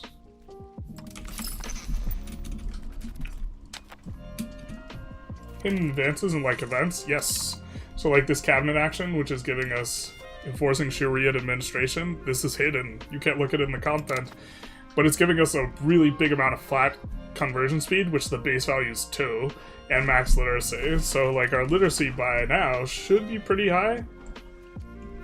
High for 1400s. One of the issues, we need a higher burger density here. I think that our burgers might even be capped out on the literacy. Clerics are capped out. Burgers are not yet. Okay. Clerics are capped, though. So, a beacon of read good. Everyone knows that the more you read, the gooder you read. So read good so you can good read. Goodreads. It's a website. Can't you tax your clergy way higher? Yeah. We can up it a little bit. 85 is around kind of where I've been hovering. Just so we have room for the positive events. Going for the extra research speed. Once we get over 1% minting, we're gonna pull back. We just want to be able to roll the parliament. 2 open levels of DIRGO. More proof the industry needs to go. What? What's the ideal capital in West Africa? I'm not 100% sure. I mean, where we're at actually seems good, decent in Zazu. It's probably not exactly Zazu because it's on plateau, which doesn't help. But big clearing up here in the north. You could do the coast. I think the coast is kind of bait because there's not enough. Well, the thing is your markets are all going to suck balls down here and not project that well. I'd have to see what the market setup looks like. You want your capital probably in a spot that splits 2 substantive markets. Maybe your capital in the clearing over here makes sense. Long term, it's also probably a you shift it over type of consideration as time goes on. Where like here is okay for us for now, but here we could split Niani and the other one. And there's like giga rivers, so somewhere along this river probably makes a lot of sense.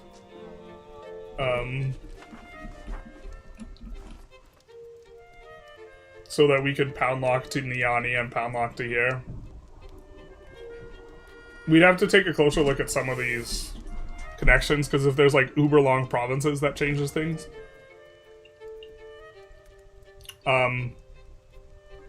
But almost certainly, like, where we want the markets is, like, on top of the gold, and, like...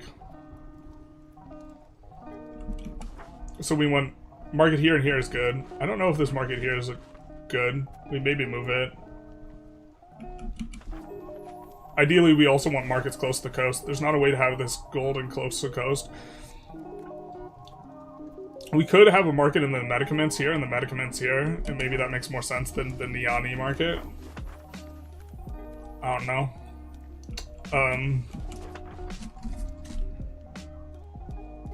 You want to create zones, though, where your capital can really push a lot of market access, and one of the confounds is, like, are you splitting an area between the governors, or, like, right now it wouldn't make sense for us to try and do this, like, talked about splitting these markets somewhere in here. Wouldn't make sense, because we're just going to put a governor over here, so we're not going to get to project proximity over there. We watch you for the cars? Yeah, I know what I'm about. We watch the hot tub streams for the tig old biddies, and then we watch generalists for the cars. Or listen, rather. I'm second monitor content. The truth hurts. Not like this. Make a spreadsheet for one Paradox game? Let's go!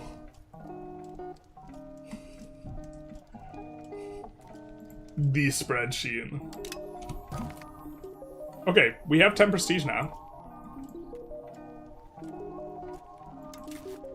Good thing we put that guy in charge. Holy shit. Now we'll have to do the thing, but we have 10 prestige right now, so...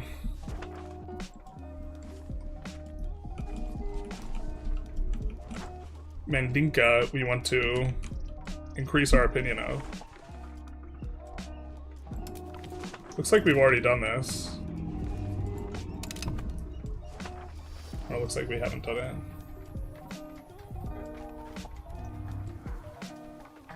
Yeah, we want Mayan strategist.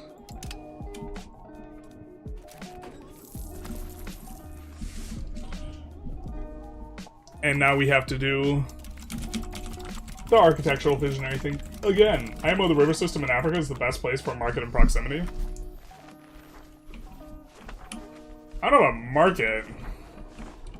Proximity, it's great. The problem with market is, like, the jungle is like the apocalypse, and you also want stuff on the coast. So it puts you in a weird spot. I'm not sure where we shift this market. You can negate, though. You can negate the tile that you're on. So there's probably some really cheeky, nice markets. We haven't really looked at it because we haven't acquired that much territory yet.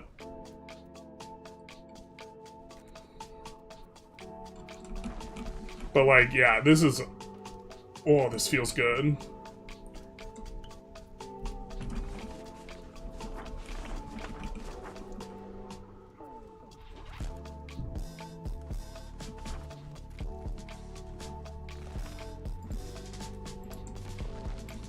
Can we steal? We cannot snatch.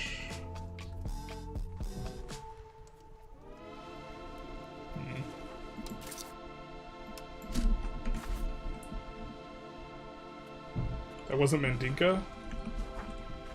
Son of a bitch. What did I improve? Mandara? God damn it.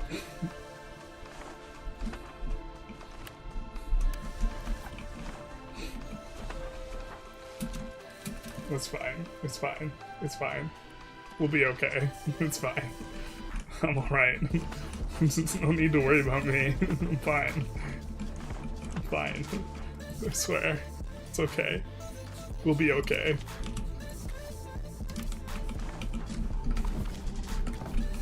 Nothing. So, we're okay. Chat, I need to end the stream. Don't worry about me. We are going to be ending the stream somewhat soon, though. Between upgraded marketplace and port authority, you can move a market inland and still have somewhat high market access. Have I been misreading port authority? Or did they change it?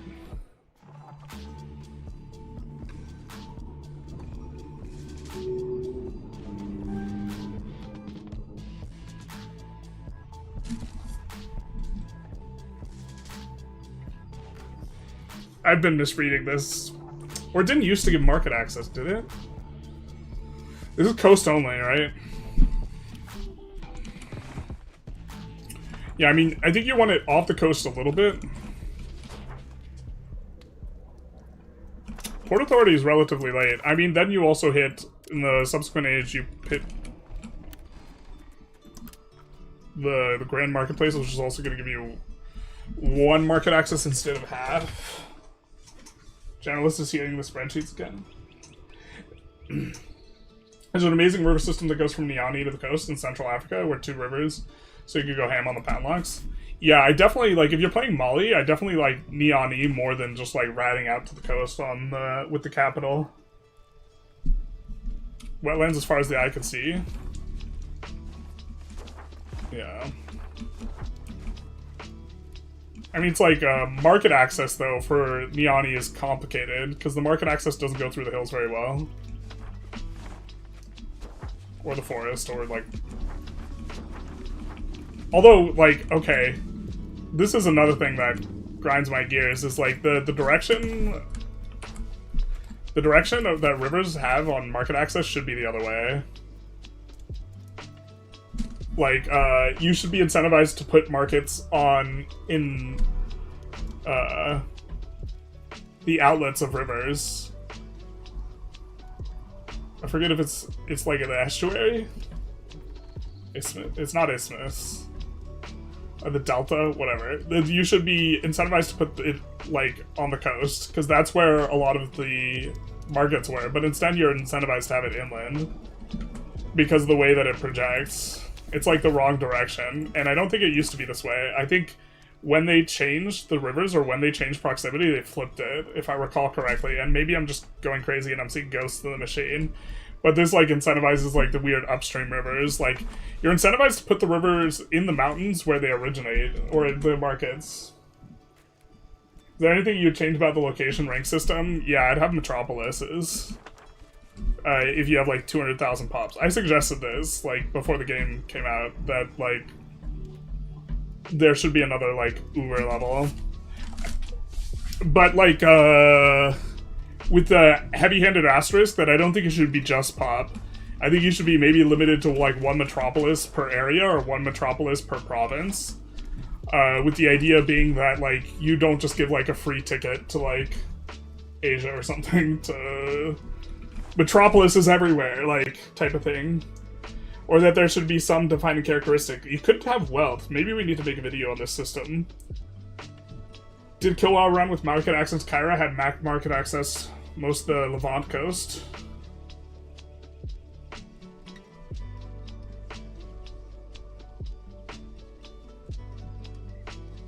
Had max market access most of the Levant coast from Cairo? Really?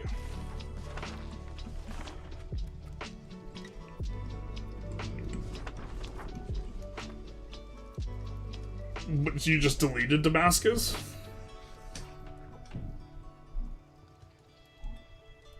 I remember Egypt used to have the best setup, market downriver and capital upriver, and they changed it. Yeah, so now... Like...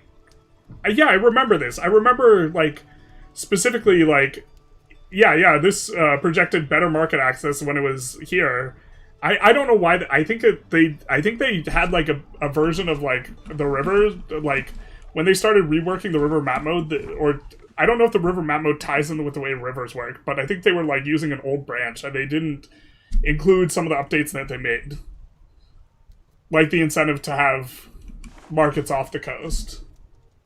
Yeah, deleted Damascus. There should be no food production in metropolises as well. That's an interesting one. Yeah. What's a metropolis? Didn't watch the last video. I don't know if it would be called that, but the metropolis would be like an extra big city.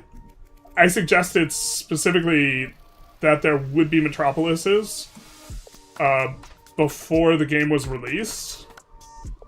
But with like an asterisk of like, this would be nice, but I would have a problem with it in the context of like, India would be nothing but metropolises if the only limiter was, like, pop.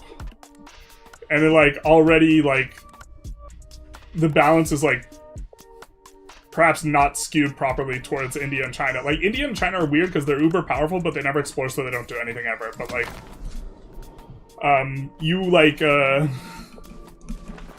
people, like, when the game released, people were, like, had, like, comments. You'd see comments like, oh, aren't you worried that, like, once the Europeans, or when the Europeans arrive, like, aren't you worried about, you know, India and, like, or something like this, or, as India, and it's like, bro, I am the danger when I'm playing India, like, or when anyone's playing India, it's not, like, India's the scary one. India is why they have... Where is it?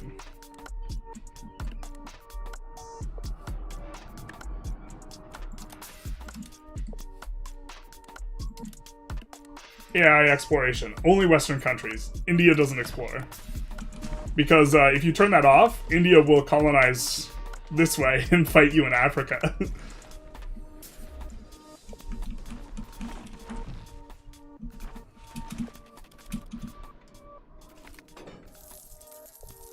I know, I mean Metropolis is in the game. I know it's the fucking Superman city, guys. A Metropolis is actually just a name for a really big city. Superman, like, they call the big city, basically.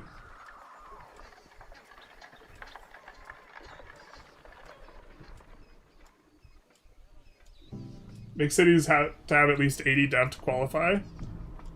You could do that. In the one of the dev diaries they had, there was a different symbol that was being used for Constantinople. So that implies that whatever's happening, there's some other rank. India was fun from a player perspective. Infinite people and money. Yeah, it's just like playing with cheat codes. How do you turn this on?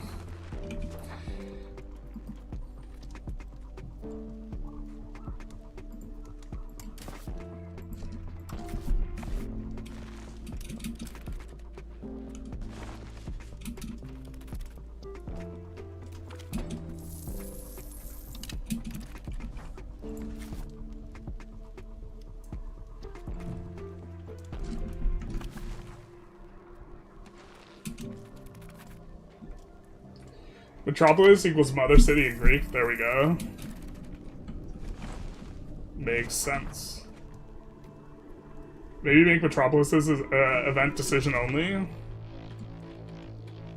Yeah, you can make it an event that's driven. I think you should be able to have more than one, but like you could just have one per nation somehow. But then you lose it. Does the rank downgrade? And it's like, this is messy. Don't like any of that. Look at this, though. Architectural visionary. Let's go. Growing up. Specifically the gold. The gold with bonuses. Hot. So hot right now, Hansel. So you're implying that Smallville reference for a geographic reference of a place? What could it be? Wait, what?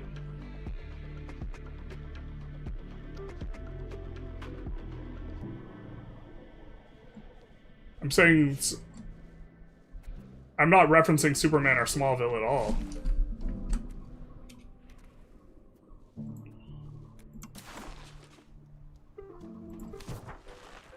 We're not intending to. I suppose you could accidentally reference something. Let me go for this.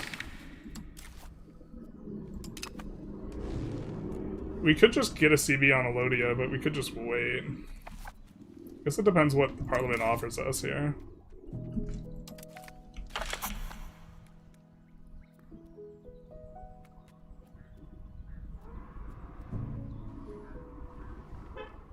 We could just do this. Estates having money is also like not the end of the world, considering the estates that do get the money that we extract the most tax from, like they're building roads and RGOs. We're super okay with those.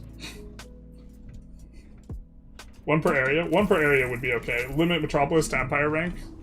Could do both of these, but yeah, one per area I think would be okay. And you could make it so it has to be the most populated location in the area as a requirement. You could even do region. I don't know. I just don't want it to be a pop-only requirement, because then it'd be way too spammable in Asia. And I think I don't like that. Although maybe I should just eat shit. Like, maybe it being in Asia would make a lot of sense. Or like all those being metropolises would make a lot of sense, because China had some really big ass cities. Maybe I'm just looking at it the wrong way. Just in a like Western lens that's just like doesn't make sense. I probably am. Yeah. No, I mean it's probably just makes sense to.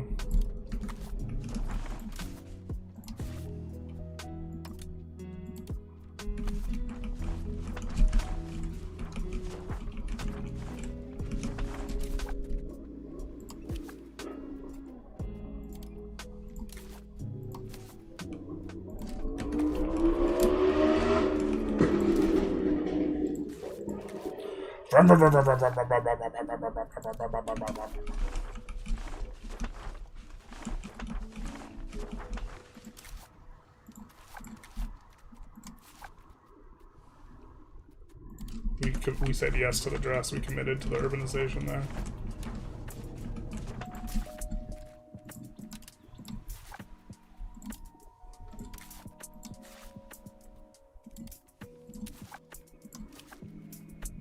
Doing stuff where we have bonuses, so like this place has a bonus for cotton, like all these we were doing it where we have a construction bonus of some kind.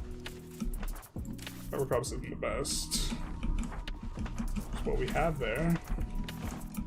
We have tin here. Tin's not really used as a very high proportion input on anything, so we can kind of just ignore it as a potential input. So these places are in there with alum. Dye makers starting to make money. The dyes are also cheap to move around, is an important thing to consider. They only have half the movement cost of like base rate. So nice, Spinner's Guild will be good there.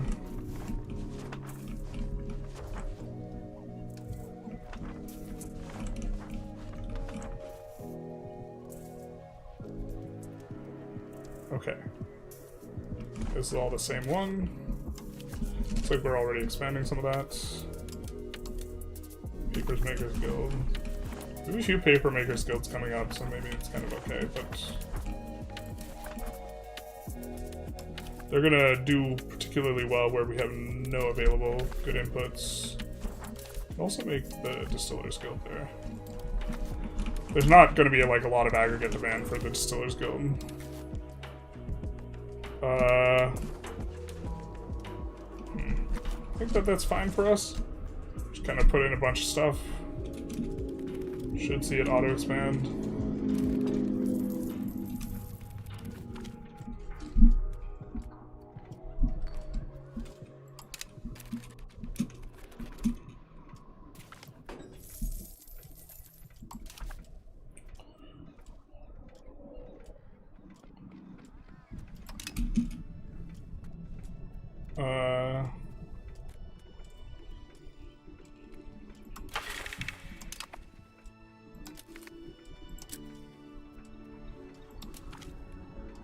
We don't want to do this in Benin. Benin's a market center. Actually, Benin's fine, because we don't spread it to anywhere from Benin. Same with Dongola. Yeah. We just own those locations out there. So we're still going to pass this. I have a city population 1 million. I think 1 million is too high. I was thinking just like 200,000 or something. Like, considerably higher. Maybe limit on percentage of upper class pops that allows metropolises. Yeah, this is one way to do it, but they don't... Yeah, you could do it with burgers specifically, I guess. Is it pointless to have more pops in one province at some point due to building cap? It increases your cap level. And also, all the percentage scaling you have, you can see population is increasing to the max building level. All the percentage scaling you have for additional pops from aristocracy and spiritualists, because they killed some of the other scalings, this, you get more consumption when you have more of these guys, so it helps that.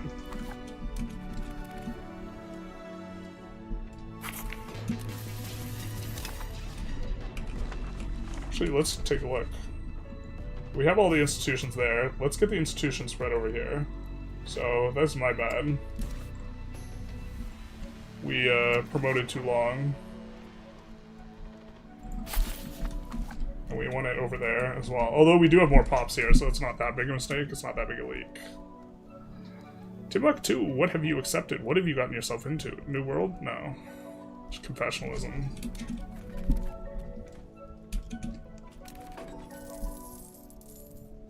Maybe only places with enough pop capacity to become metropolises wouldn't hate this. Can you give a summary of North African slave trading works? You still need to make your slave centers in Europe to prevent malaria deaths. That's what I would recommend, yeah. Malaria deaths are going to be an issue. For us, malaria, like, scales. The deaths scale now, based on, like, vegetation and climate. So it's not quite as bad as before. But, yeah, it would be preferable to just be pulling slaves to Europe. Yeah. Yes. Problem making a burger base is that a lot of late game tech replaces burgers with labor as well, you know? I think that shouldn't be how it works. But you are absolutely right, 100%. Yes.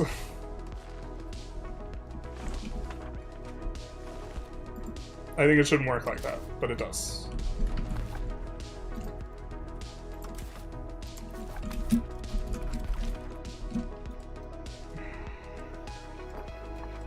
I think we're just going to take the 7 stab, even though we're pushing the other direction, because we're just still pushing it. I think there should be, like, not to sound like a fucking communist, but I think there should be, like, a proletariat pop. There should be a, like, it shouldn't be laborers. It should be, like, an evolved laborer that has more consumption, because what happened during this time period was industrialization, okay? And, like, the movement of peasantry from rural areas to urban locations. And this created a mass consumer economy. The guys, they should not consume like peasants and laborers do. Did we get a weird notification? I hear a weird noise. Alright, my things are like kind of broken. Hey, Flamexio, thank you for the resub. Much appreciated, my guy. Thank you, thank you. Yeah, the pops that are employed in the urban factories should just consume more. Laborers don't consume more. It should be a different pop type, and that pop type, whatever it is, should satisfy the requirements for Metropolis. Required market capital would make sure the AI doesn't spam them. Exploitable by moving your market capital, but yeah. Make labor buildings still employ burghers, but reduce their political power. Or union worker pop. Not, well, this was before unions. These are the exploited guys, but I don't think they should consume as much as a burgher, but they should consume more, like way more than a peasant. Burgher class basically got replaced by laborers in the late EU5 era. Yeah, this simulation makes sense that this would be laborers, but these laborers should consume more than peasants. Because there was also part of industrialization, a big reason why industrialization, like, was possible or got kickstarted to begin with, like mass production, because the way that production worked before now is most of the burghers or most of the artisans, the peasants made enough for their own subsistence and did not consume goods built by like people in cities for the most part. They would weave their own clothes, they produced their own fabric, and this was what a lot of the labor that women did was the production of both thread and fabric in the home for that portion of subsistence needs, and then they lived on a subsistence level. And almost all of what the burghers did was produce luxury goods for the very wealthy. So there was no mass economy. Instead, what the economy was the production of luxuries and things of this nature, you know, to appeal to an aristocratic or an upper class market. And so it wouldn't make financial sense to make it. The potential for automation existed, and in fact was implemented in, I think, the 1500s in Italy. The potential existed, but there was no market for it. What would be the point of producing hundreds of shirts a day when there wasn't anyone to buy the shirts? You couldn't sell them to anyone because the peasants just made their own shirts, and it was more lucrative to produce things of really high quality, like with artisans, than it was to mass produce anything. The first instances of mass production were in Italy, and it was mass production of fabric. You had these really big ass machines that would produce, would act as like turbo looms. And this was the initial thing, because fabric you could trade, and you could send fabric to people to produce these artisan goods. And so like this was kind of where mass production started, but it didn't kick off a ton because there wasn't mass consumption. There were no mass markets. What it does from the side of things of turning the burghers into peasants makes sense from the labor side of things, but it doesn't make sense from the consumption side of things, because these absolutely positively should like consume. They should create the mass market. It's still not like a perfect simulation, but it's way better.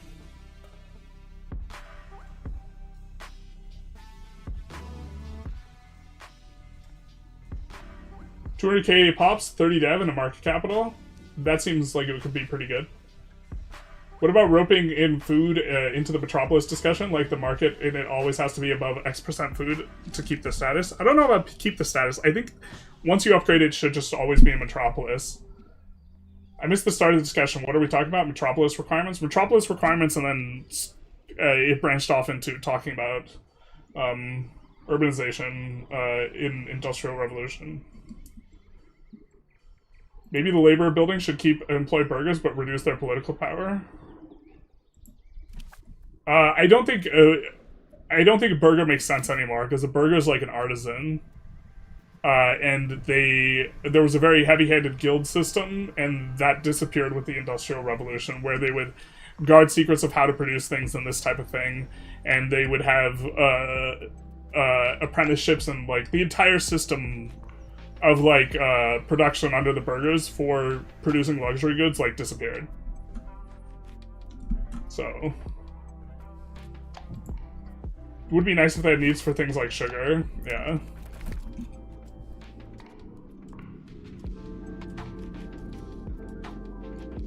It's like, oh, it's all Greek to me.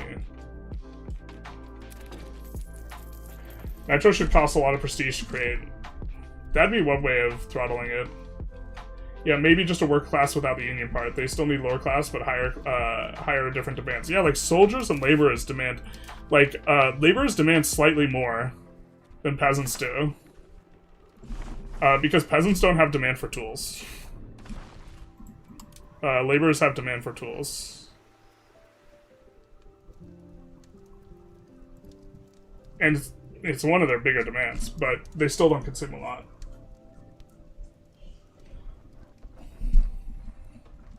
I don't believe towns should lower RGO size. I'm kind of with you, but I think they need to adapt their simulation a little bit. Because if they got rid of that, they would completely kill any desire to ever have anything rural ever, and you would just urbanize everything. So something in the simulation would need to change, because I don't think a system where you urbanize everything is good gameplay.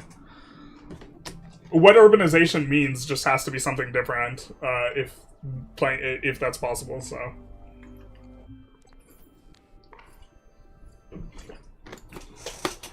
I think it shouldn't decrease your.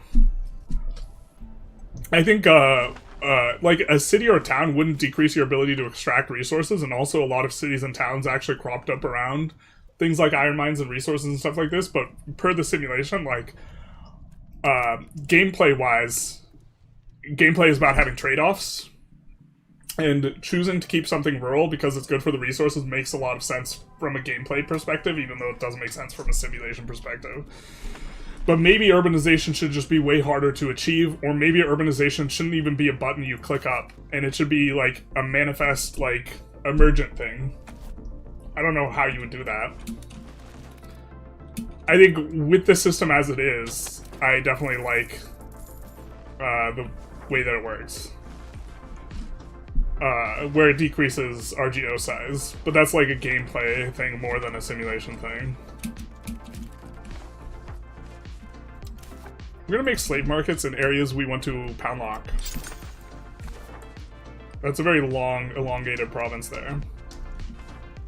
And I think there's a world where we want to go through this province as well. Is it on a river?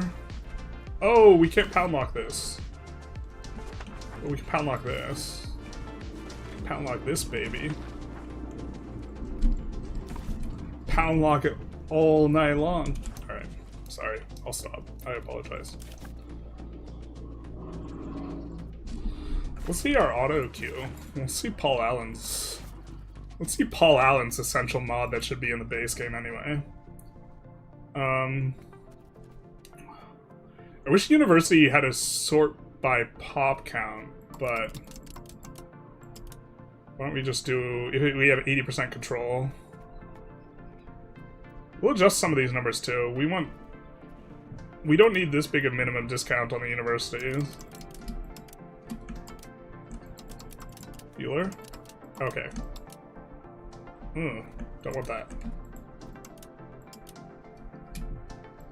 But we'll be okay if this is some percent off and this is less percent off. So we'll build the other one first. And then counting houses, we don't want the full discount. But let's put counting houses, and we don't really care that much if we have that much control, but we'll look to throttle it a little bit. And okay. That should get some things growing. Harmony at last. I think we'll take the research. We're absolutely feral for research. Just look at LA at the turn of the 19th century. Wasn't it covered in oil derricks? I don't know if I would describe LA as being covered in oil derricks. I think there's some areas in LA where there's a good amount of derricks. In fact, there's like, I think there's still like an oil derrick downtown, but it has like a building, or like it has an enclosure that looks like a building. That's like something you can look up. You like LA oil derrick building cover. It has like a fake building around it, so it doesn't look like an eyesore.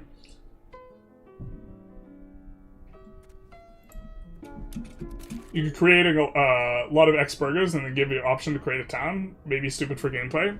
That's interesting. No, I don't... Well, I think that's the right...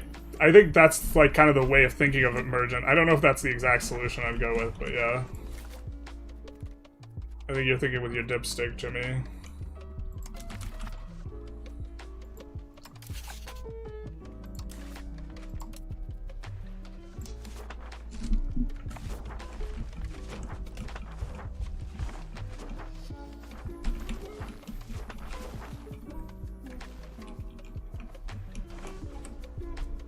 Yeah, we want to annex Yoruba. Oh, maybe we want to accept Edo.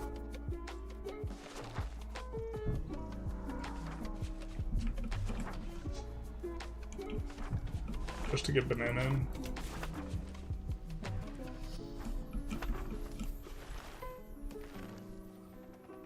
Still waiting for these guys to convert to Hausa, but I don't even think we want to annex them next.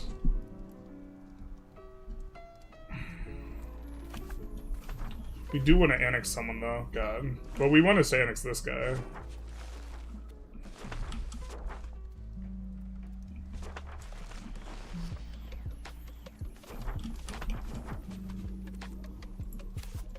Maybe even Buer, relatively quick. Just the second his guy dies. Palnock Canal proximity bonus is really small. Is it even worth it? Palnocks are generally worth it, unless you mean avoiding urbanizing something that's otherwise wouldn't want to urbanize. But Palnocks are definitely worth.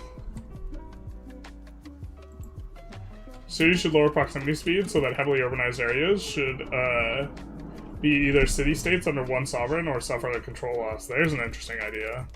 Currently they go like the other direction with that one. Like the opposite direction is the effect that gets produced. Yeah, pretty comfortable with our auto expands that we've set up here. Do see a couple of things get started.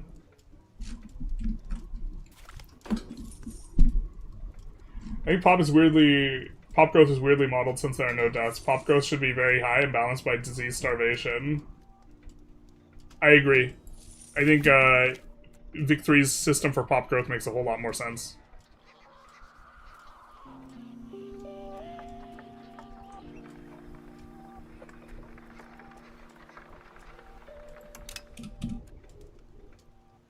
Like Vic 3, it's like two rates that you care about. In overpopulation or something like this should maybe be what... Yeah, I mean, there being a growth rate and a death rate, I think is better fidelity to stuff.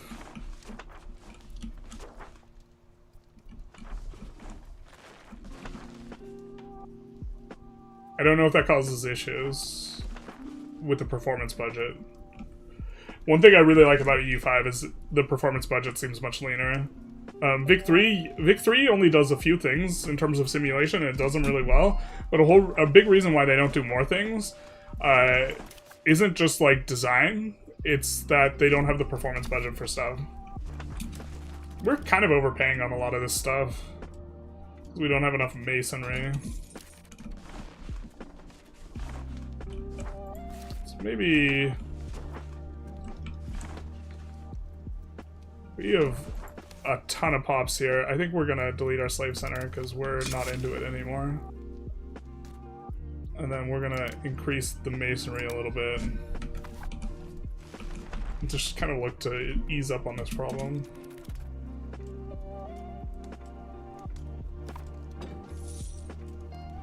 Smaller diseases need a buff. They barely kill people.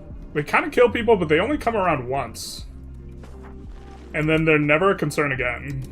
Because, like, you get disease resistance in a location and it, like, kind of doesn't go away.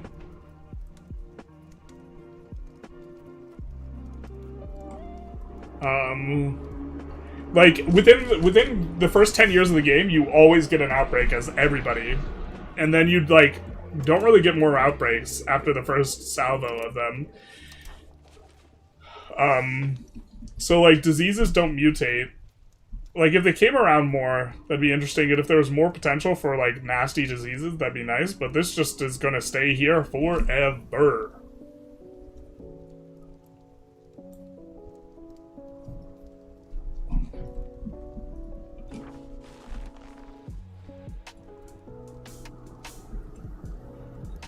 They do multi-thread. The thing successfully multi-threads. Just, you can't process everything, in parallel. Like, some things have to be processed in sequence. Like, if you're processing information for, like, this was the case with Victoria 3. So Victoria 3, the bigger you blob your nation, the slower the game actually works. And to some people that might be non-intuitive because, well, shouldn't the game go slower if you have more nations to keep track of? And the thing is the nations process in parallel, but processing one singular nation, you have to do every single thing for that nation because some of the calculations and stuff are sequential. And so having a really big nation slows the game down a lot. You don't even model lifespans. You can just divide it to birth rate and separately and change them separately. Yeah, you can make it so that if you don't supply stuff to pops, that the what is it? The death rate goes up or whatever. Make it to where some disease resistance doesn't increase as much. I don't even know if that's the issue. It's just like it never goes down once it's up. You're just like, we're done with that mechanic. I don't want to play with you anymore. There's typhus here, I guess.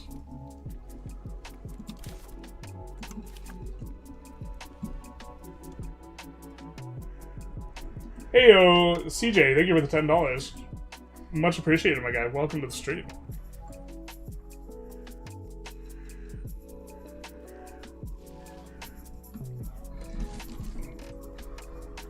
You're probably at the tail end-ish here.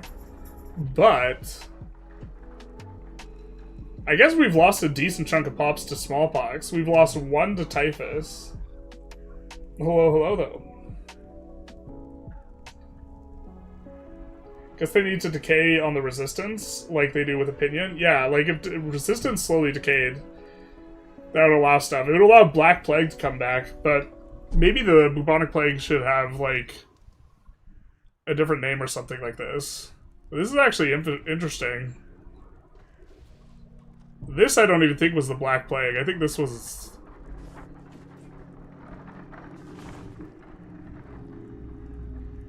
Or is this our historical population? I think this is our historical population. Never mind, just kidding.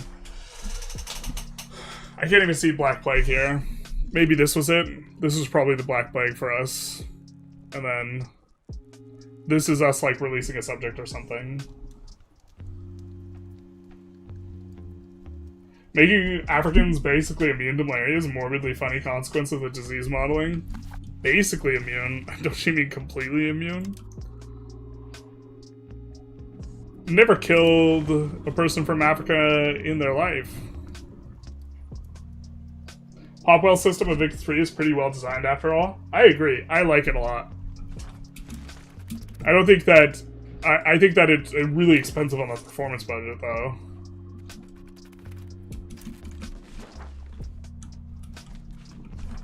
I think I'm okay with EU5's... I wish Vic 3 did this.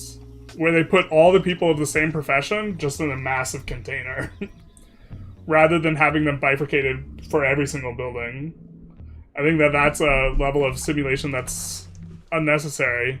except for the ownership class. Ownership class specifically needs to do that, but the non-ownership class, like, just have all the laborers just in one pool, because a lot of it is all the different pops, and the fact that, like, if you have like 5 different religions and 5 different cultures, you're gonna have 25 different pop groups, and if you have that same sort of situation in all your buildings, it's just apocalypse mode. But they added discrimination in the workplace, which is good, because now if a bunch of one nationality is hired in one profession, they'll prefer to hire more of those people. So they've been slowly, like, chipping up ways of making their simulation more performance budget friendly.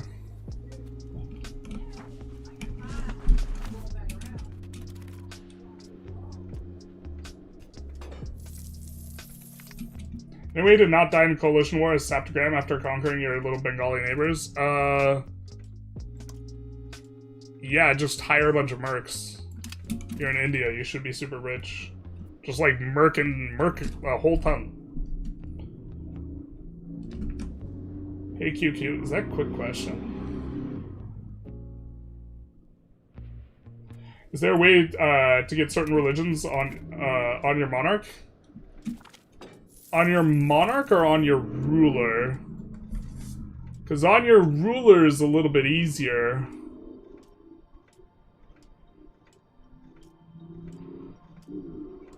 Some of your royals are now Sunni. Was planning on Lutheran first.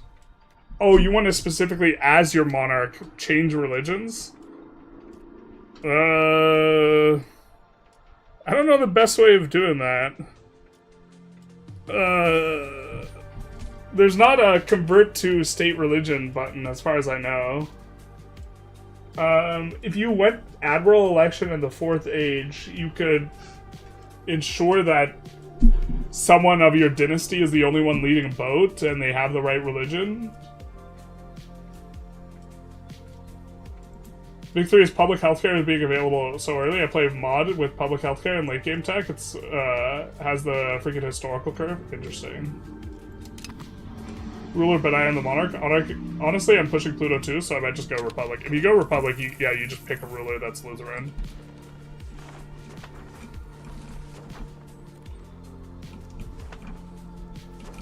So, very straightforward. Masonry is continuing to be the issue.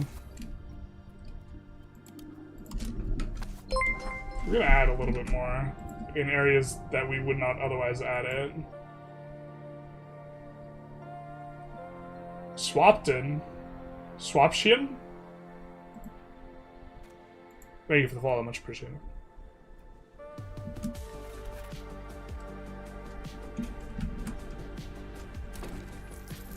How are you doing today, though, CJ?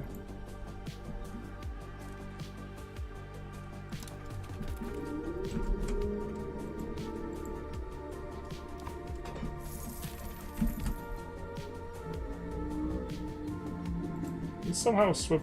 Okay. For a second, I thought we'd swapped over to the, what is it, Stellaris soundtrack. This almost sounds like a Stellaris song.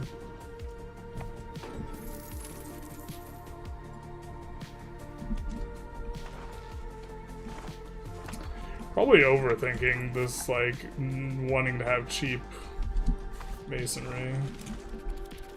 We also just have a lot of auto expands going. It's fine. They're gonna clear out and cap out things. Is our wealth? Yeah, location wealth looks pretty nice for us.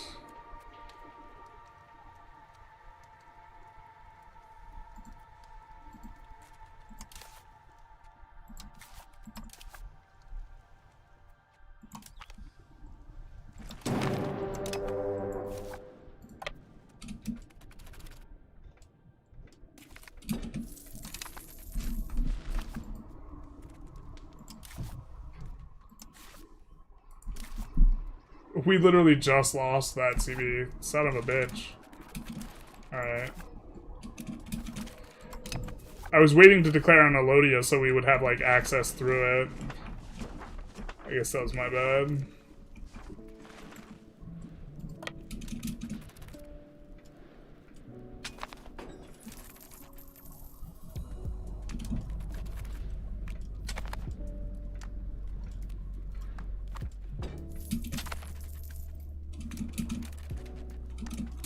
I think we could just fight this.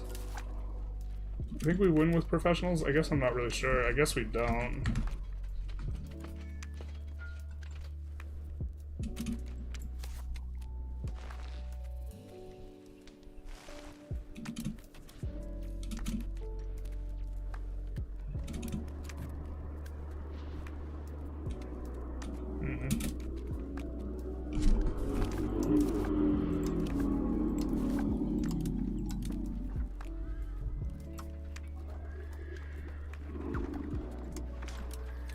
This we can work with.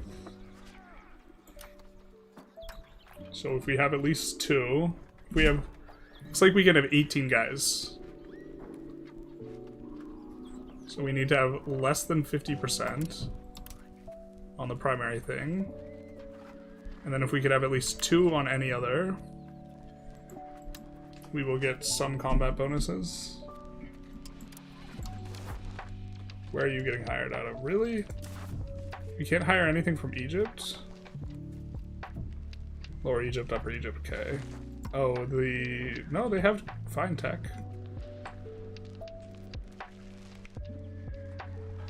Okay, I guess we'll hire this guy. So how much can we hire? We can hire 10, so we need to have under 50%. And then just one of the other ones will give us the max combat bonus. This works.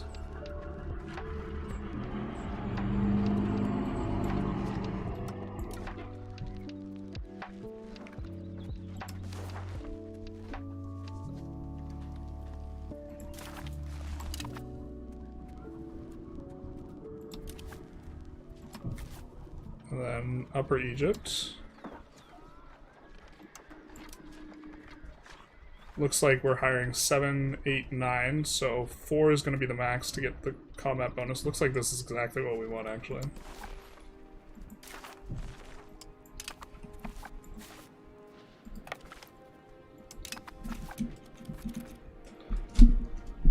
So, that will add significantly to our numbers.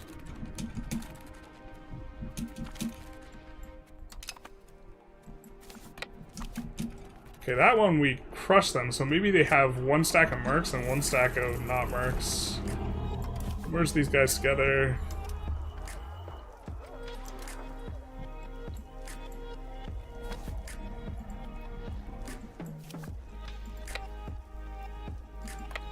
Actually let them recover their morale and then fight those guys. Go and find them. Talked about it before, but the fact that trades teleport between markets and don't interact along a travel path like historical Silk Road, I have talked about this before, yeah. You think it'll change the OP nation meta? Seems annoying that as I'm taking land from Castile and releasing a bunch of OPMs and waiting for their culture to convert, it feels like I make more border gore than fix it. Well, I mean, I think that free cabinet actions are too good, and that's like what the subjects give you.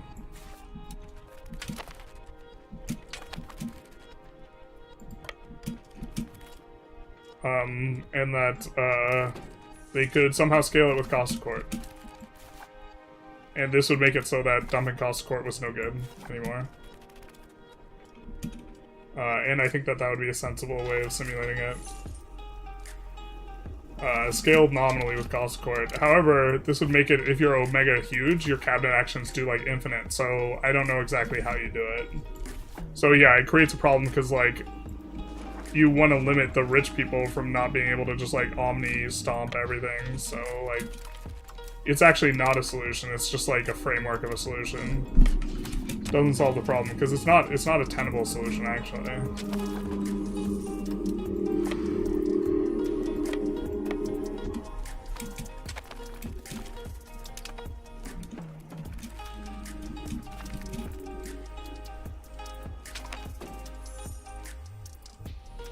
Cabinet laws. Alright, we're gonna go the one that gives aristocracy, maybe? This was the thought, is that going the one that gives aristocracy would allow us to flip the thing that'll allow us to go capital economy much faster.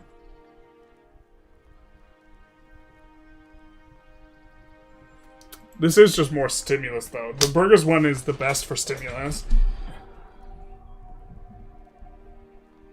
Or I think the burgers one... No. Burgers and clerics give the same amount of, like, stimulus, basically. This is the best for economy.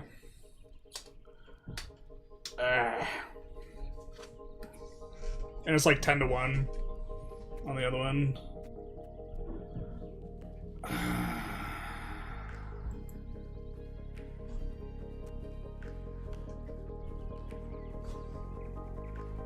Power of nobles is actually also more annoying. Let's see. I think it's only half a pip on the mining. If it's half a pip on the mining, yeah, it's half a pip both ways. It's only going to be 10. I think we'll just go meritocratic recruitment. Cab efficiency's kind of nice, though.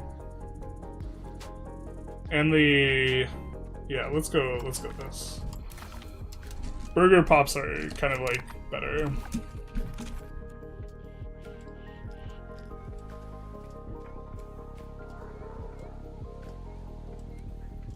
We have enough stab that we can go for that, and it's not, doesn't feel bad.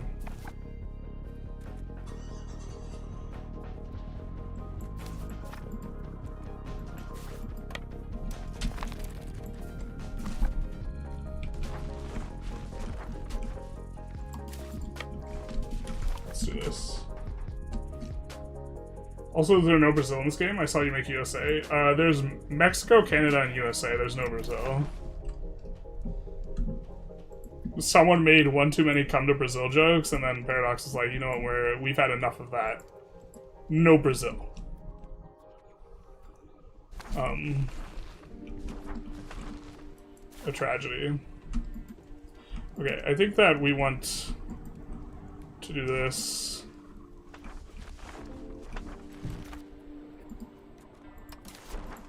Maybe this, and then...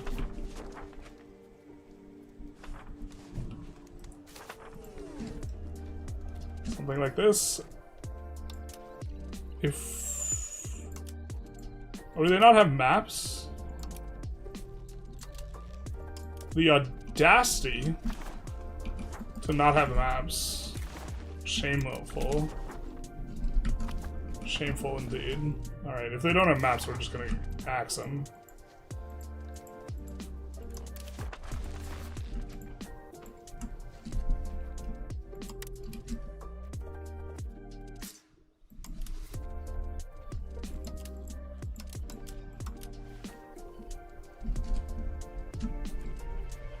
I don't think this pisses off Egypt. Yeah, nobody cares.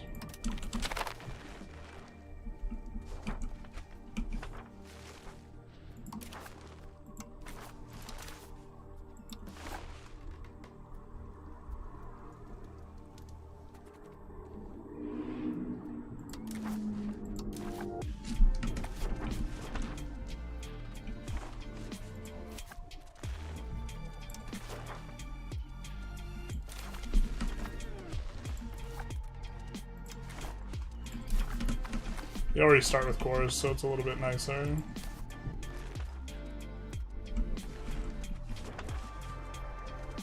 I think given... where's their capital at?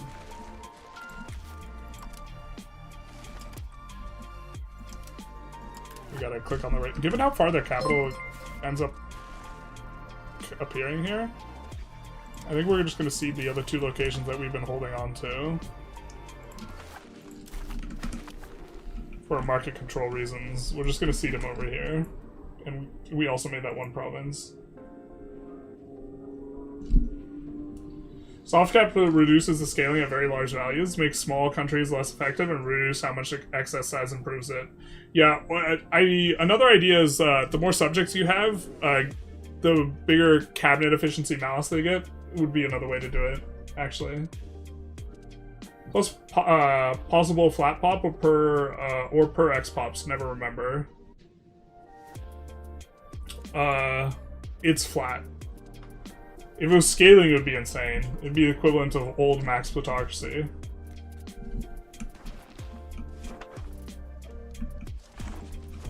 Oh, we maybe could have kept this and made a capital there. We could make a capital in Dongla, though.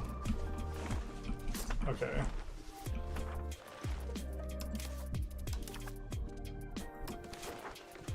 We're gonna make a couple custom subjects. And then we're gonna release the historic subject with the gold, I think. Oh, we can't release the historic subject with the gold. Womp womp. Because it just gives them all of it. Damn it. Alright, here's hoping that they generate a decent amount of dev. I don't think we're gonna go through intentionally going out of our way to recruit it. Which we could do. But shout out to women having way better traits. Gonna put them in charge.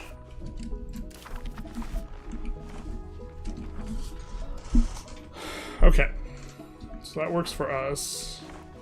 Oh, I didn't realize this was two separate things. Yeah.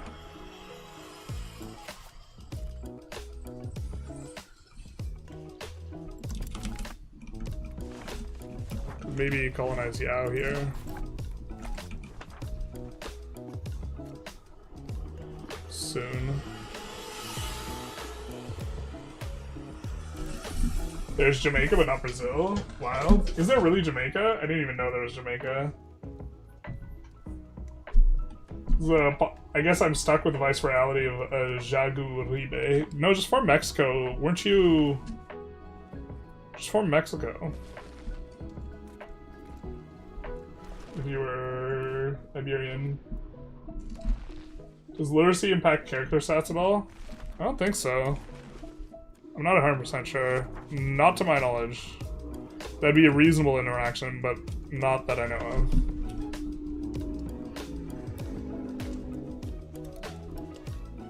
Getting a decent spread over here. We're going to continue to promote institutions.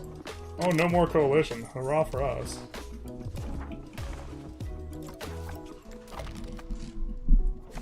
I'll rival them up.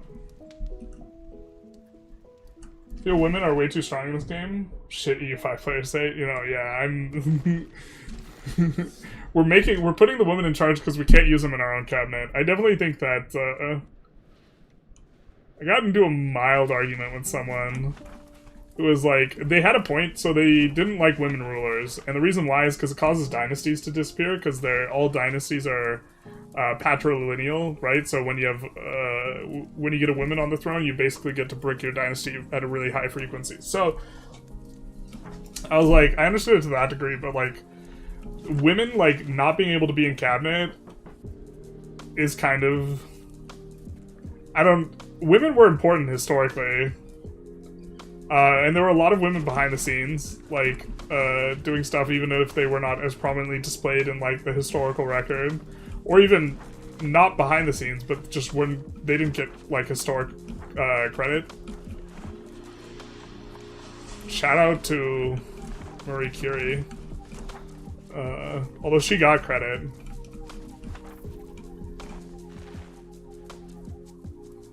In part because, like, her husband, like, wouldn't... I think they tried to give him the award before her, and he was like, nah, dude. I didn't do shit. Like... And so, like, systems which cause women to get less representation in the game, like, I'm just like... It might make the simulation a little bit better, but, like, I'm not really that on board. I'm not into it. I think that there just has to be a bigger priority than, like, making sure there are less women rulers or something like this. We've been wanting to urbanize these two locations for forever, and the masonry is just being sticky as hell, so... I think that there's also probably some exporting issues going on, where there's, like, masonry demand elsewhere, and they're just hoovering up our stuff. I lost my dynasty, but does that even matter? I got all of Austria for it. Matters for personal unions, like...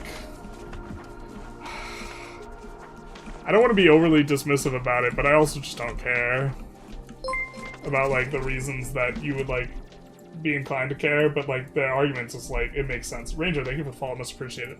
The thing is like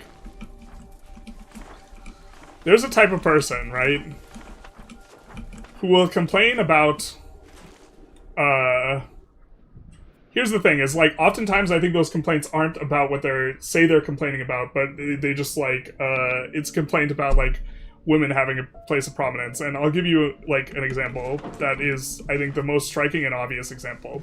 There's like Fast and the Furious movie, or is like whatever in Hobbes, not Calvin and Hobbes, because that's the comic, right? Or is it Thomas and Hobbes? But anyways, like Hobbes and Shaw, that's the one. Fast and Furious movie. Shout out to having a huge ego. And in it, there's a blonde woman who beats up The Rock. I forget the name of the actress, but she beats up The Rock in a fight. Or I think it was like ambiguous. It was like a tie or something like this. And I saw people like on the internet, classically, complaining about it. And they were like, bro, it's not realistic that a 110-pound woman beats up this 270-pound, like, muscle jack dude. And you know what? They're absolutely right. But secondarily, it's not realistic that that 270-pound, like, muscle dude beats up a cyborg later, that there is a cyborg in the movie, and also that any protagonist character just absolutely runs the train through henchmen always in every movie, always. Like, it's more realistic that a 110-pound woman beats up a 270-pound man than one 270-pound man kills or beats up 20 professional goons simultaneously. It's just not even remotely close.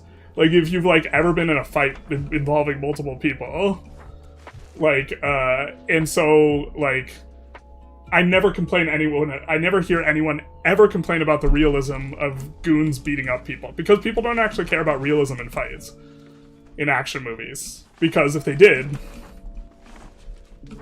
action movies would be way more grounded, and, like, you wouldn't have... The 2v1 is, like, catastrophic in terms of, like, your chances of winning. Like, it's real bad. Like, getting the drop on people and having more people, this is, like, the most straightforward way to win fights.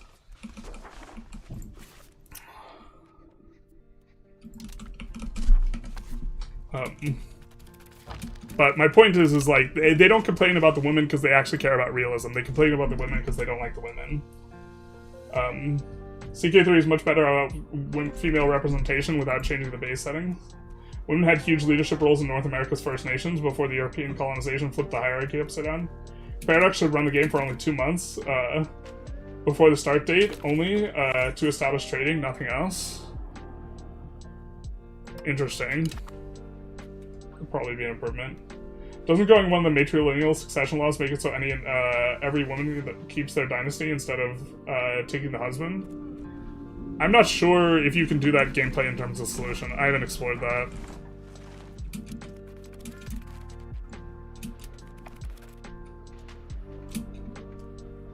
Can you say it again using the metric system now? The good system? Worst part of half the people complaining about this type of stuff is they actually believe what they're saying. Well, like, I mean, what they're saying is true, they just don't apply it consistently. Like, it's absolutely unrealistic that a woman that weighs 110 pounds beats up The Rock. But if you're going to care about that, because I don't care about that, because I mean, there's cyborgs in that movie, and like superhero movies, I like those. It's like, I don't care that it's unrealistic. It's true that it's unrealistic. I don't care.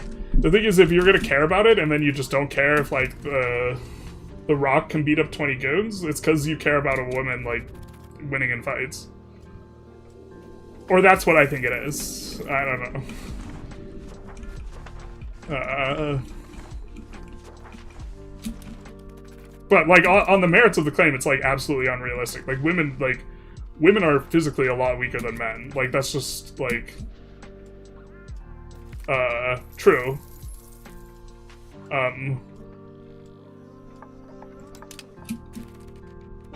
But, like, you also have, like, small-ass dudes beating up huge dudes in movies all the time, too, and nobody ever complains about that. I never, ever see complaints about that.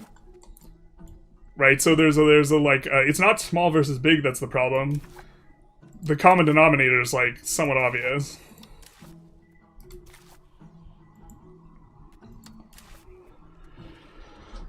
let's get out another one of these. Actually, I don't know if we want that. Minus privilege.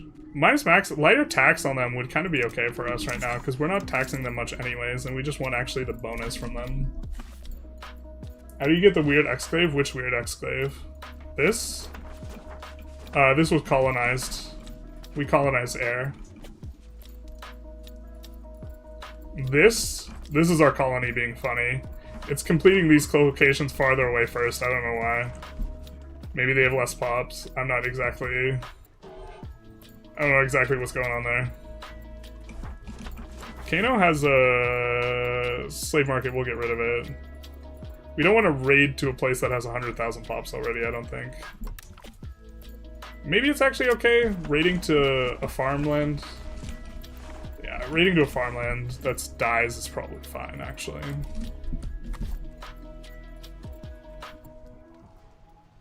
What the fuck is a pound? Sorry, 50 kilo woman beating up a 120 kilo man.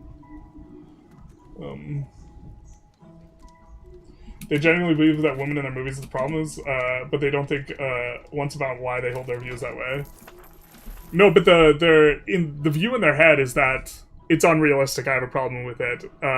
Like it's that I don't like. I don't like that it's a woman being the protagonist. Like, isn't the like explicit thought in their heads. I think it's worth giving the benefit of the doubt on that front at least. But like,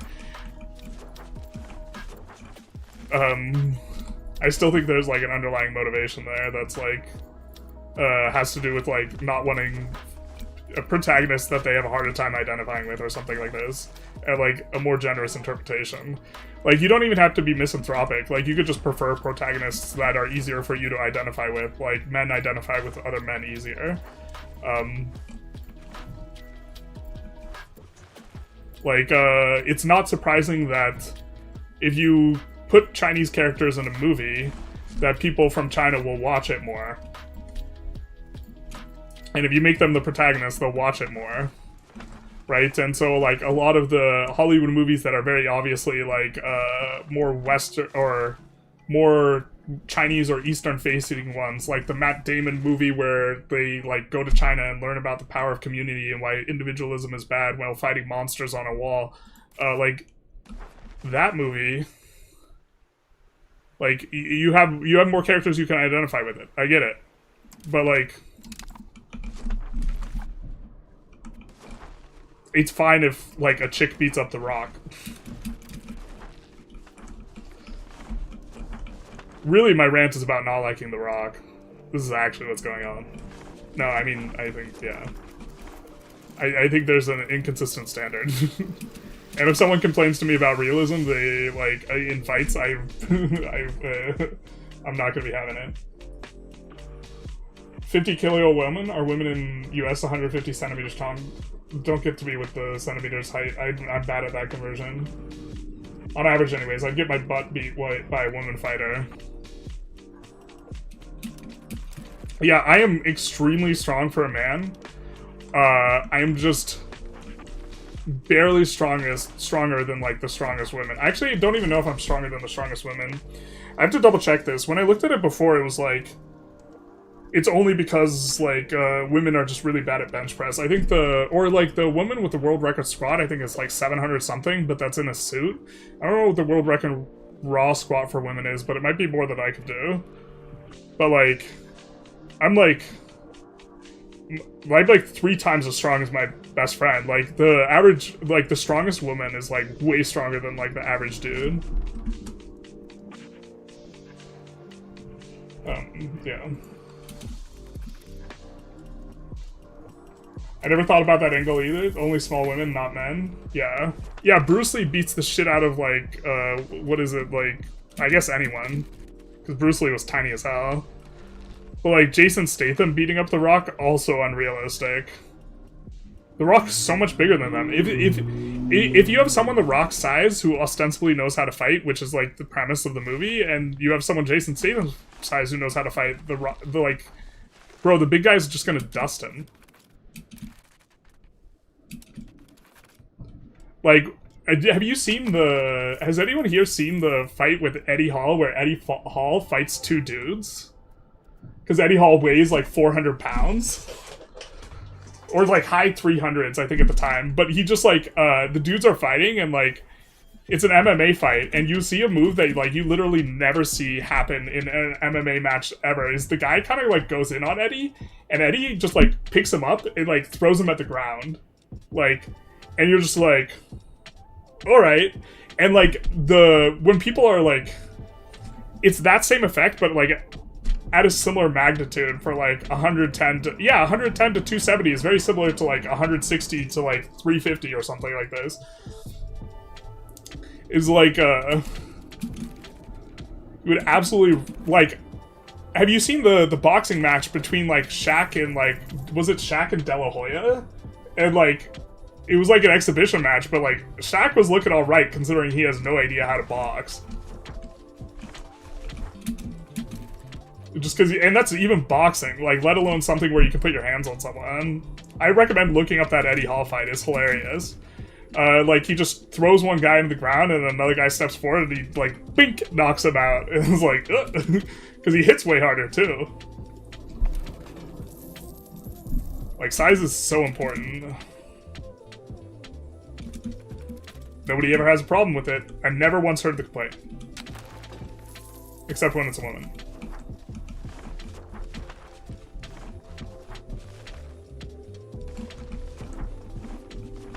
We already started colonizing that, yeah. We can probably afford another colony. Let's go Yao.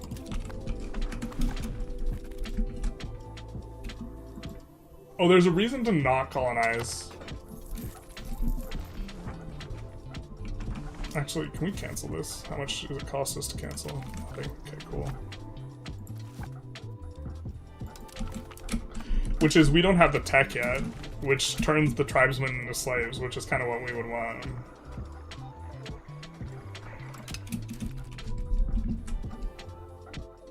I love women in my cabinet and changing non-exclusive succession as soon as I have a mid-air based. Some things break immersion easier than others. That's fine, but if you want to talk about how unrealistic something is, it's definitely more unrealistic that one guy could beat 20 guys who are professional like goons than like one really small person beats a bigger person. Both are really unrealistic.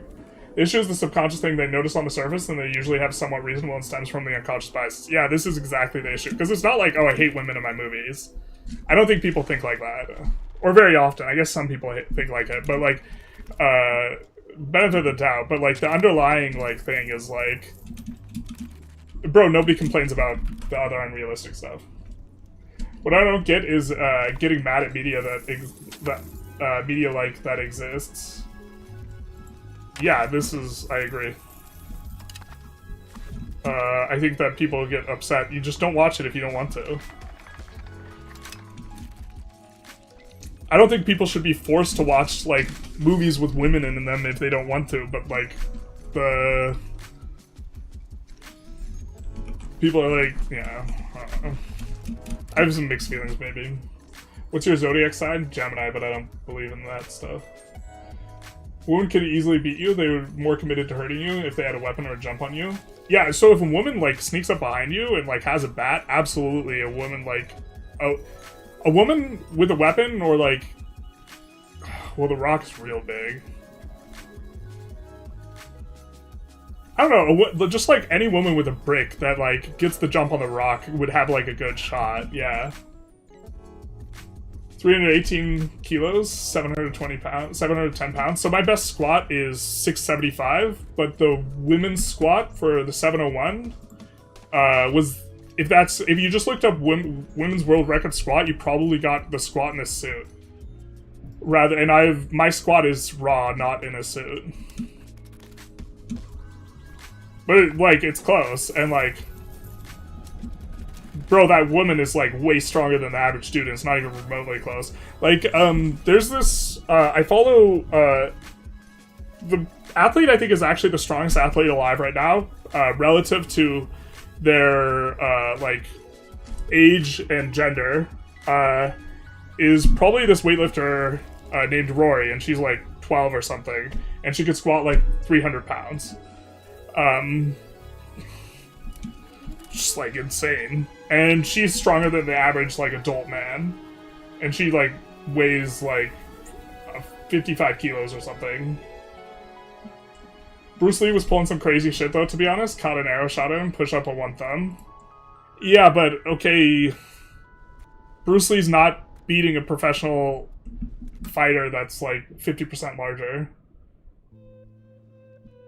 Calling Steven Seagal a fraud? I am absolutely calling Steven Seagal a fraud. A fraud and a bad actor. If you want to complain about Steven Seagal being in your movie and talk about it being unrealistic, I'm here for you. I'm your man. Steven Seagal annoys the shit out of me. Alright, I think that we will be able to probably get... Oh, we have to use this guy. A little bit more innovative here while we do this parliament. We don't mind tax exempting for these guys.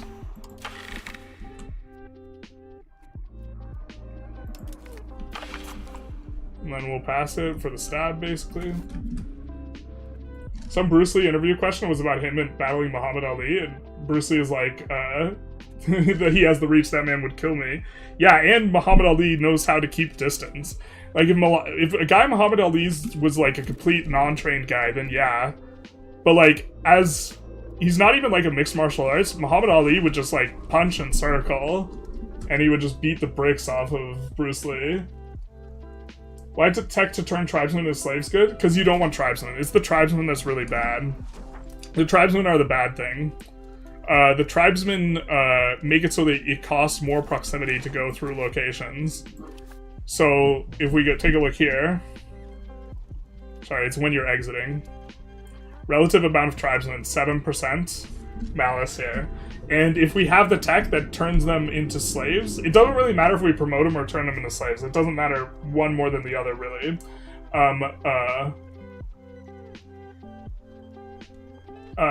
But slaves promote incredibly quickly, and they shuffle around where they're needed much better. And you just don't want them as tribesmen. A woman with a gun could probably take the rock, no diff. Yeah, 100%.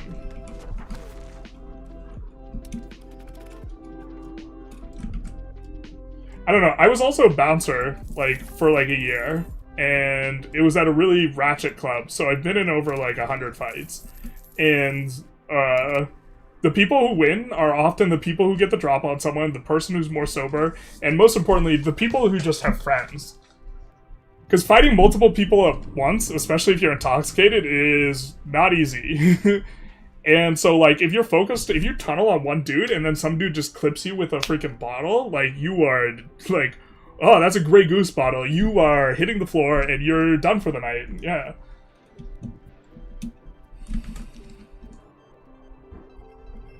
That much weight sounds like it could be bad for the body for someone who's still growing. Yeah, I've looked at actually quite extensively at, like, a lot of the studies. And while the studies don't ever show that it is not stunting growth, the real problem here is that all the studies around exercise have too small a sample size to show anything. The studies, when they've tried to investigate to see if it stunts growth, like lifting heavy weights, have failed to show that it stunts growth.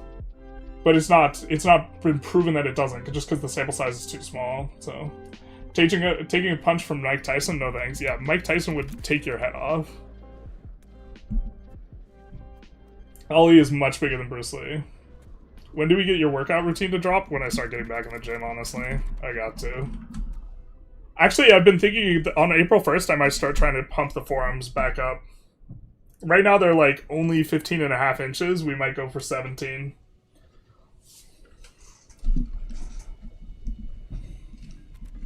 More fight scenes should use improvised weapons. Yeah, weapons are good.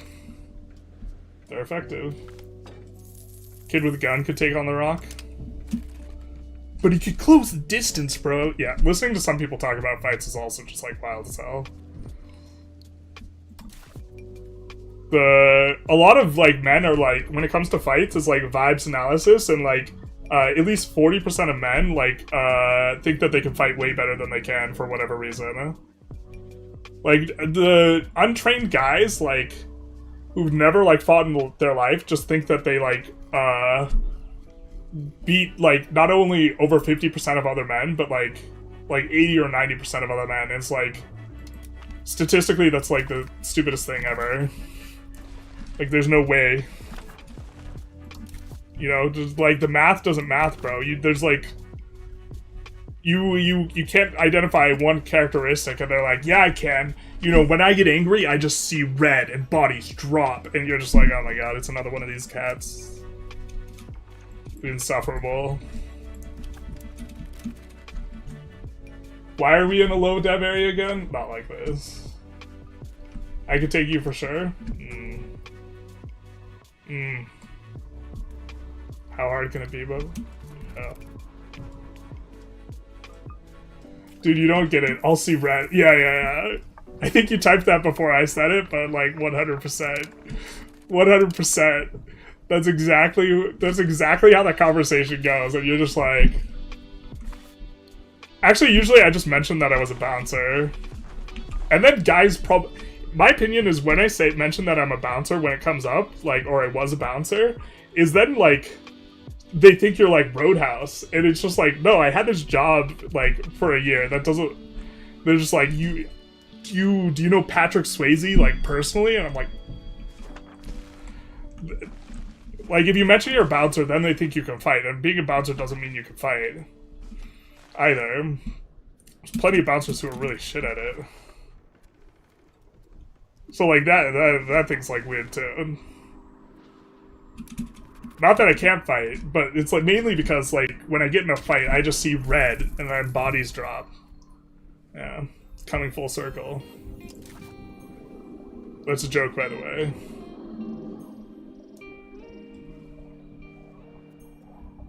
I think we didn't have,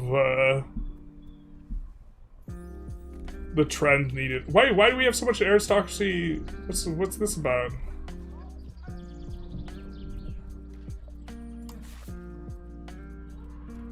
Okay, so we do want to change our law then.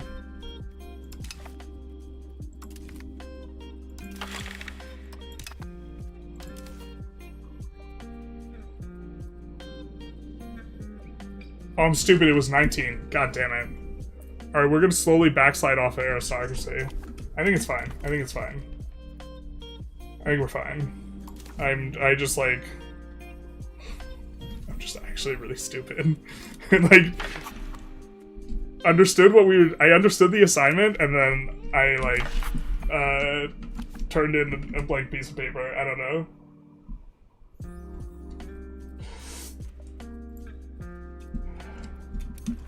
A lot of people think they can take a bullet and keep going. Yeah, you know, if you get shot, that shit's gonna really hurt. I've never been shot, but that's gonna fucking hurt a lot. There's no way that doesn't hurt, like, more than, like, anything. I could beat a shark attack, though. Yeah, it's like, what's the, like, how to keep a man entertained is just ask him what's the biggest animal he can take in a fight. As a species, humans are one of the worst animals at engaging in violence. The thing they're good at is running for forever. Like, the most effective hunting technique for humans is, like, through fatigue. Just chase the thing until it gets exhausted. Like, you don't want to fight an antelope. You don't want to catch those horns. Like, no sir.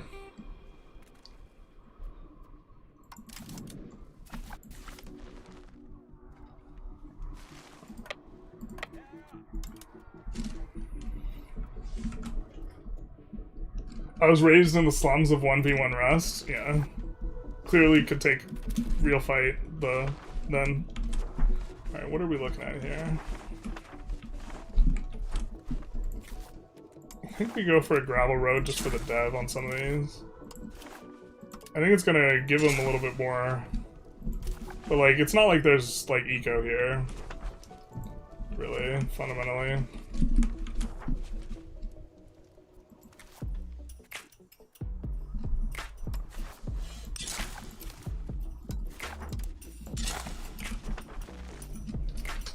Or very much of it.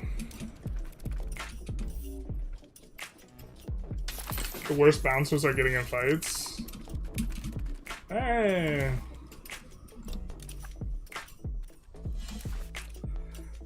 I think the amount of fights you get in has less to do with you, but yeah, ideally you de-escalate stuff beforehand and you cut people off before they get just actually completely gone. 80% of people think they're above average in most things. I mean, but like it's really bad for men in fighting. Like men really think that they can like fight when they have no reason to. Like if you did a couple years of BJJ, yeah, sure, probably over 50%. That's fine.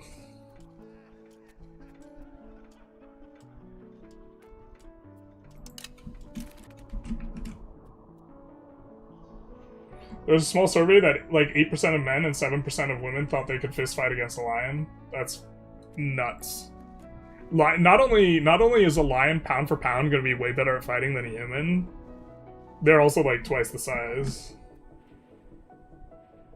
I've met smaller bouncers, a lot of it is attitude, or that's what they told me. I mean, a lot of the job, I guess. I don't necessarily have a disagreement with that. Yeah, like, I don't know, like if the attitude doesn't cut it, you just grab the people.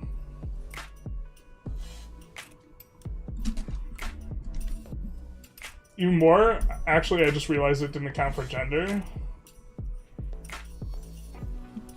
Oh, so 6% of people thought that they could beat a grizzly bear, so it's like 12% of men. Yeah, that's an insane statistic. Like, a grizzly bear's like head is like this big or some shit, and they could fit like their mouth around your skull. Yeah. Imagine shiny body, dropping body on some poor soul. Yeah, I mean, I wasn't this big when I was bouncing, but I was still big. I think I could beat an emperor penguin. I think that's a safe one. Yeah, I think you're onto something. I could beat a fish out of water. Even like dudes think that the common one dudes like think that they can fight that they probably can't as a chimp. You have to be a really strong ass dude, but chimps have incisors, dude. That's like they get a knife and you don't, basically. And they're pound for pound way stronger than you.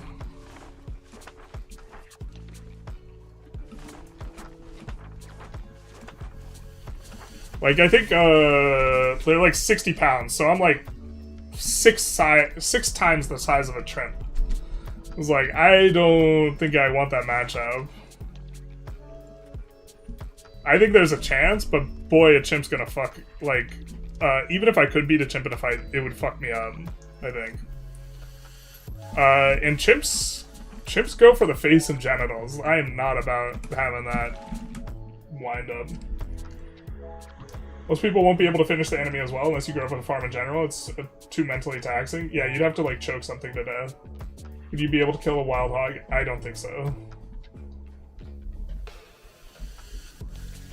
Any future first 50 in the pipeline? Not right now. I'm thinking the next one might be Ottomans, though. I haven't played a big country that actually has nice things for a while. Not allowed to have nice things, so it would be nice. We could give Sao all this. So we can flip it. Or sorry, this.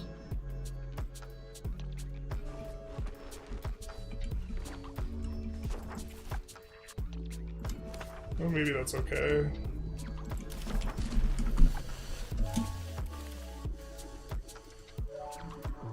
So we can convert it, or so we can annex and get to the iron earlier. The iron's kind of where the value's at. Think you could take a lion's insane? Yeah, just like... I think the biggest animal I think I could take to embarrass myself by engaging in the thought experiment is probably like a baboon. And baboons are like 40 pounds. I think that that's probably the most dangerous animal I could beat in a fight. I would not want to fight. I would much rather fight a humanoid than like a cat as well. I'm not trying to fight like no 40-pound cat. Black belt BJJ. Not sure about picking fights, especially around here in Brazil. Oh, absolutely. Like, you do not know who like knows how to fight too. Like, if someone knows how to fight, they'll dust up someone who doesn't know what they're doing. Like, there's a lot of like asymmetries that could be created.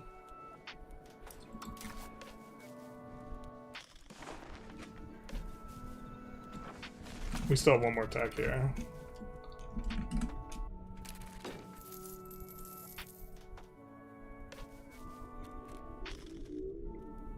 If a grizzly swats at you, you break in half, basically. And they're fucking fast, too. So, like, you're not running away from it. I don't know, you just cry. I forget, I forget, some of the bears you're supposed to be loud. I think it's not grizzlies. Can't remember if it's brown bear or black bear. One of them you're supposed to be loud, and the other one you're supposed to curl up in the fetal position. But you're not supposed to run against either of them because you're fucked.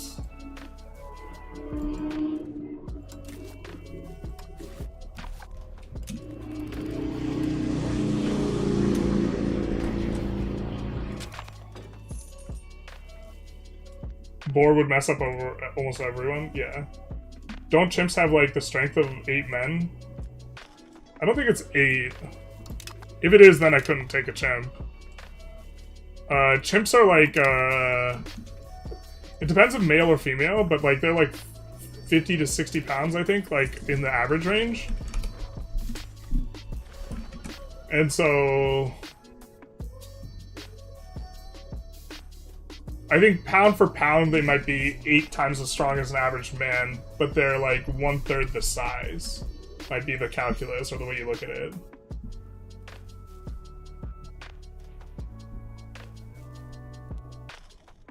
I could beat a malnourished lion. Now you're talking. Sharks, swear to God. There we go.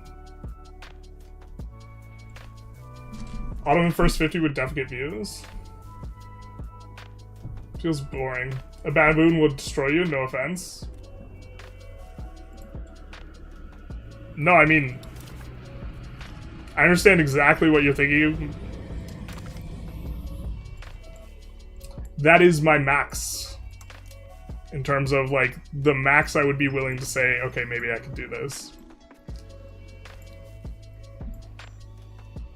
We want to pick this up too.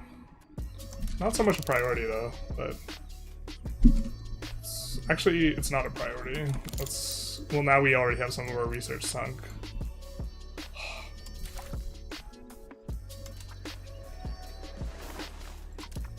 Getting the colonization thing's more the priority. But baboons are like, the big ones are 40 pounds. I'm nearly 10 times the size of a baboon. And their incisors aren't as massive. But maybe not.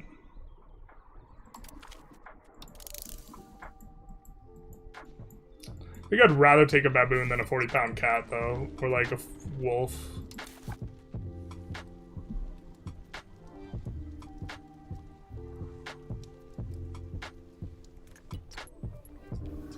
Then we will queue up the other things that we saw that we wanted. I like the sound of that.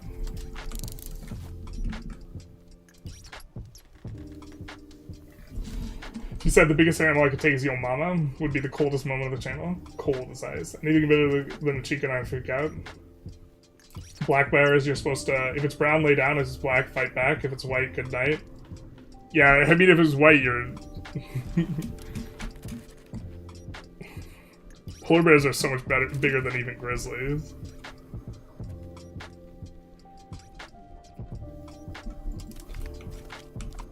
I'll put 200 opinion there. There has to be some of these guys we can annex now that makes sense. Yoruba we're gonna accept, but none of these guys do we have good enough relations with. Give me a sword or a spear, I'll take, I'd be a hell of a lot more confident. Yeah, I mean, if I had a spear, I'd be... I feel a lot better about a lot of those. But you don't have a spear, and a lot of those things have teeth.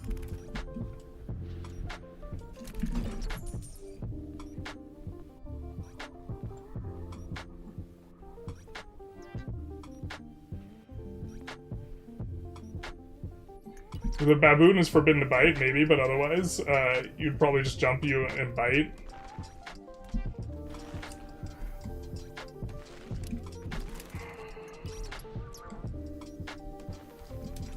No, I mean, I understand what you're saying. I'm just like, I just think I could take a baboon dog. Baboons aren't that big.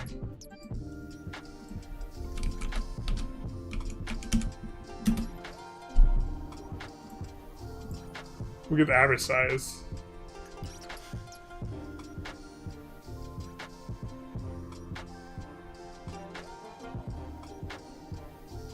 Oh, I could not take the top end of the range.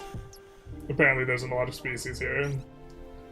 I would not take the max range baboon. I do not think I could do that. I think a 40-pound baboon. But there's 23 species.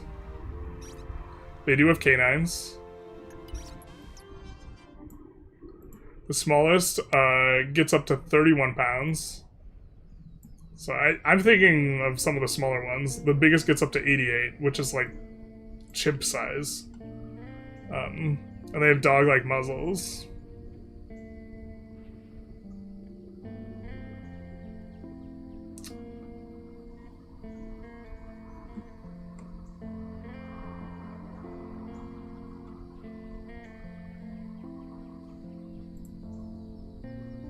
And that's what you have to deal with.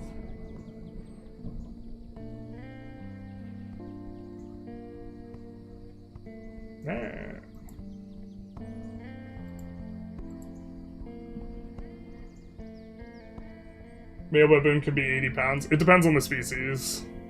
I know I've looked this up before and seen like the upper end of the range be like 40 pounds in whatever species of baboon I looked up. Or maybe I was at the zoo and like it showed like the range for that particular species. But you can deadlift more than a baboon? I could definitely deadlift more than a baboon. I'm definitely stronger than a baboon, but that's like... The problem is they have incisors and I don't. But we've descended into an example of the situation, which is that men think that they could take these animals in a fight. And I might just be an example of the very thing I made fun of. But I do think I could take a baboon. That's 40 pounds.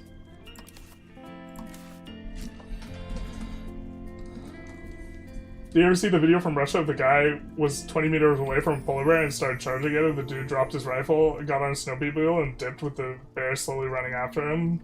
That's probably the correct decision. Rather fight a wolf than a baboon. Probably not winning either, but baboons are scary. I think I'd rather fight. Maybe that's an interesting question. Let's poll the chat, actually. I would rather fight, I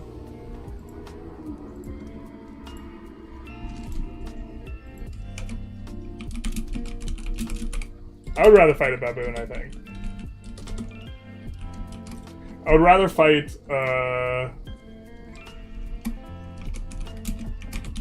40-pound wolf or 40-pound baboon.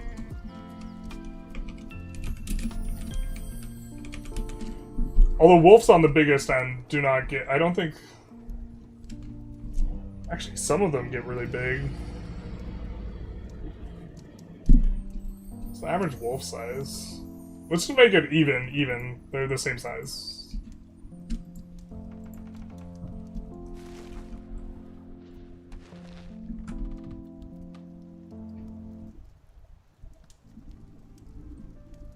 But I had this discussion with someone once, and it was they were regarding the baboons, and they thought like a baboon and a chimp was an equivalent thing, which is partially why I had looked up this stuff initially.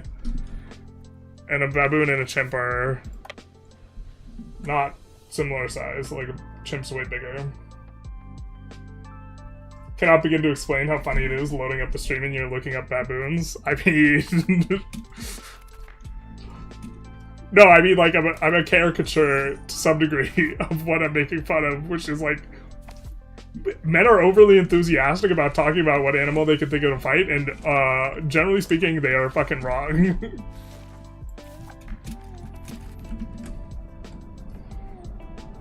If I haven't mentioned it, I've missed these long EU5 streams.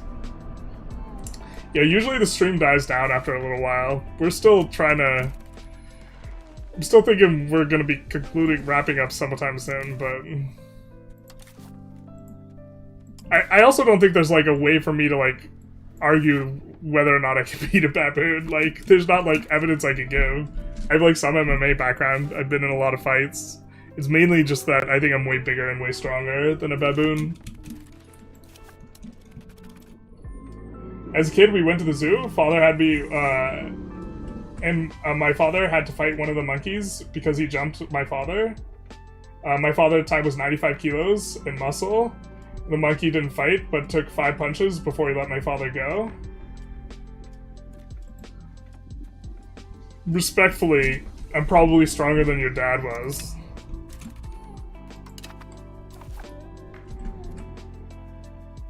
Because the average 95 kilo guy who's, like, lifts weights and is strong, I'm stronger than. That doesn't mean I can punch as hard, though. I don't know. That's a different thing, so.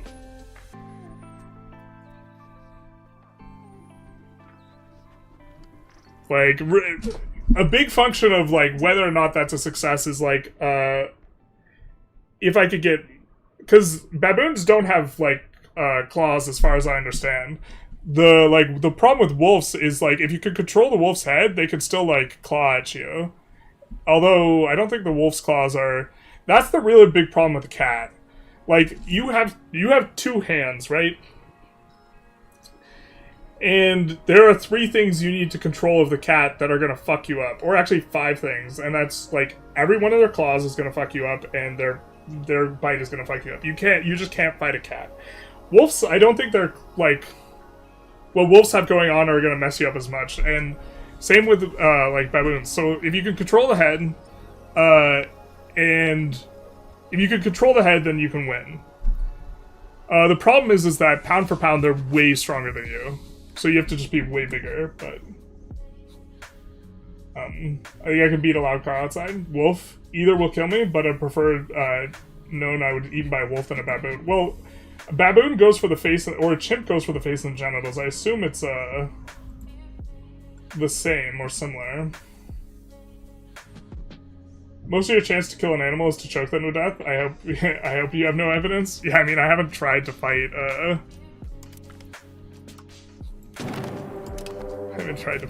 like... I would not be interested in testing my theory. We're going for, I think there's a... When I say I think it's the biggest animal I could take, I'm saying that I think it's an animal... The biggest animal I'd win over 50% of the time against. Not like, I 100% will always beat this animal. I'm saying that, like, this is the most aggressive estimate I could make. But I could be just fucking wrong, because, like, animals are... Them things be hanging. But, like, a cat is just, like, a whole nother thing. Like, I don't know, like, the thinking you could fight a lion is insane, because they just, like... There's, like... I don't know how to think my way through how that would possibly be, like, successful. Show us a CD that proves you could take on a baboon. I haven't played Vic 3 in almost a year. Which locations are good starts to learn? Let's start as Russia and release Ukraine. Ukraine is... And this isn't just, like, a pro-Ukraine thing, although I support Ukraine, but, like, Ukraine is the biggest tag that doesn't have any, like, explicit flavor content. It used to be Spain, but Spain got a bunch of content. So now I would play Ukraine, and you also have access to a bunch of resources you need, and you're not going to get a bunch of like weird events that are only relevant for the one nation you're playing right now, right? Stuff that you do will be germane. If it's 40-pound Grey Wolf, it's emaciated starving. Okay, maybe this is a stupid question then.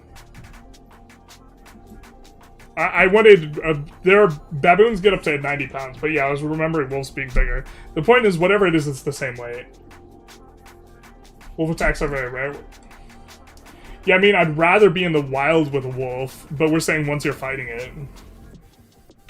I think the main issue is if you can handle the initial pain of bite scratches to leverage your weight and crush the baboon to the ground. Yes. Also, in theory, if I could get like a rear naked choke on the baboon, but I don't think that's happening. I don't think they're tall enough to get hooks in. So...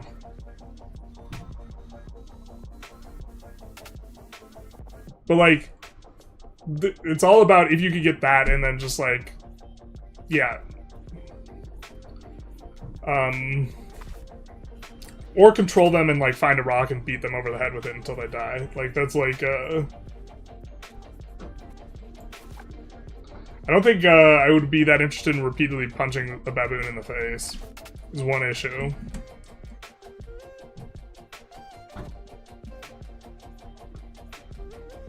Snapping the head, breaking the neck. I don't know if I could break a baboon's neck. I have a sneaking suspicion that on a pound-for-pound basis, baboons' neck muscles are a lot stronger than a human's.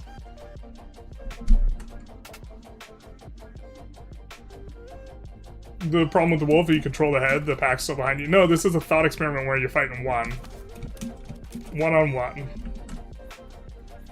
To say there's a pack is to reject the thought experiment. I think either kill you if get past your reach without you doing something. Yeah, if either one bites you on the throat, you're gonna be in. You're probably dead.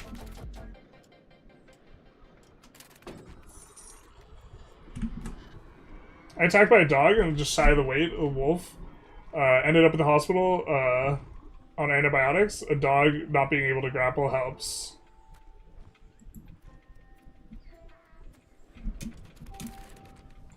I mean, I know people's, like... I haven't looked into baboon attacks and how humans do on average with them.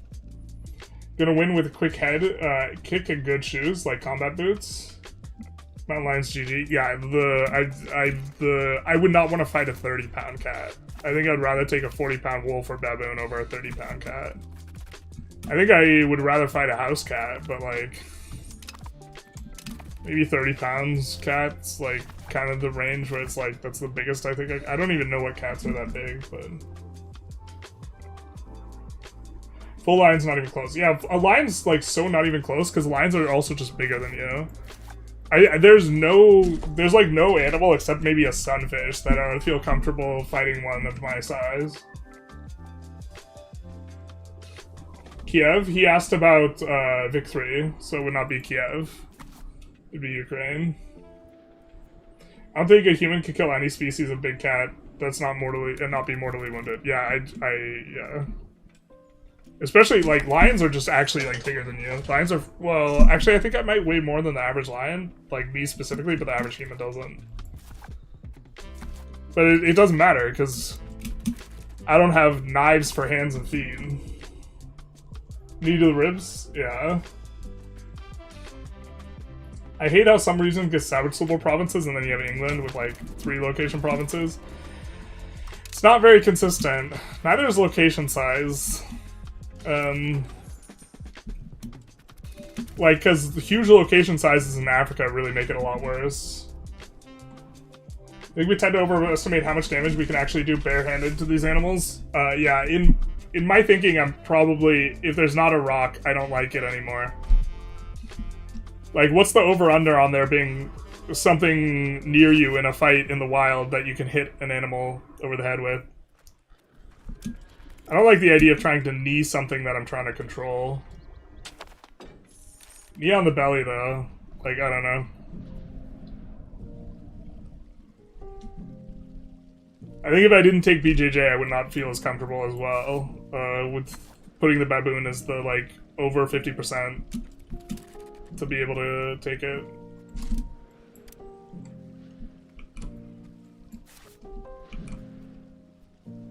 What's this about? Oh, wait. They're on our side, just kidding.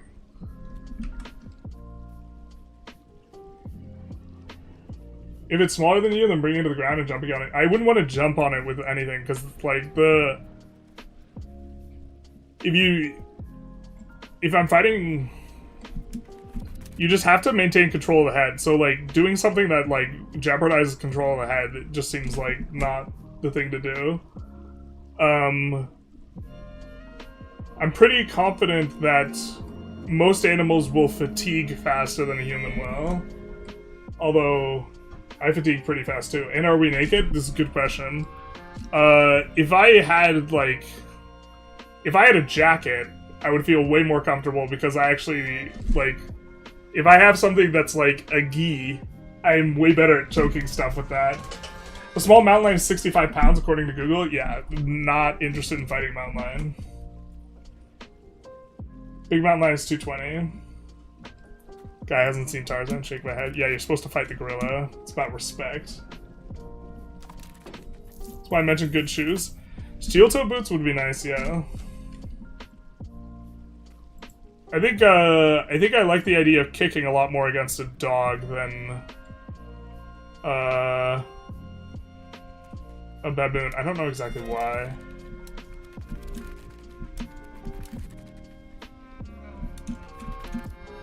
Bro, what if the baboon gets the jump on you, though? Terrible. What is the closest thing we have to a killing weapon? I don't think I would try and elbow a baboon. The problem is, like, I don't want them to bite my arm. There's a significant issue here. Is that the thing I'd be striking would be... maybe I don't beat a baboon. The teeth is the real issue, right? But that was always the issue.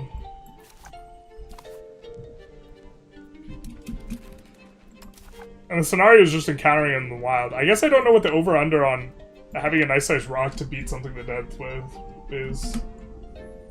Or what the odds of that are.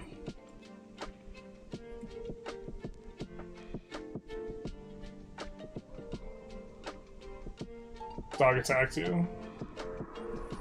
Some kids at the park started throwing sticks and rocks at a dog. A dog that escaped chased the kids. If you had a jacket, the claws would be stuck in, and the cat would just pull you towards itself. No, I'm talking about a baboon. A cat, I'm just dead. A cat, I'm fine with that. What if the baboon engages from a tree? Yeah, if either a baboon or... If a baboon gets the jump on me, I think I'm dead. Having the element of surprise is really valuable. I think that it helps that I think the baboon would go for my face and genitals rather than my throat. If I survived, I guess I would much rather fight a wolf than a baboon. Just because I assume baboons have the same target MO as chimps, which is going for face and genitals. I'll take teeth versus elbow. You have a lot of big, like if they bite and hit like a major artery or something, you're just like so toasted in your arm.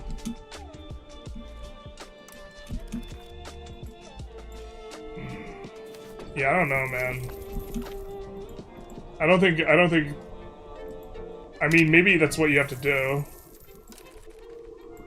Strategy maybe is just to try and gouge out their eyes. I don't know, but then you're not controlling the mouth as well anymore. If I could get a baboon on the ground with my knee on its belly, on its like sternum, then that would be the place to be. Maybe the thing to do would just be to try and get wrist control then, and just pull up on the wrists, and like try and just collapse its lungs. That probably wouldn't work. I don't know, I'm really fucking heavy though. You're heavier, the legs are stronger, the animal is also smaller and weaker bones. I think you'd have to hurt it instead of try to overpower it. In this scenario, the animal wants to fight to the death. Because in reality, if like, in reality, a baboon would not want to fight me. Just in general.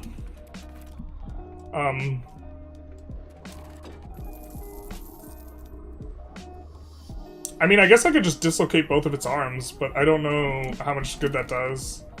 Actually, that's probably would.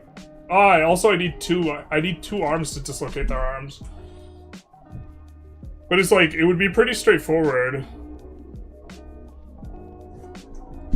It would be if I could get, I guess that'd be the control the head, try and get knee on the belly, and then like dislocate both the arms, and then see from there. Dislocate the wolf's jaw and you win. Yeah, I don't know wolf anatomy as well. Back to EU5 for a second. Is the play for Portugal to move the capital to Sevilla? No, I don't like Sevilla anymore. I think I like this. I think I like Cadiz. You won't get 0 exit cost on Sevilla. Cadiz you will. Lisbon is also decent. Up to like 130% when you figure out, well, 100% once you get like the gov reforms, 100% versus 105 is not going to make that big a difference, but Lisbon starts off with 105. Yeah, in reality, most animals are scared. Yeah, if an animal doesn't recognize you as a prey animal, or like an animal it competes with for like mates or whatever, it's not going to want to fight you, and then it sees how big you are, they're just going to be like, nah. Like, even if you're not way bigger than it, it like doesn't want to... Animals don't want to take risks, especially predators. Predators are unlikely to attack you because if a prey animal attacks you and gets away with some wounds, they can still like scavenge and eat for the most part. But if a predator gets wounded, usually that means they starve to death. So predators really don't like to fuck with something they don't know what it is.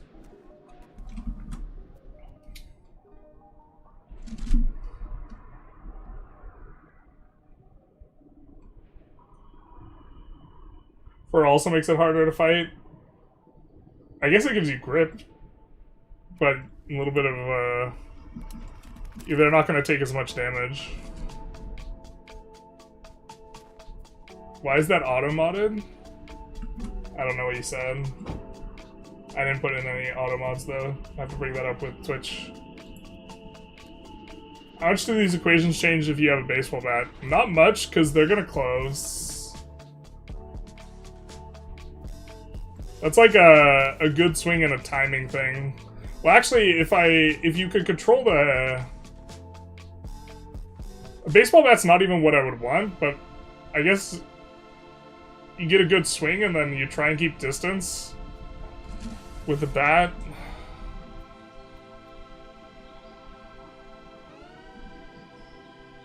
The thing is, the number one priority is like keeping the teeth off you.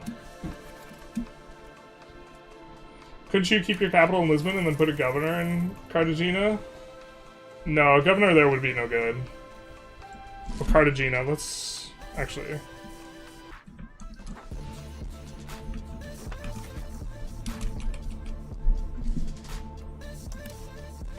Oh yeah, that'd be fine. That'd be good.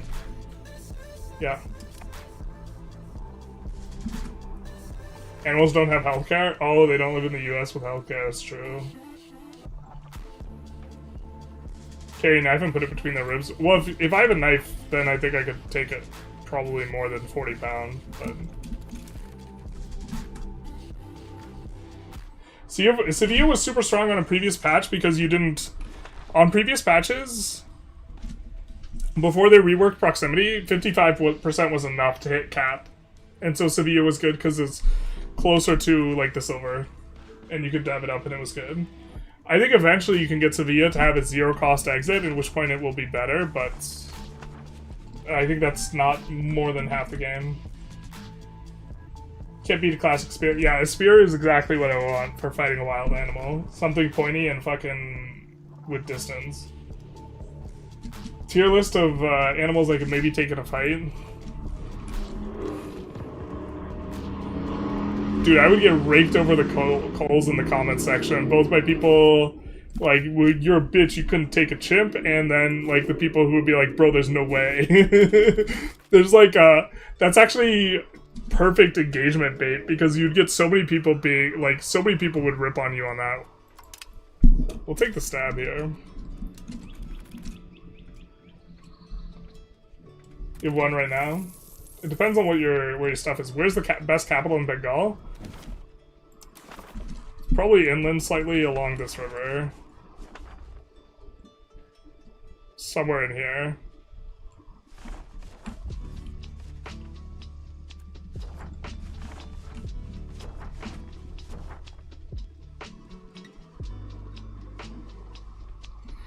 If you are doing the one area challenge, though, it's going to be more central, probably.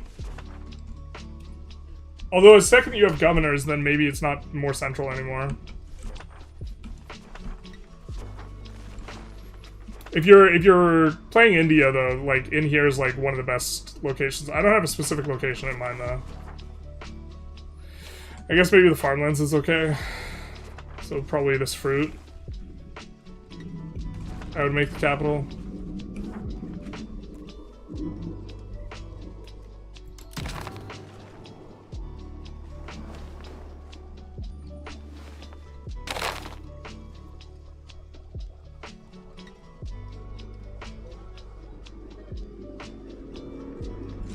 What is the zero cost exit? So when you... Can we look at their proximity? We can. So when they're going out, or sorry, when from Cora de Rio, when they're coming out, this costs 8. It costs 8 because it's leaving out the river, because this is where the river ends. And some places that have enough, if you have a 150% total harbor capacity, because you could get some from buildings and stuff, then you can get to exit out for this for 0.00 or 0.01.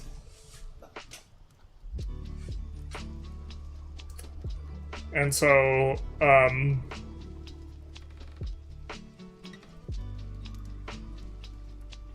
you're trying to be able to do that with your, like, naval governor and proximity pushers. Yeah, zero cost exit on the procs. What we're thinking. I think we're gonna call it a stream once we finish up this war. I don't think we'll have enough pops to flip, unfortunately. I don't think we could grab enough. But I think we're gonna grab and hold on to at least Niani. The bare minimum for this war, so we do have to occupy it.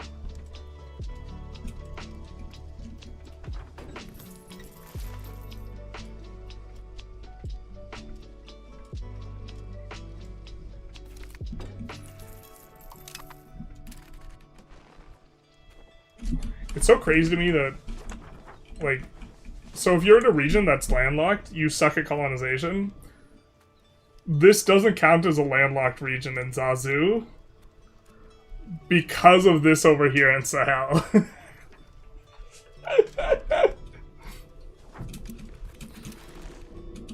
It's like the weirdest shape-ish.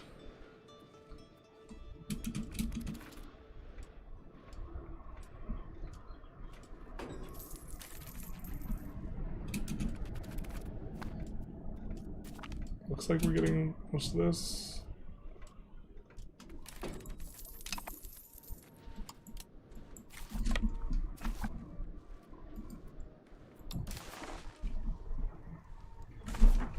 We want to mainly take the Mendinga stuff as well. But we don't want to take...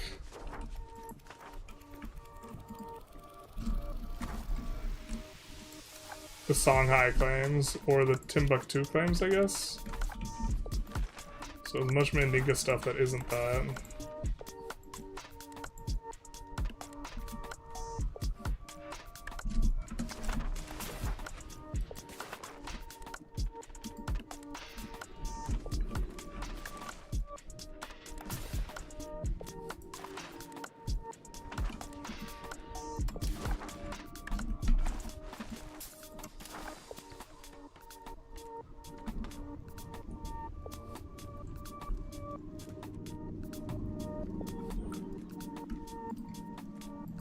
Unless we can just annex Mali. I don't think we can. We cannot. 2 wars from now we could. We would be able to. Do they have maps that we don't have?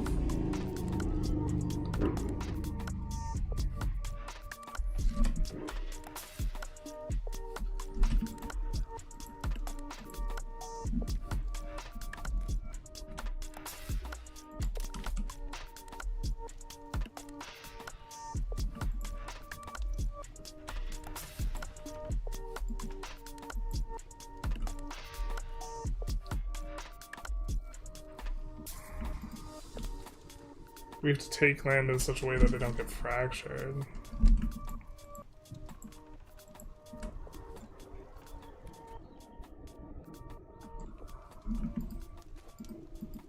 And that's gonna be kind of a pain in the ass.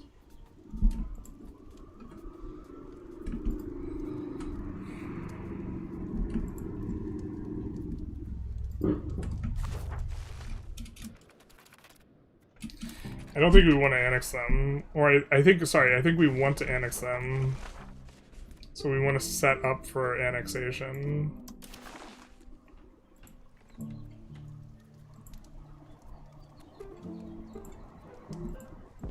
We're gonna have to do some janky ass, like, not full provinces type stuff.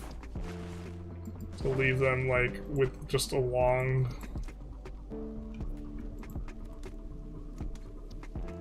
thing. There's one long strip of locations. God, this is such a stupid.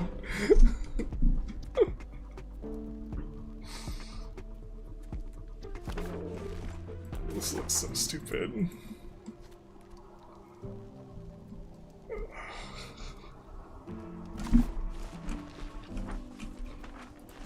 It looks stupid because it is stupid.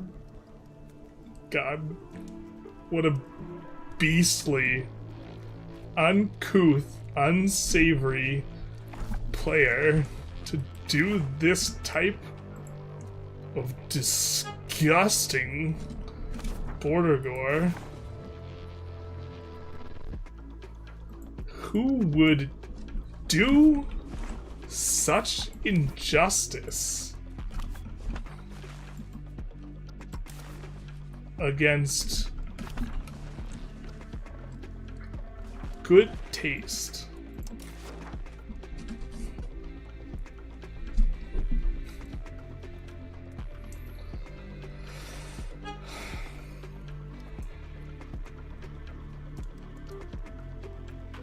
God, this is insanity.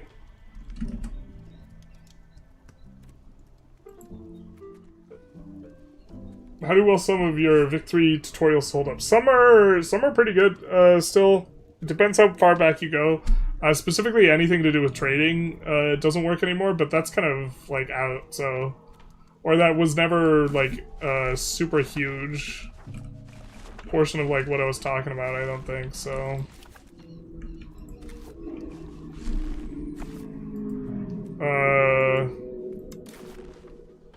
Like, the video on, like,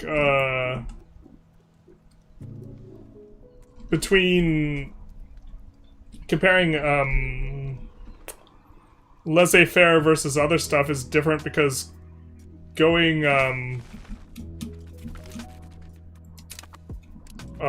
government ownership was buffed a couple times, but I still think it's probably bad, but it's more complicated.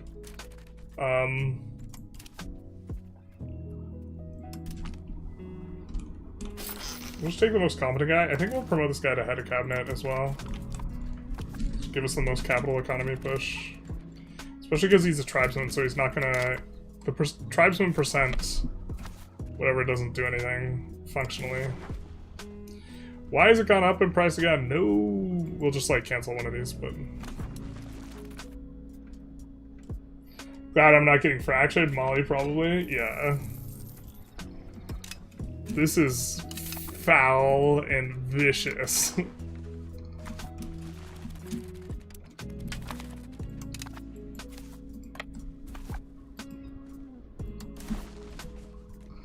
wherever wherever his ass gets exiled to is like, that's not gonna have good proximity, whatever that is. They make the game better in terms of performance. Vic 3 has had a performance improvement like every patch for the past like 5 patches. I think. If you're talking about EU5, I would recommend faster Universalis.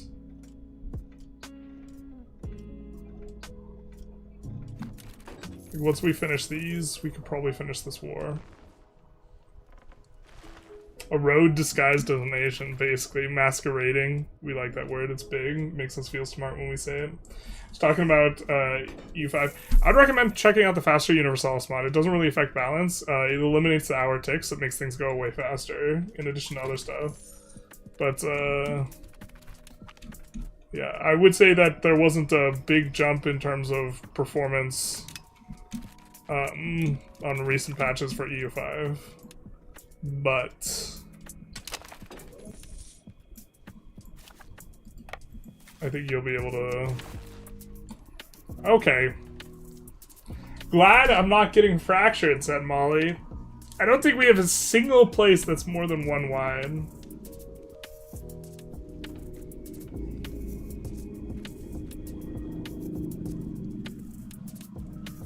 That's not a subject. We don't want to grab stuff that's subject land, because then we won't be able to exit. We want to let his colony finish too. So gross.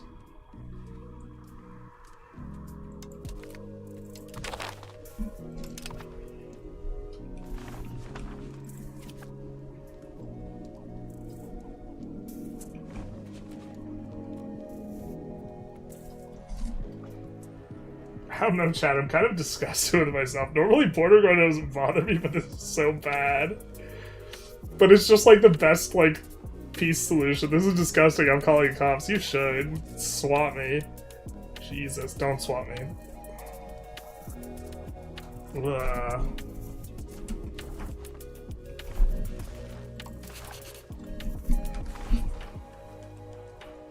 This is so bad. This is so ugly. What have we done? It was just the best peace deal we could. I was just following orders.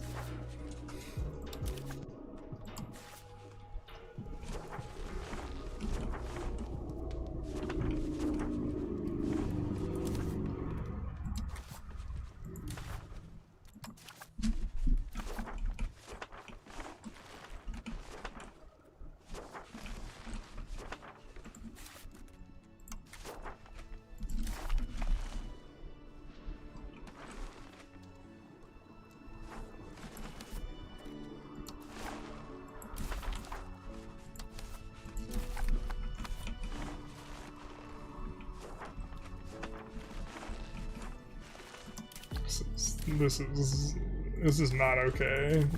I like regret this. Can we give him his land back?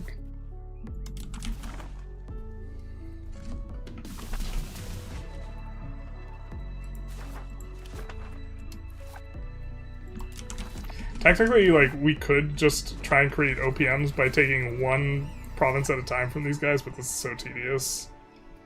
And I think it's like, it's a bridge too far.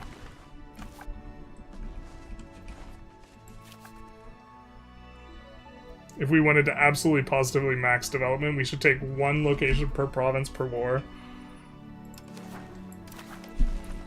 Interesting thought experiment. I think there was a content creator who did it. I think it was Playmakers messing around with that.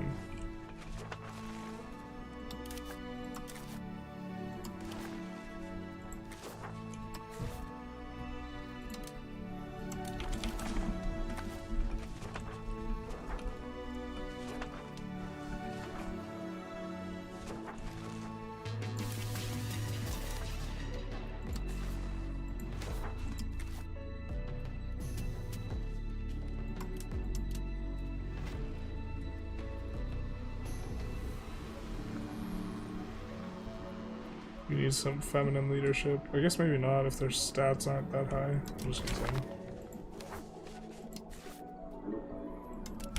What have I done though, chat?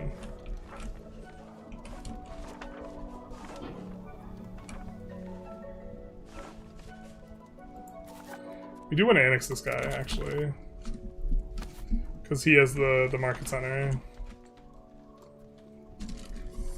What have we done? Seeing this is giving me OCD. Yeah, this is foul. The shame. What am I looking at? Something that I deserve to get cancelled over, honestly. Look at the Mali Empire's borders. So if we took any full provinces, basically, we would leave them fragmented. So we took a bunch of partial provinces. Because we don't want to take any of their subjects, because we will get all their subjects as our subjects when we annex them. Bohemia's dying your game without you thumbing their pie. Yippee, it's 1420 no less. Just sound off. The simulation is improving. We're making it. We made it. Will we ever get this masonry price down? I don't know. I think that's a question for next episode, though. Here we have really kind of cemented our control over sub-Saharan Africa. Report him to Spain. We need an inquisition. You're right. So true, bestie. And I think we're poised also to get a lot of colonization going. This will continue to be, like, the issue we have is dev. We're dev provincing here. And we're coming up a decent clip here. But I think that realistically, like, we would be thinking of moving our capital here. But next episode, I think or next session, we maybe will be able to form Mali, and then we can form Sokoto.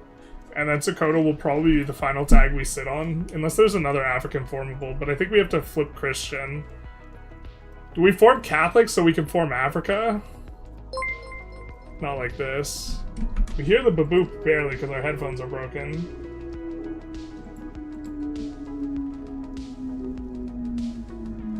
Kilroy Sanchez, thank you for the follow, much appreciated. So, but making a decent chunk of money though. We do have to get on these annexations. We've kind of been dragging our feet a little bit because we don't want to annex Hausa stuff until we flip Mandinka. It'll be a big stab, kind of a couple big stab hits. So we gotta flip Mandinka and then back to Hausa. Oh, we should have humiliated them. What are we doing?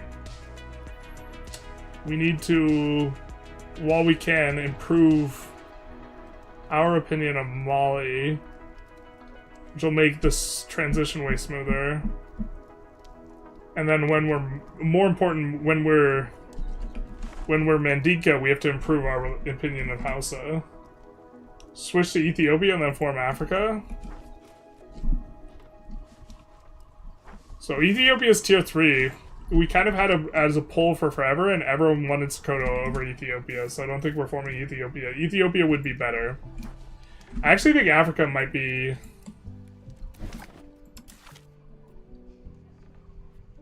I think we have to be Catholic, which, okay, that's already a non-starter, but we'll just save and then change the game rules, and...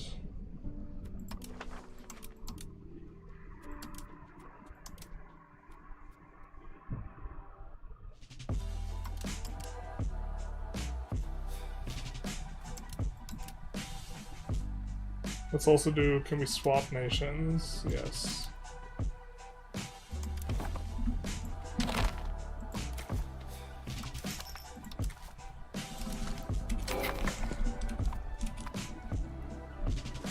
Oh, look at Tunis go! Bro, Tunis is gonna form Carthage.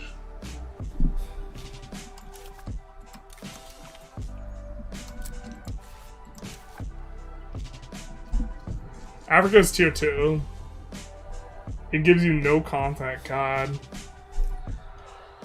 Give us a tier 4 Africa formable. How many game years will it take to surpass Europe in dev? I don't know. A really big amount, considering that we have flat 0.03 and then an additional 0.04.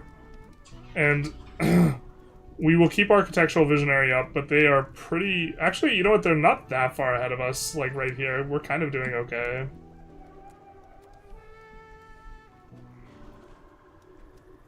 I'm just kidding, the AI sucks balls at developing.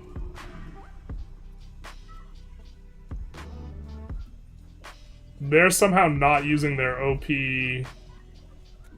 tech or law. It'll take a while still. I mean, the big problem is all this area that's not yet colonized is going to be super low, so we'll just have like one pocket. So, I mean, maybe we do end up having governor here, and then capital in Egypt, and then governor over here, and this is the way to play it.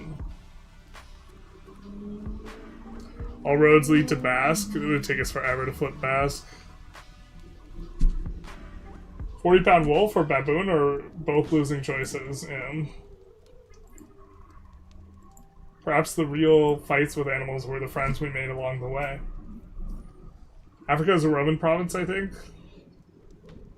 Should it require Catholic then?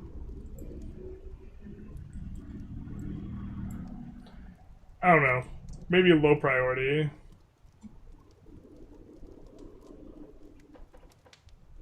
Let's see who's playing EU5. We can maybe throw them a raid. Oh wow, Generalist Gaming. Wow, he's so handsome. He's so hot right now, Hansel. Or Hansel, he's so hot right now. There we go. First look at Europe Universalis 5. We want to see someone has 1600s Hungary playthrough. I think we're gonna raid them. Oh, and they have a tiny ball as their, like, what's it called? VTuber thing? Hell yeah. We're also gonna post the link to the YouTubers. They've disabled raids. Son of a bitch. Son of a bitch.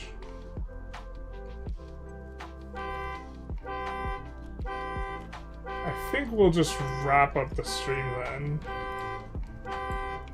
Shiny hottest among baboons.